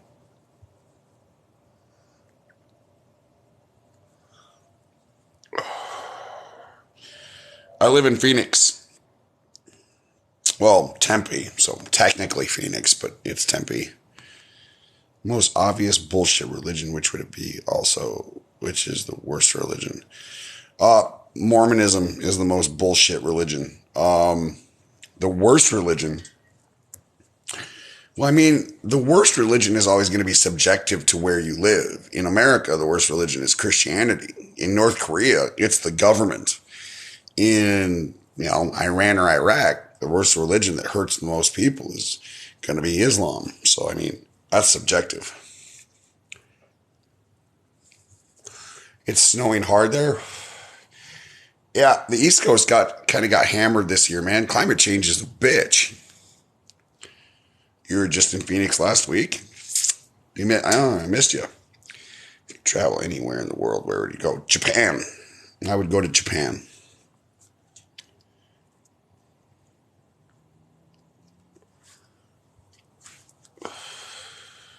And maybe Greece, just out of curiosity.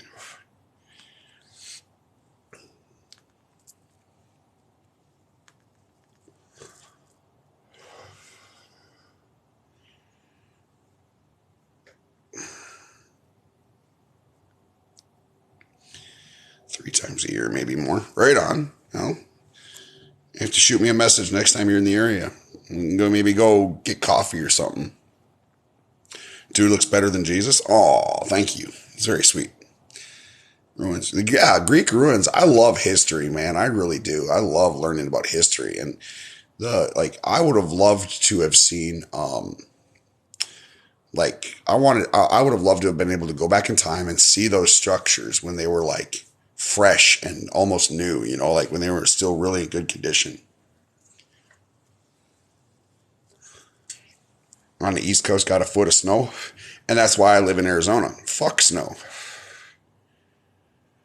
Moving there at the end of the beginning year or beginning 2023. Right on.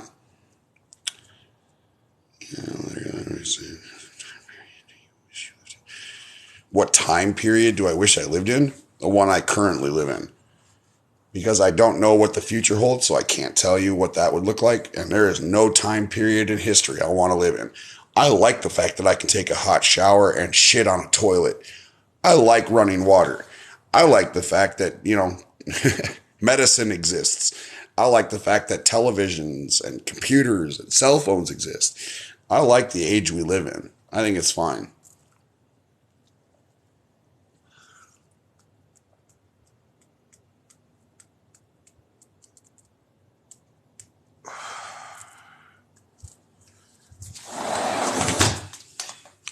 Just shoot me a message out there. Hopefully you get a reply. Well, yeah. I mean, if I'm still on social media, there's a pretty good chance I'll get it.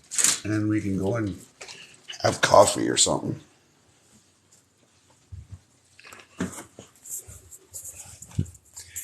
If I had one wish, I know nobody's asked this question, but I would like to be immortal.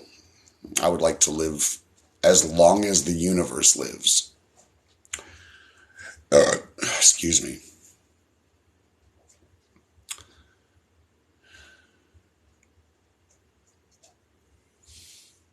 Younger generation is, no,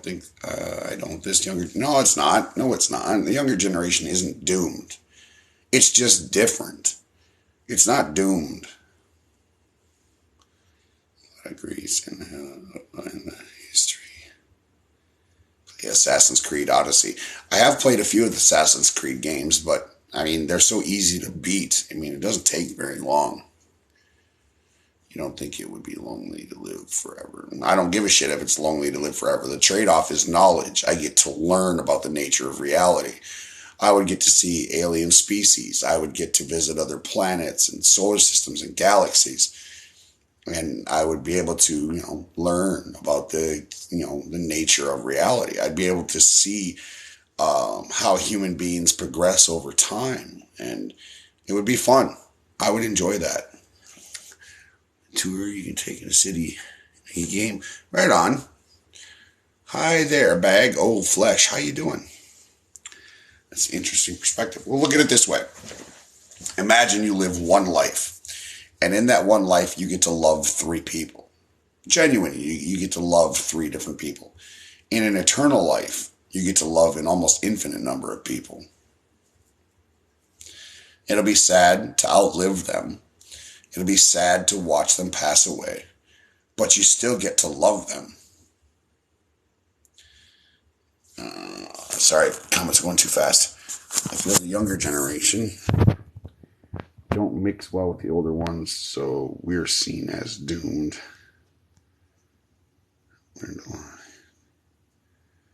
Lucifer, the series it's an entertaining show. It's entertaining, but as far as the younger generations go, that's the history of mankind. Every generation has bitched about the younger generation. There's nothing new. The thing is, the older generations get complacent. They get set in their ways. They don't want to change or learn. And then the new generation comes along, and the new generation has a little bit more knowledge about how things work. Like, for instance, the internet, and the older generation get pissed off. Because the older generation is sitting here struggling to understand, and they can't. Because, like I said, they're set in their ways, they're complacent. And so they get pissed off at the younger generation. And I mean, it's just history of the world. Any good books that you read lately, and what's your favorite? Well, my favorite book is Brian's Winter. Second favorite book is Trader. Any good books you read lately? And I haven't read a book in a while. The last book I read was Confessions of a Fox News Christian by Seth Andrews of the Thinking Atheist podcast. What music you like? I like classic rock and 90s country. So I like Kenny Wayne Shepherd, Bob Seger, George Thorogood, Tom Petty. I like Waylon Jennings, Willie Nelson, Joe Diffie. I mean, there's a couple in there. When I was 15, I'm 25 now. Right on. That's good, Ricky. What's that book about? This one? It's kind of hard to describe. It's Seth Andrews is an atheist activist, and he has a podcast called The Thinking Atheist. And this book he used to be a fundamentalist Christian radio host. He was actually one of the leading radio hosts in Christian. He was one of the most popular Christian radio hosts in the 90s. And this is a book about his perspective, what he believed when he was a Christian, and the stuff that he went through with all that. So it's about him and his perspective.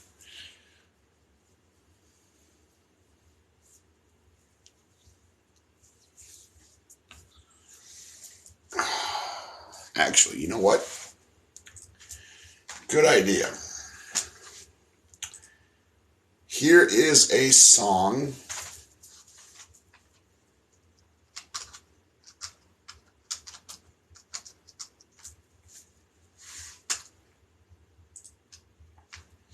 Here is a song he's a new artist. He's a young artist. I discovered him on TikTok.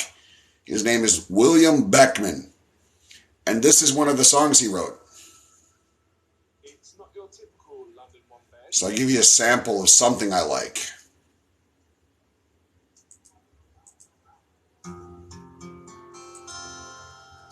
Well, you said it's over.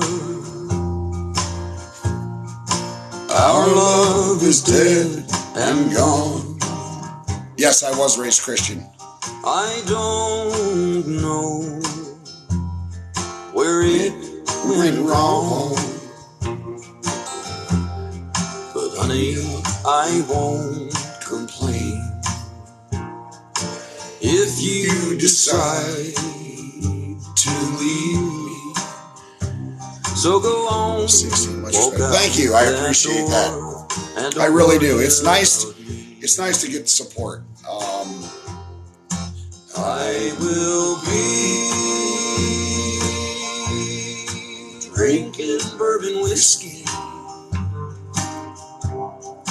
all night long with my friends. My voice is shot, so I can't sing along with it, pissing me off. What was the turning point for you, or was it a gradual shift away from religion?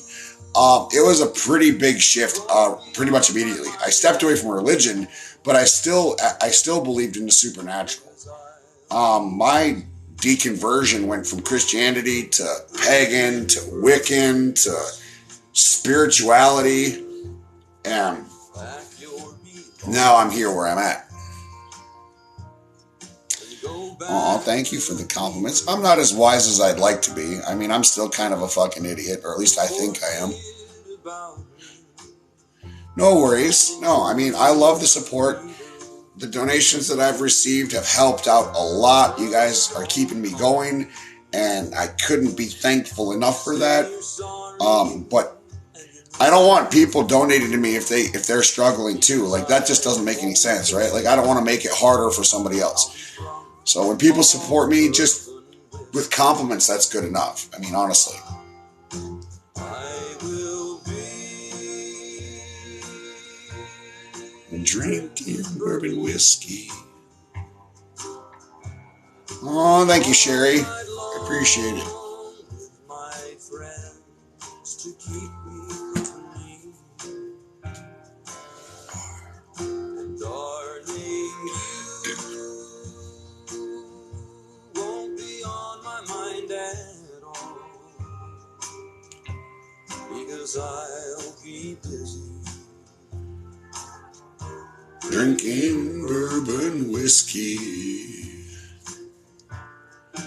I'll be busy.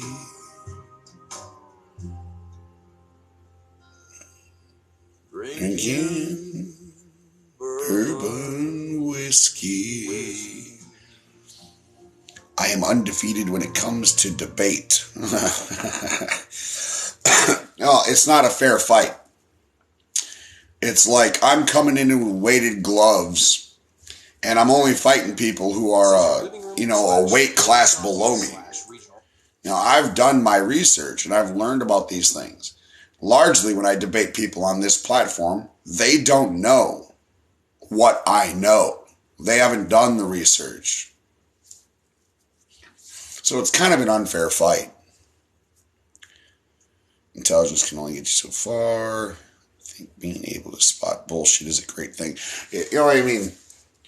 Critical thinking skills. I mean, somebody makes a claim in front of you and you weigh what that claim is based on the things you already know about reality. And if the claim sounds too good to be true, 99% of the time it is.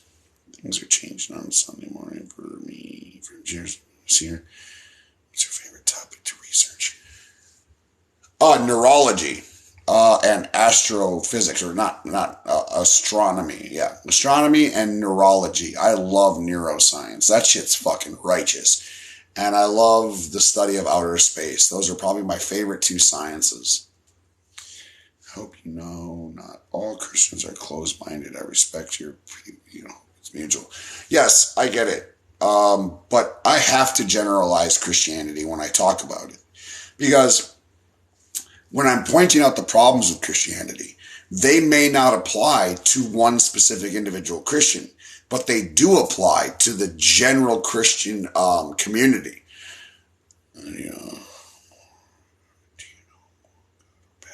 Honestly, I have literally 4 friends. Like, that's it. I have 4 people I consider friends in the entire Phoenix area. So it's, whatever. When I discuss Christianity, as I was saying, I have to generalize. Because again, while you might be some variation of liberal Christian, completely open and accepting of gay people, you're all about learning science and you respect education, that's just you as the individual Christian. But generally speaking, the Christian community in the United States is anti-gay, anti-women's rights, anti-education, anti-science. Generally speaking, from even a global perspective, religion is just straight harmful. I mean, at that point, at that degree, when you're considering it from that lens, what the individual Christian does with their religion is pretty much irrelevant. The biggest concern is always going to be the biggest part of that community, and the biggest part of the Christian community is just gross. As a gay person, I've been hurt by the church. Only recently have I deeply began to question. Yeah, I mean, that's one of those things, man. I mean, in the last U.S. Census, it showed that in the past 10 years, church attendance in the United States has dropped by 40%. There's a reason for that. People are deconstructing from their religion because they are recognizing that it is dogmatic, that it is authoritarian, that it is tyrannical, that it is bigoted in so many ways. Kids, younger generation is recognizing religion for what it is. And that's why people are walking away from it. And there's nothing wrong with that. There's nothing wrong with walking away from religion. Christianity is not the ultimate fucking truth.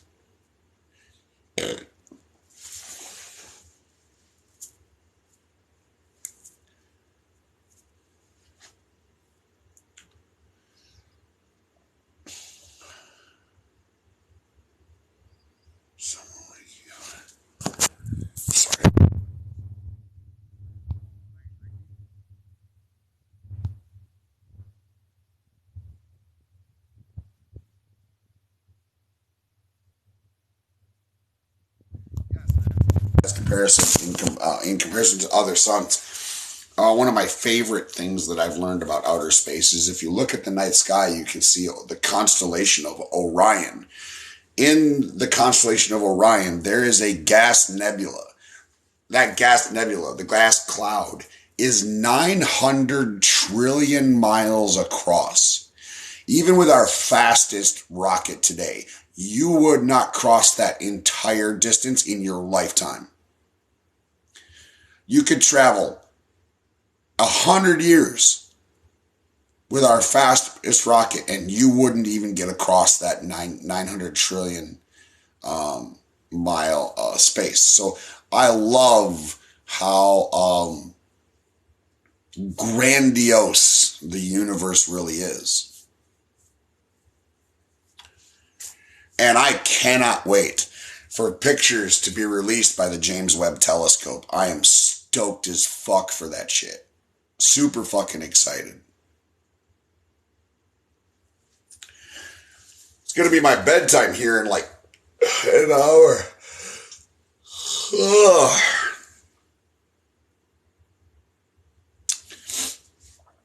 I also agree with the Big Bang Theory. Yeah, life evolved from non-life protein. I mean, it's not.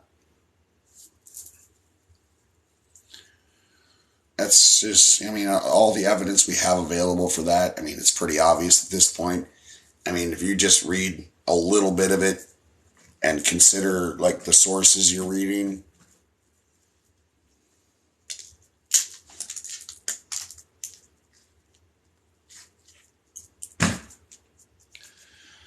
Fell asleep and woke up and you're still alive. That's amazing. You're doing a good job. Keep it up. I'm actually going to go to bed here in a little bit. I'm starting to get fucking wiped out.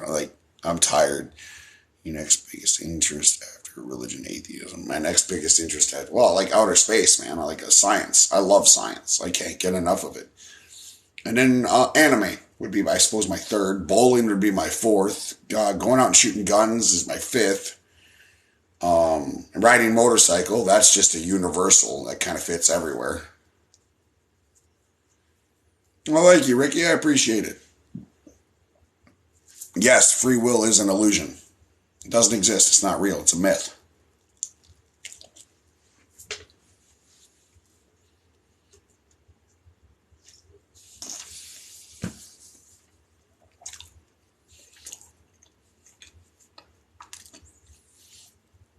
My personal beliefs, and then you still text me. I'll pray for you. That's rough. Set boundaries. With friends and family, you got to set boundaries.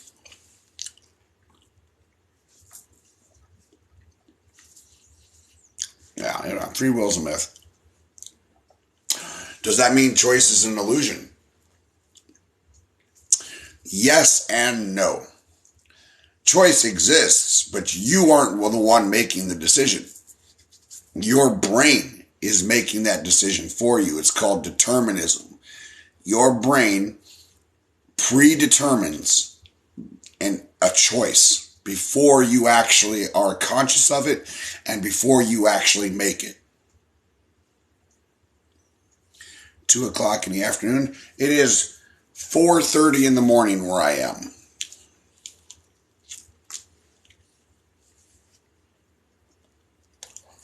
Subconscious is super powerful.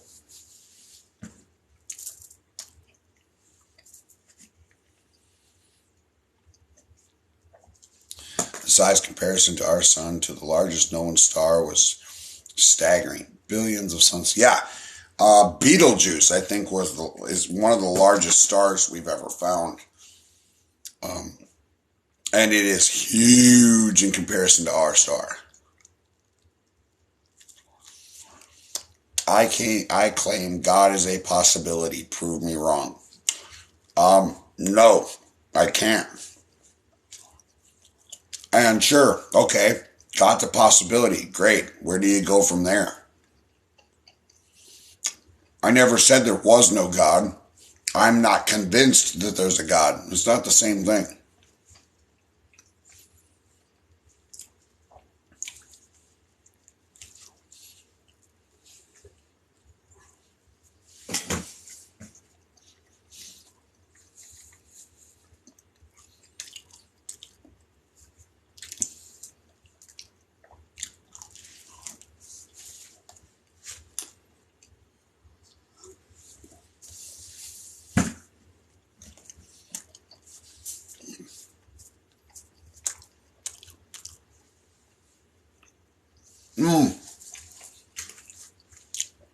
It's going to be like 5 or 6 months until we get pictures from James Webb.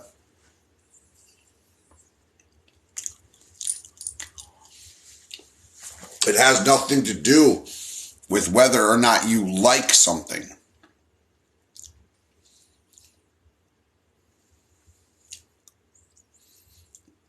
It has nothing to do with whether or not you like something. That's not how predeterminism works. Determinism in the brain has nothing to do with what you like and dislike. They have data and brain scan activity demonstrating that fact too about our brain's preemptivity. Yeah. Heard of Sam Harris? Yes, I have heard of Sam Harris. That'd be awesome. Can you elaborate on the illusion of free will? All right. Consider for a second your personality. You had no choice in your personality. None. You didn't get to decide who you are. It wasn't left up to you. It's predetermined. Your genetics have a huge impact on your personality. So you have a genetic predisposition. Then the environment that you grow up in between the ages of 4 and 14, where your mind is malleable and you're learning everything, you're absorbing all of that information, when your mind is young and you're just sucking up everything about your environment, that has an overall impact on your personality. And then any trauma that you suffer in your life, whether it be physical, mental, or emotional, has a direct impact on your personality. You don't get to choose it. You don't get to choose your personality. You don't get to choose who you are. Your choices are determined by your brain, your biology, and your environment. A certain personality. Not become a murderer. Yeah, you can. Do you believe in ghosts? No. Aliens? Yes. Do I believe aliens have visited Earth? No. How do you explain demonic possession? Well, it's pretty ironic that demonic possession only happens to people that believe in the bullshit in the first place. And by and large, exorcisms are performed on people with mental and emotional illnesses. They are not performed on healthy people.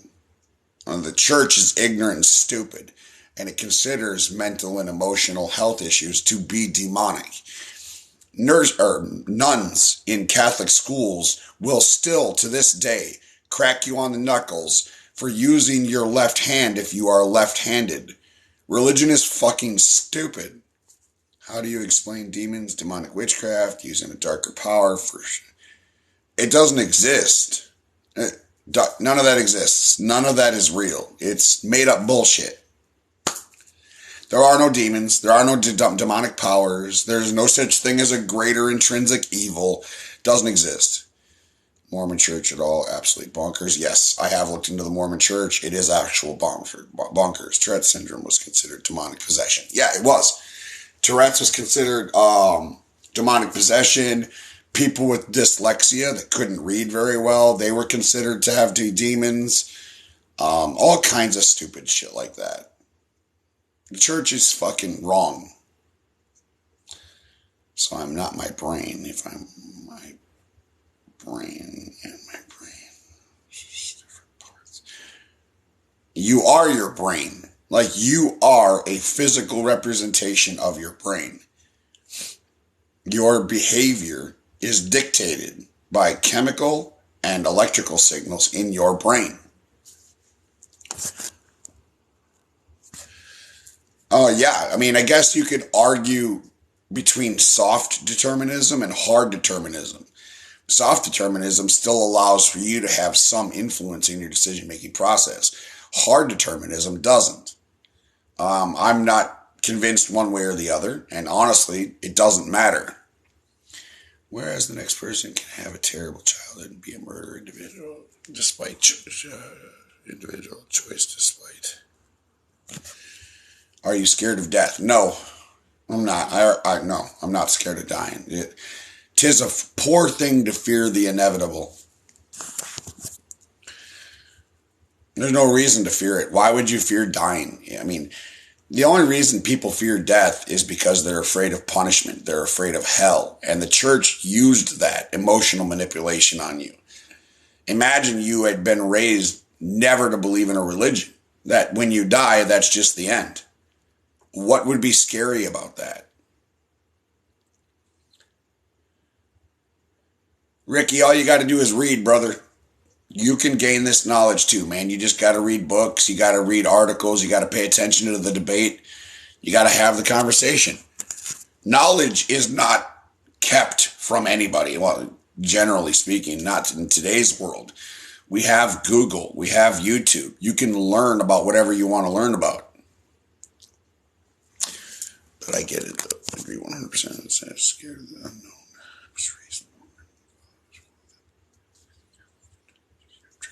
Yeah, Jay, that sucks. Very, very, very, very sorry. That's disturbing. Yeah, that's a thing that some religions did, man.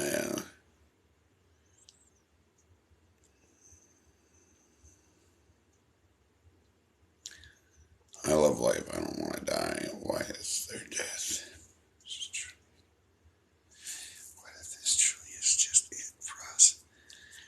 I loved life too. I also don't want to die, but we don't get what we want. Life's a bitch. Proud TST member. Oh, Ave Satanas, my friend. Yeah, I don't want to die either. But you might as well accept it. Because 100% of people who live are 100% of people who are going to die. Nobody's getting out of this alive. End of story. Honestly. How do you feel about political discussion debates? I don't mind them. I can get somewhat involved in a political discussion. I'm not good at political science. I can only come at politics from my own personal moral perspective.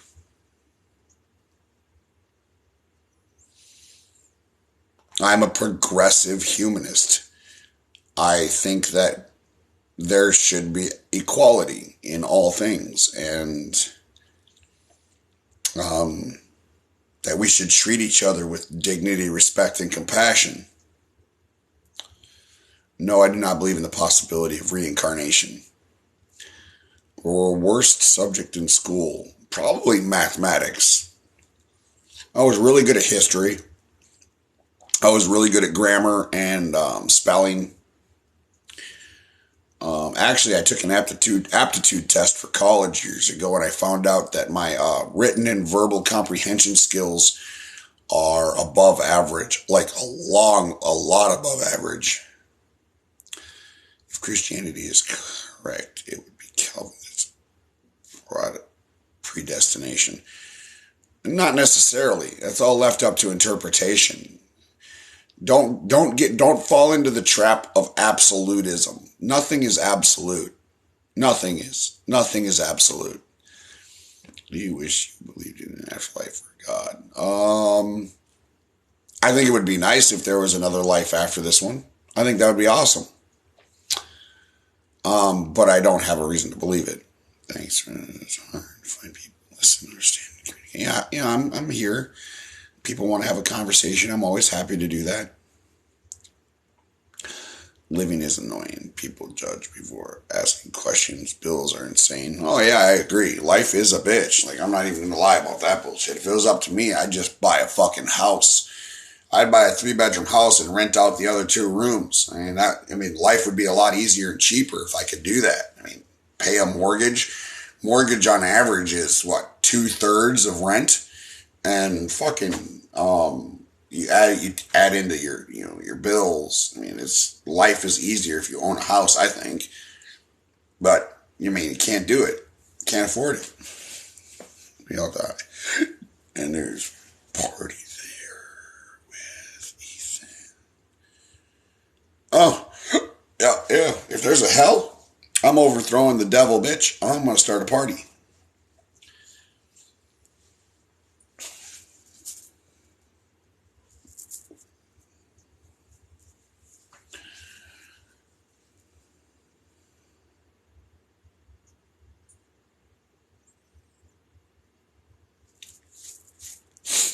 How do you explain people life after death experience?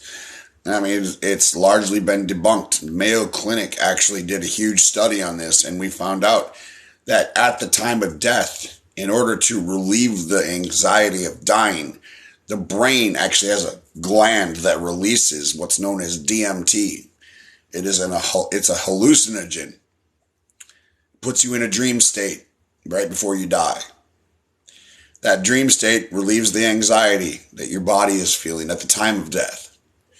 It is not supernatural, and near-death experiences are a reflection of the person's culture. If you're Muslim, your near-death experience is probably going to involve something to do with Islam. If you're a serious Jew, or if you're from India and whatever, if you're from China, your near-death experience is going to reflect your culture. If you're from America, it's going to be Christian. Which means it's largely just debunked nonsense. You are hallucinating. The brain is dying, and it's malfunctioning, and that's just going to be, you're going to see shit you're not going to be able to explain. Psychics and mediums are full of shit. Faith healers don't work in hospitals for the same reasons psychics don't win the lottery. Thank you for being here, speaking truth. You are very welcome. How much sleep you get today? I haven't the foggiest clue, man. I got to go to bed here soon, but I usually sleep until I wake up because my body requires that kind of rest. I own my 4-bedroom and I hate it. Spend more on fixing things constantly. I miss renting. Yeah, you say that now.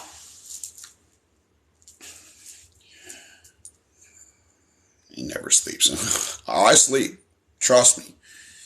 I sleep a lot. There is mediums who can tell a whole story about someone who did not know them. Yeah, it's called cold reading. It has nothing to do with actual psychic abilities. They're full of shit. They're con artists. You can literally research how they do it. On YouTube, there's websites dedicated. Yeah, landlords are shit, for sure. I challenge them for 1 million. Stakes, R.I.P. He was the magician. Yes, there was a magician atheist guy. It wasn't Daniel Dennett. It was another guy. He had a $1 million or $2 million prize for anybody who could prove a supernatural claim. And in like the 40 years he had that money up, nobody ever won the damn thing. Oh, thank you, Mr. Goose. Appreciate it. I try to be.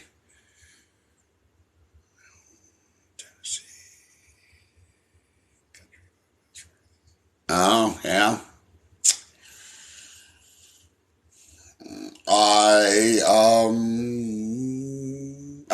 I like living in the city. I mean, don't get me wrong.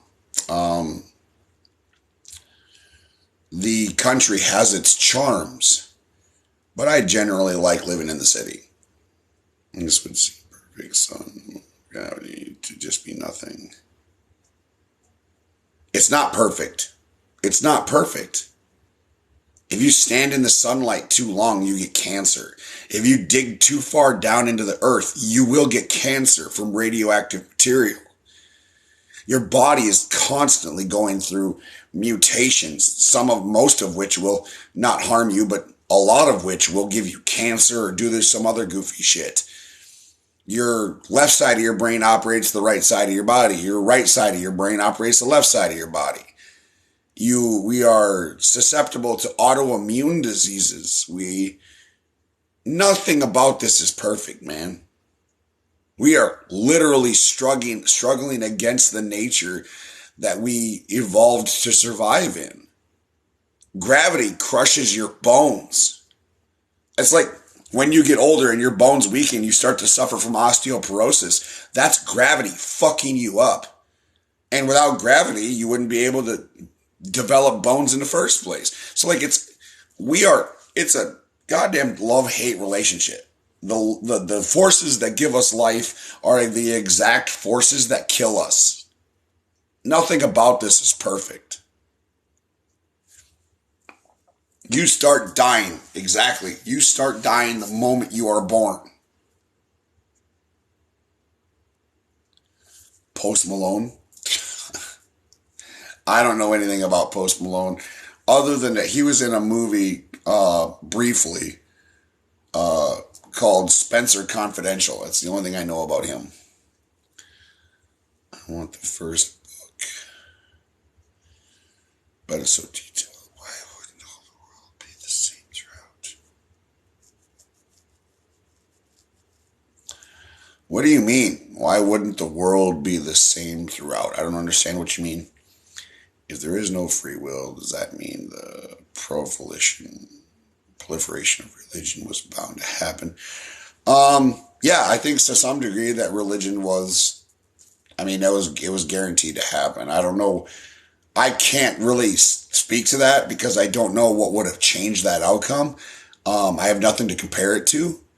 But I think if you take a species that has fight or flight instincts, that's afraid of its own shadow because it needs to be in order to survive. We have to be afraid of predators. and you give that species that species suddenly develops consciousness and self-awareness, then yeah, I think fear is going to be a huge issue, and religion's probably inevitable. In an effort to understand reality and nature, I think in almost every situation, we would have developed a religion. Humans are not the problem. Humans are a part of nature. You are a human being. You are not above nature. We are not the problem. We are a part of nature, and therefore everything we do is natural. Humans are not a problem. We are just a part of nature.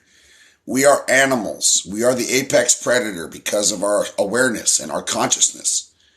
We can outsmart predators now. We don't necessarily have to fend against them. Joe Rogan's an idiot. I hate that fucker. He is an absolute slimeball. He did something afterlife, or else they'd be terrified. Then they got to control through fear. Yeah, more or less, yes. Fear and emotional manipulation. That's the calling card of religion. It's part of the world rainforest, part of desert waste. The world just won't climate.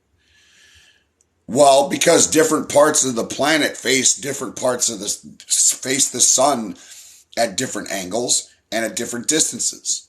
The equator is hotter than literally the rest of the planet because it faces the sun the most often. It's the closest to the sun. And the earth rotates on an axis, tilted, and it wobbles through space. And that changes the climate. That's just science. That's not. So how do you believe we started? Abiogenesis. Are you talking life on Earth? It's abiogenesis. Life evolved from non-life protein. And it turned into single-celled organism, and then multi-celled organisms, and then bigger organisms, and then finally organisms crawled out of the ocean onto the land. And that's the whole thing.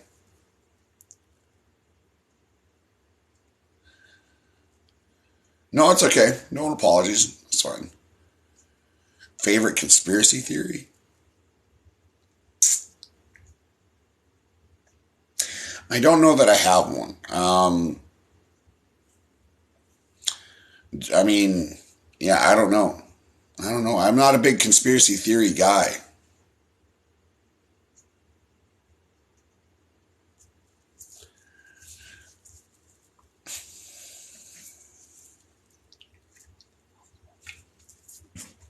I'm somebody that requires evidence. If I don't have any evidence on a given topic or subject, then I really don't have much to say about it. How to get someone out of a cult. My mom's in QAnon and she's not in reality. I have no idea how to help you with that. I have no clue how to help you with that. I'm sure that there are resources though. So if you go and you look up freedom from religion, you might be able to get some help with that, but I could not begin to help you. It's hard to convince people of some things that they don't want to be convinced of. You can't change people's minds. Everything the CIA has actually done sounds like a conspiracy theory, but that's real and nuts. Now, overthrowing governments and installing dictators, all in the name of America's interests. Yes, a little conspiratorial, but it's true, so it's not conspiracy theory. Well, favorite, as in the worst or funniest. QAnon's right up there on the top of the list with that funny shit. Them motherfuckers believe in some goofy fucking stupid shit. And I think, Satanic Panic was tragic as it was, because it did have consequences for a lot of people. But it was gross. Do you make money from TikTok? Not really. Pennies on the dollar. I don't really make that much from TikTok. Not nearly enough to live off of. Not at all. I might make enough in 2 weeks to fill up my gas tank, which is $30 to $5 or something. And it's not reliable income either, because 1 week I could make $35, the next week I can make $15. It's not a way to make a living.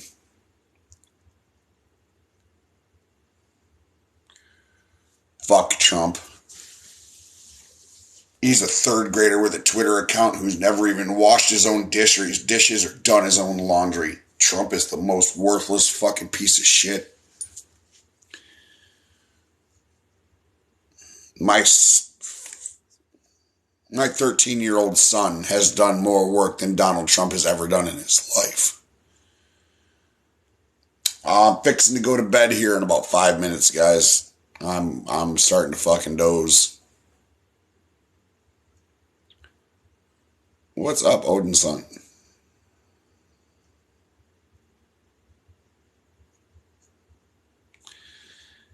Hey, how's it going, Momo?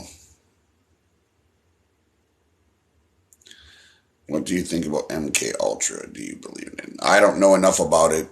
I know that there is rumors and conspiracies involving it, and it wouldn't surprise me in the least if the CIA was drugging people. But I've never really learned enough about it. Hope you get rest soon. Your lives are very educational and entertaining. Well, thank you. I appreciate that. I know it's not my president, but your thoughts on Biden? On Biden, I think he's absolutely worthless. I mean, to be honest, he could have gotten a lot more done in this first year of his presidency, and he hasn't done shit. Really. Now, he's gotten some things done, but he hasn't gotten what he promised done. I mean, personally, theistic Satanist. Respect the TST too. I like it. Understood.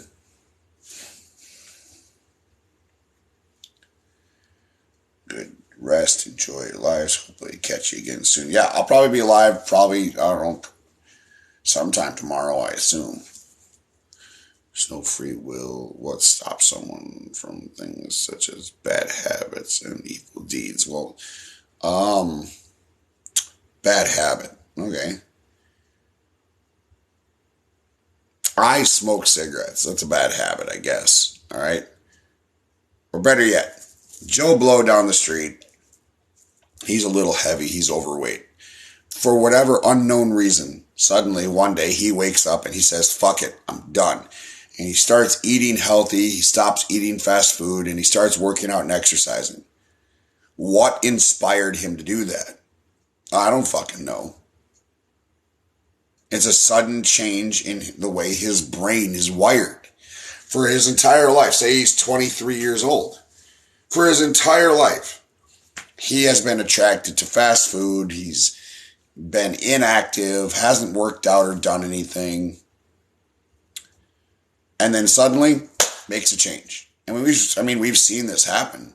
We've seen people kick drugs and alcohol in this fashion. We've seen people just absolutely change their lives. And they always give agency to something in their life, but they never take responsibility for it.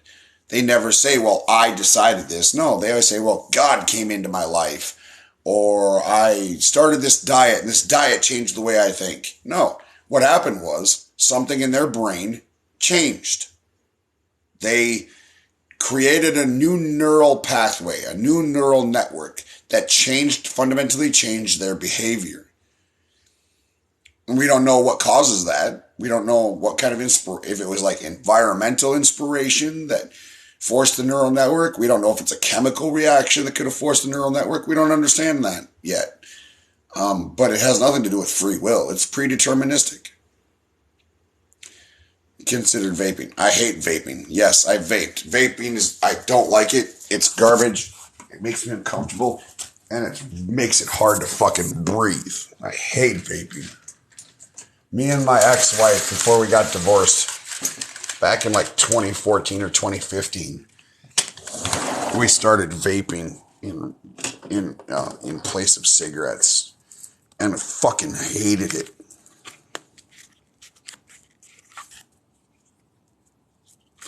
I like the taste of cigarettes. I enjoy my Marlboros. I love my Marlboros. And I like Newport Reds and I like Winston Reds, but I love my Marlboros. Residual equality remaining after some things happen. Subtraction.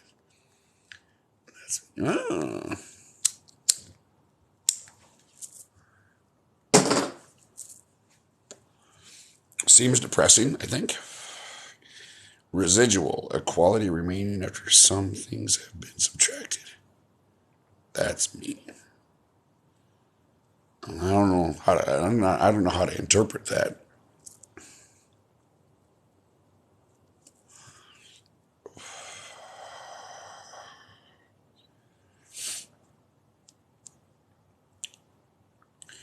Cheaper. Yeah, I have rolled my own cigarettes, and they're gross. They taste like dog shit.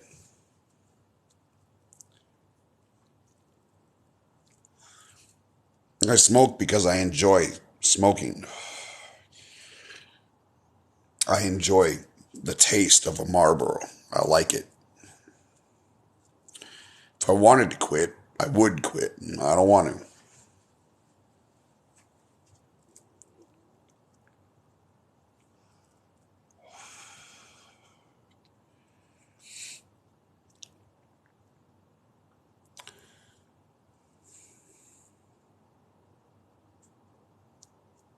Well, I mean, I just got over bronchitis. I mean, I had an upper respiratory issue, and I had COVID earlier this year, back in Thanksgiving. But I mean, I guess I'm fine for the most part. I don't have any problems breathing.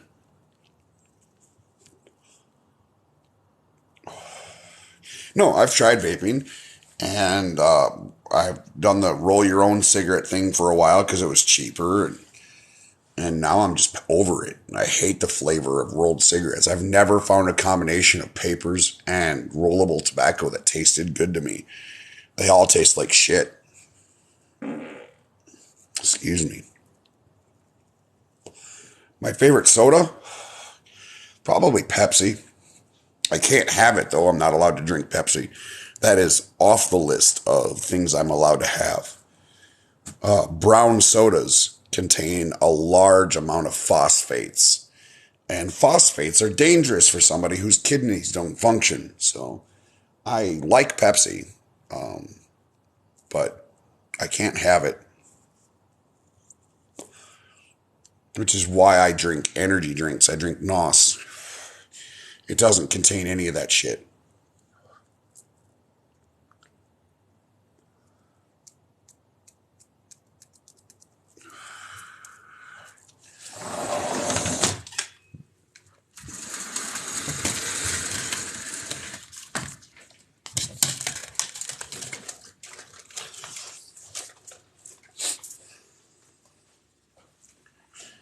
All right, here we're climbing to bed.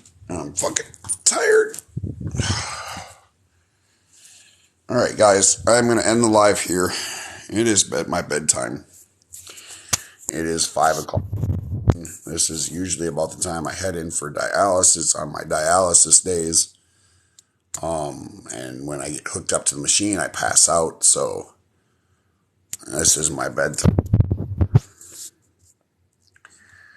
Thank you all for hanging out. Thank you all for asking questions and being supportive.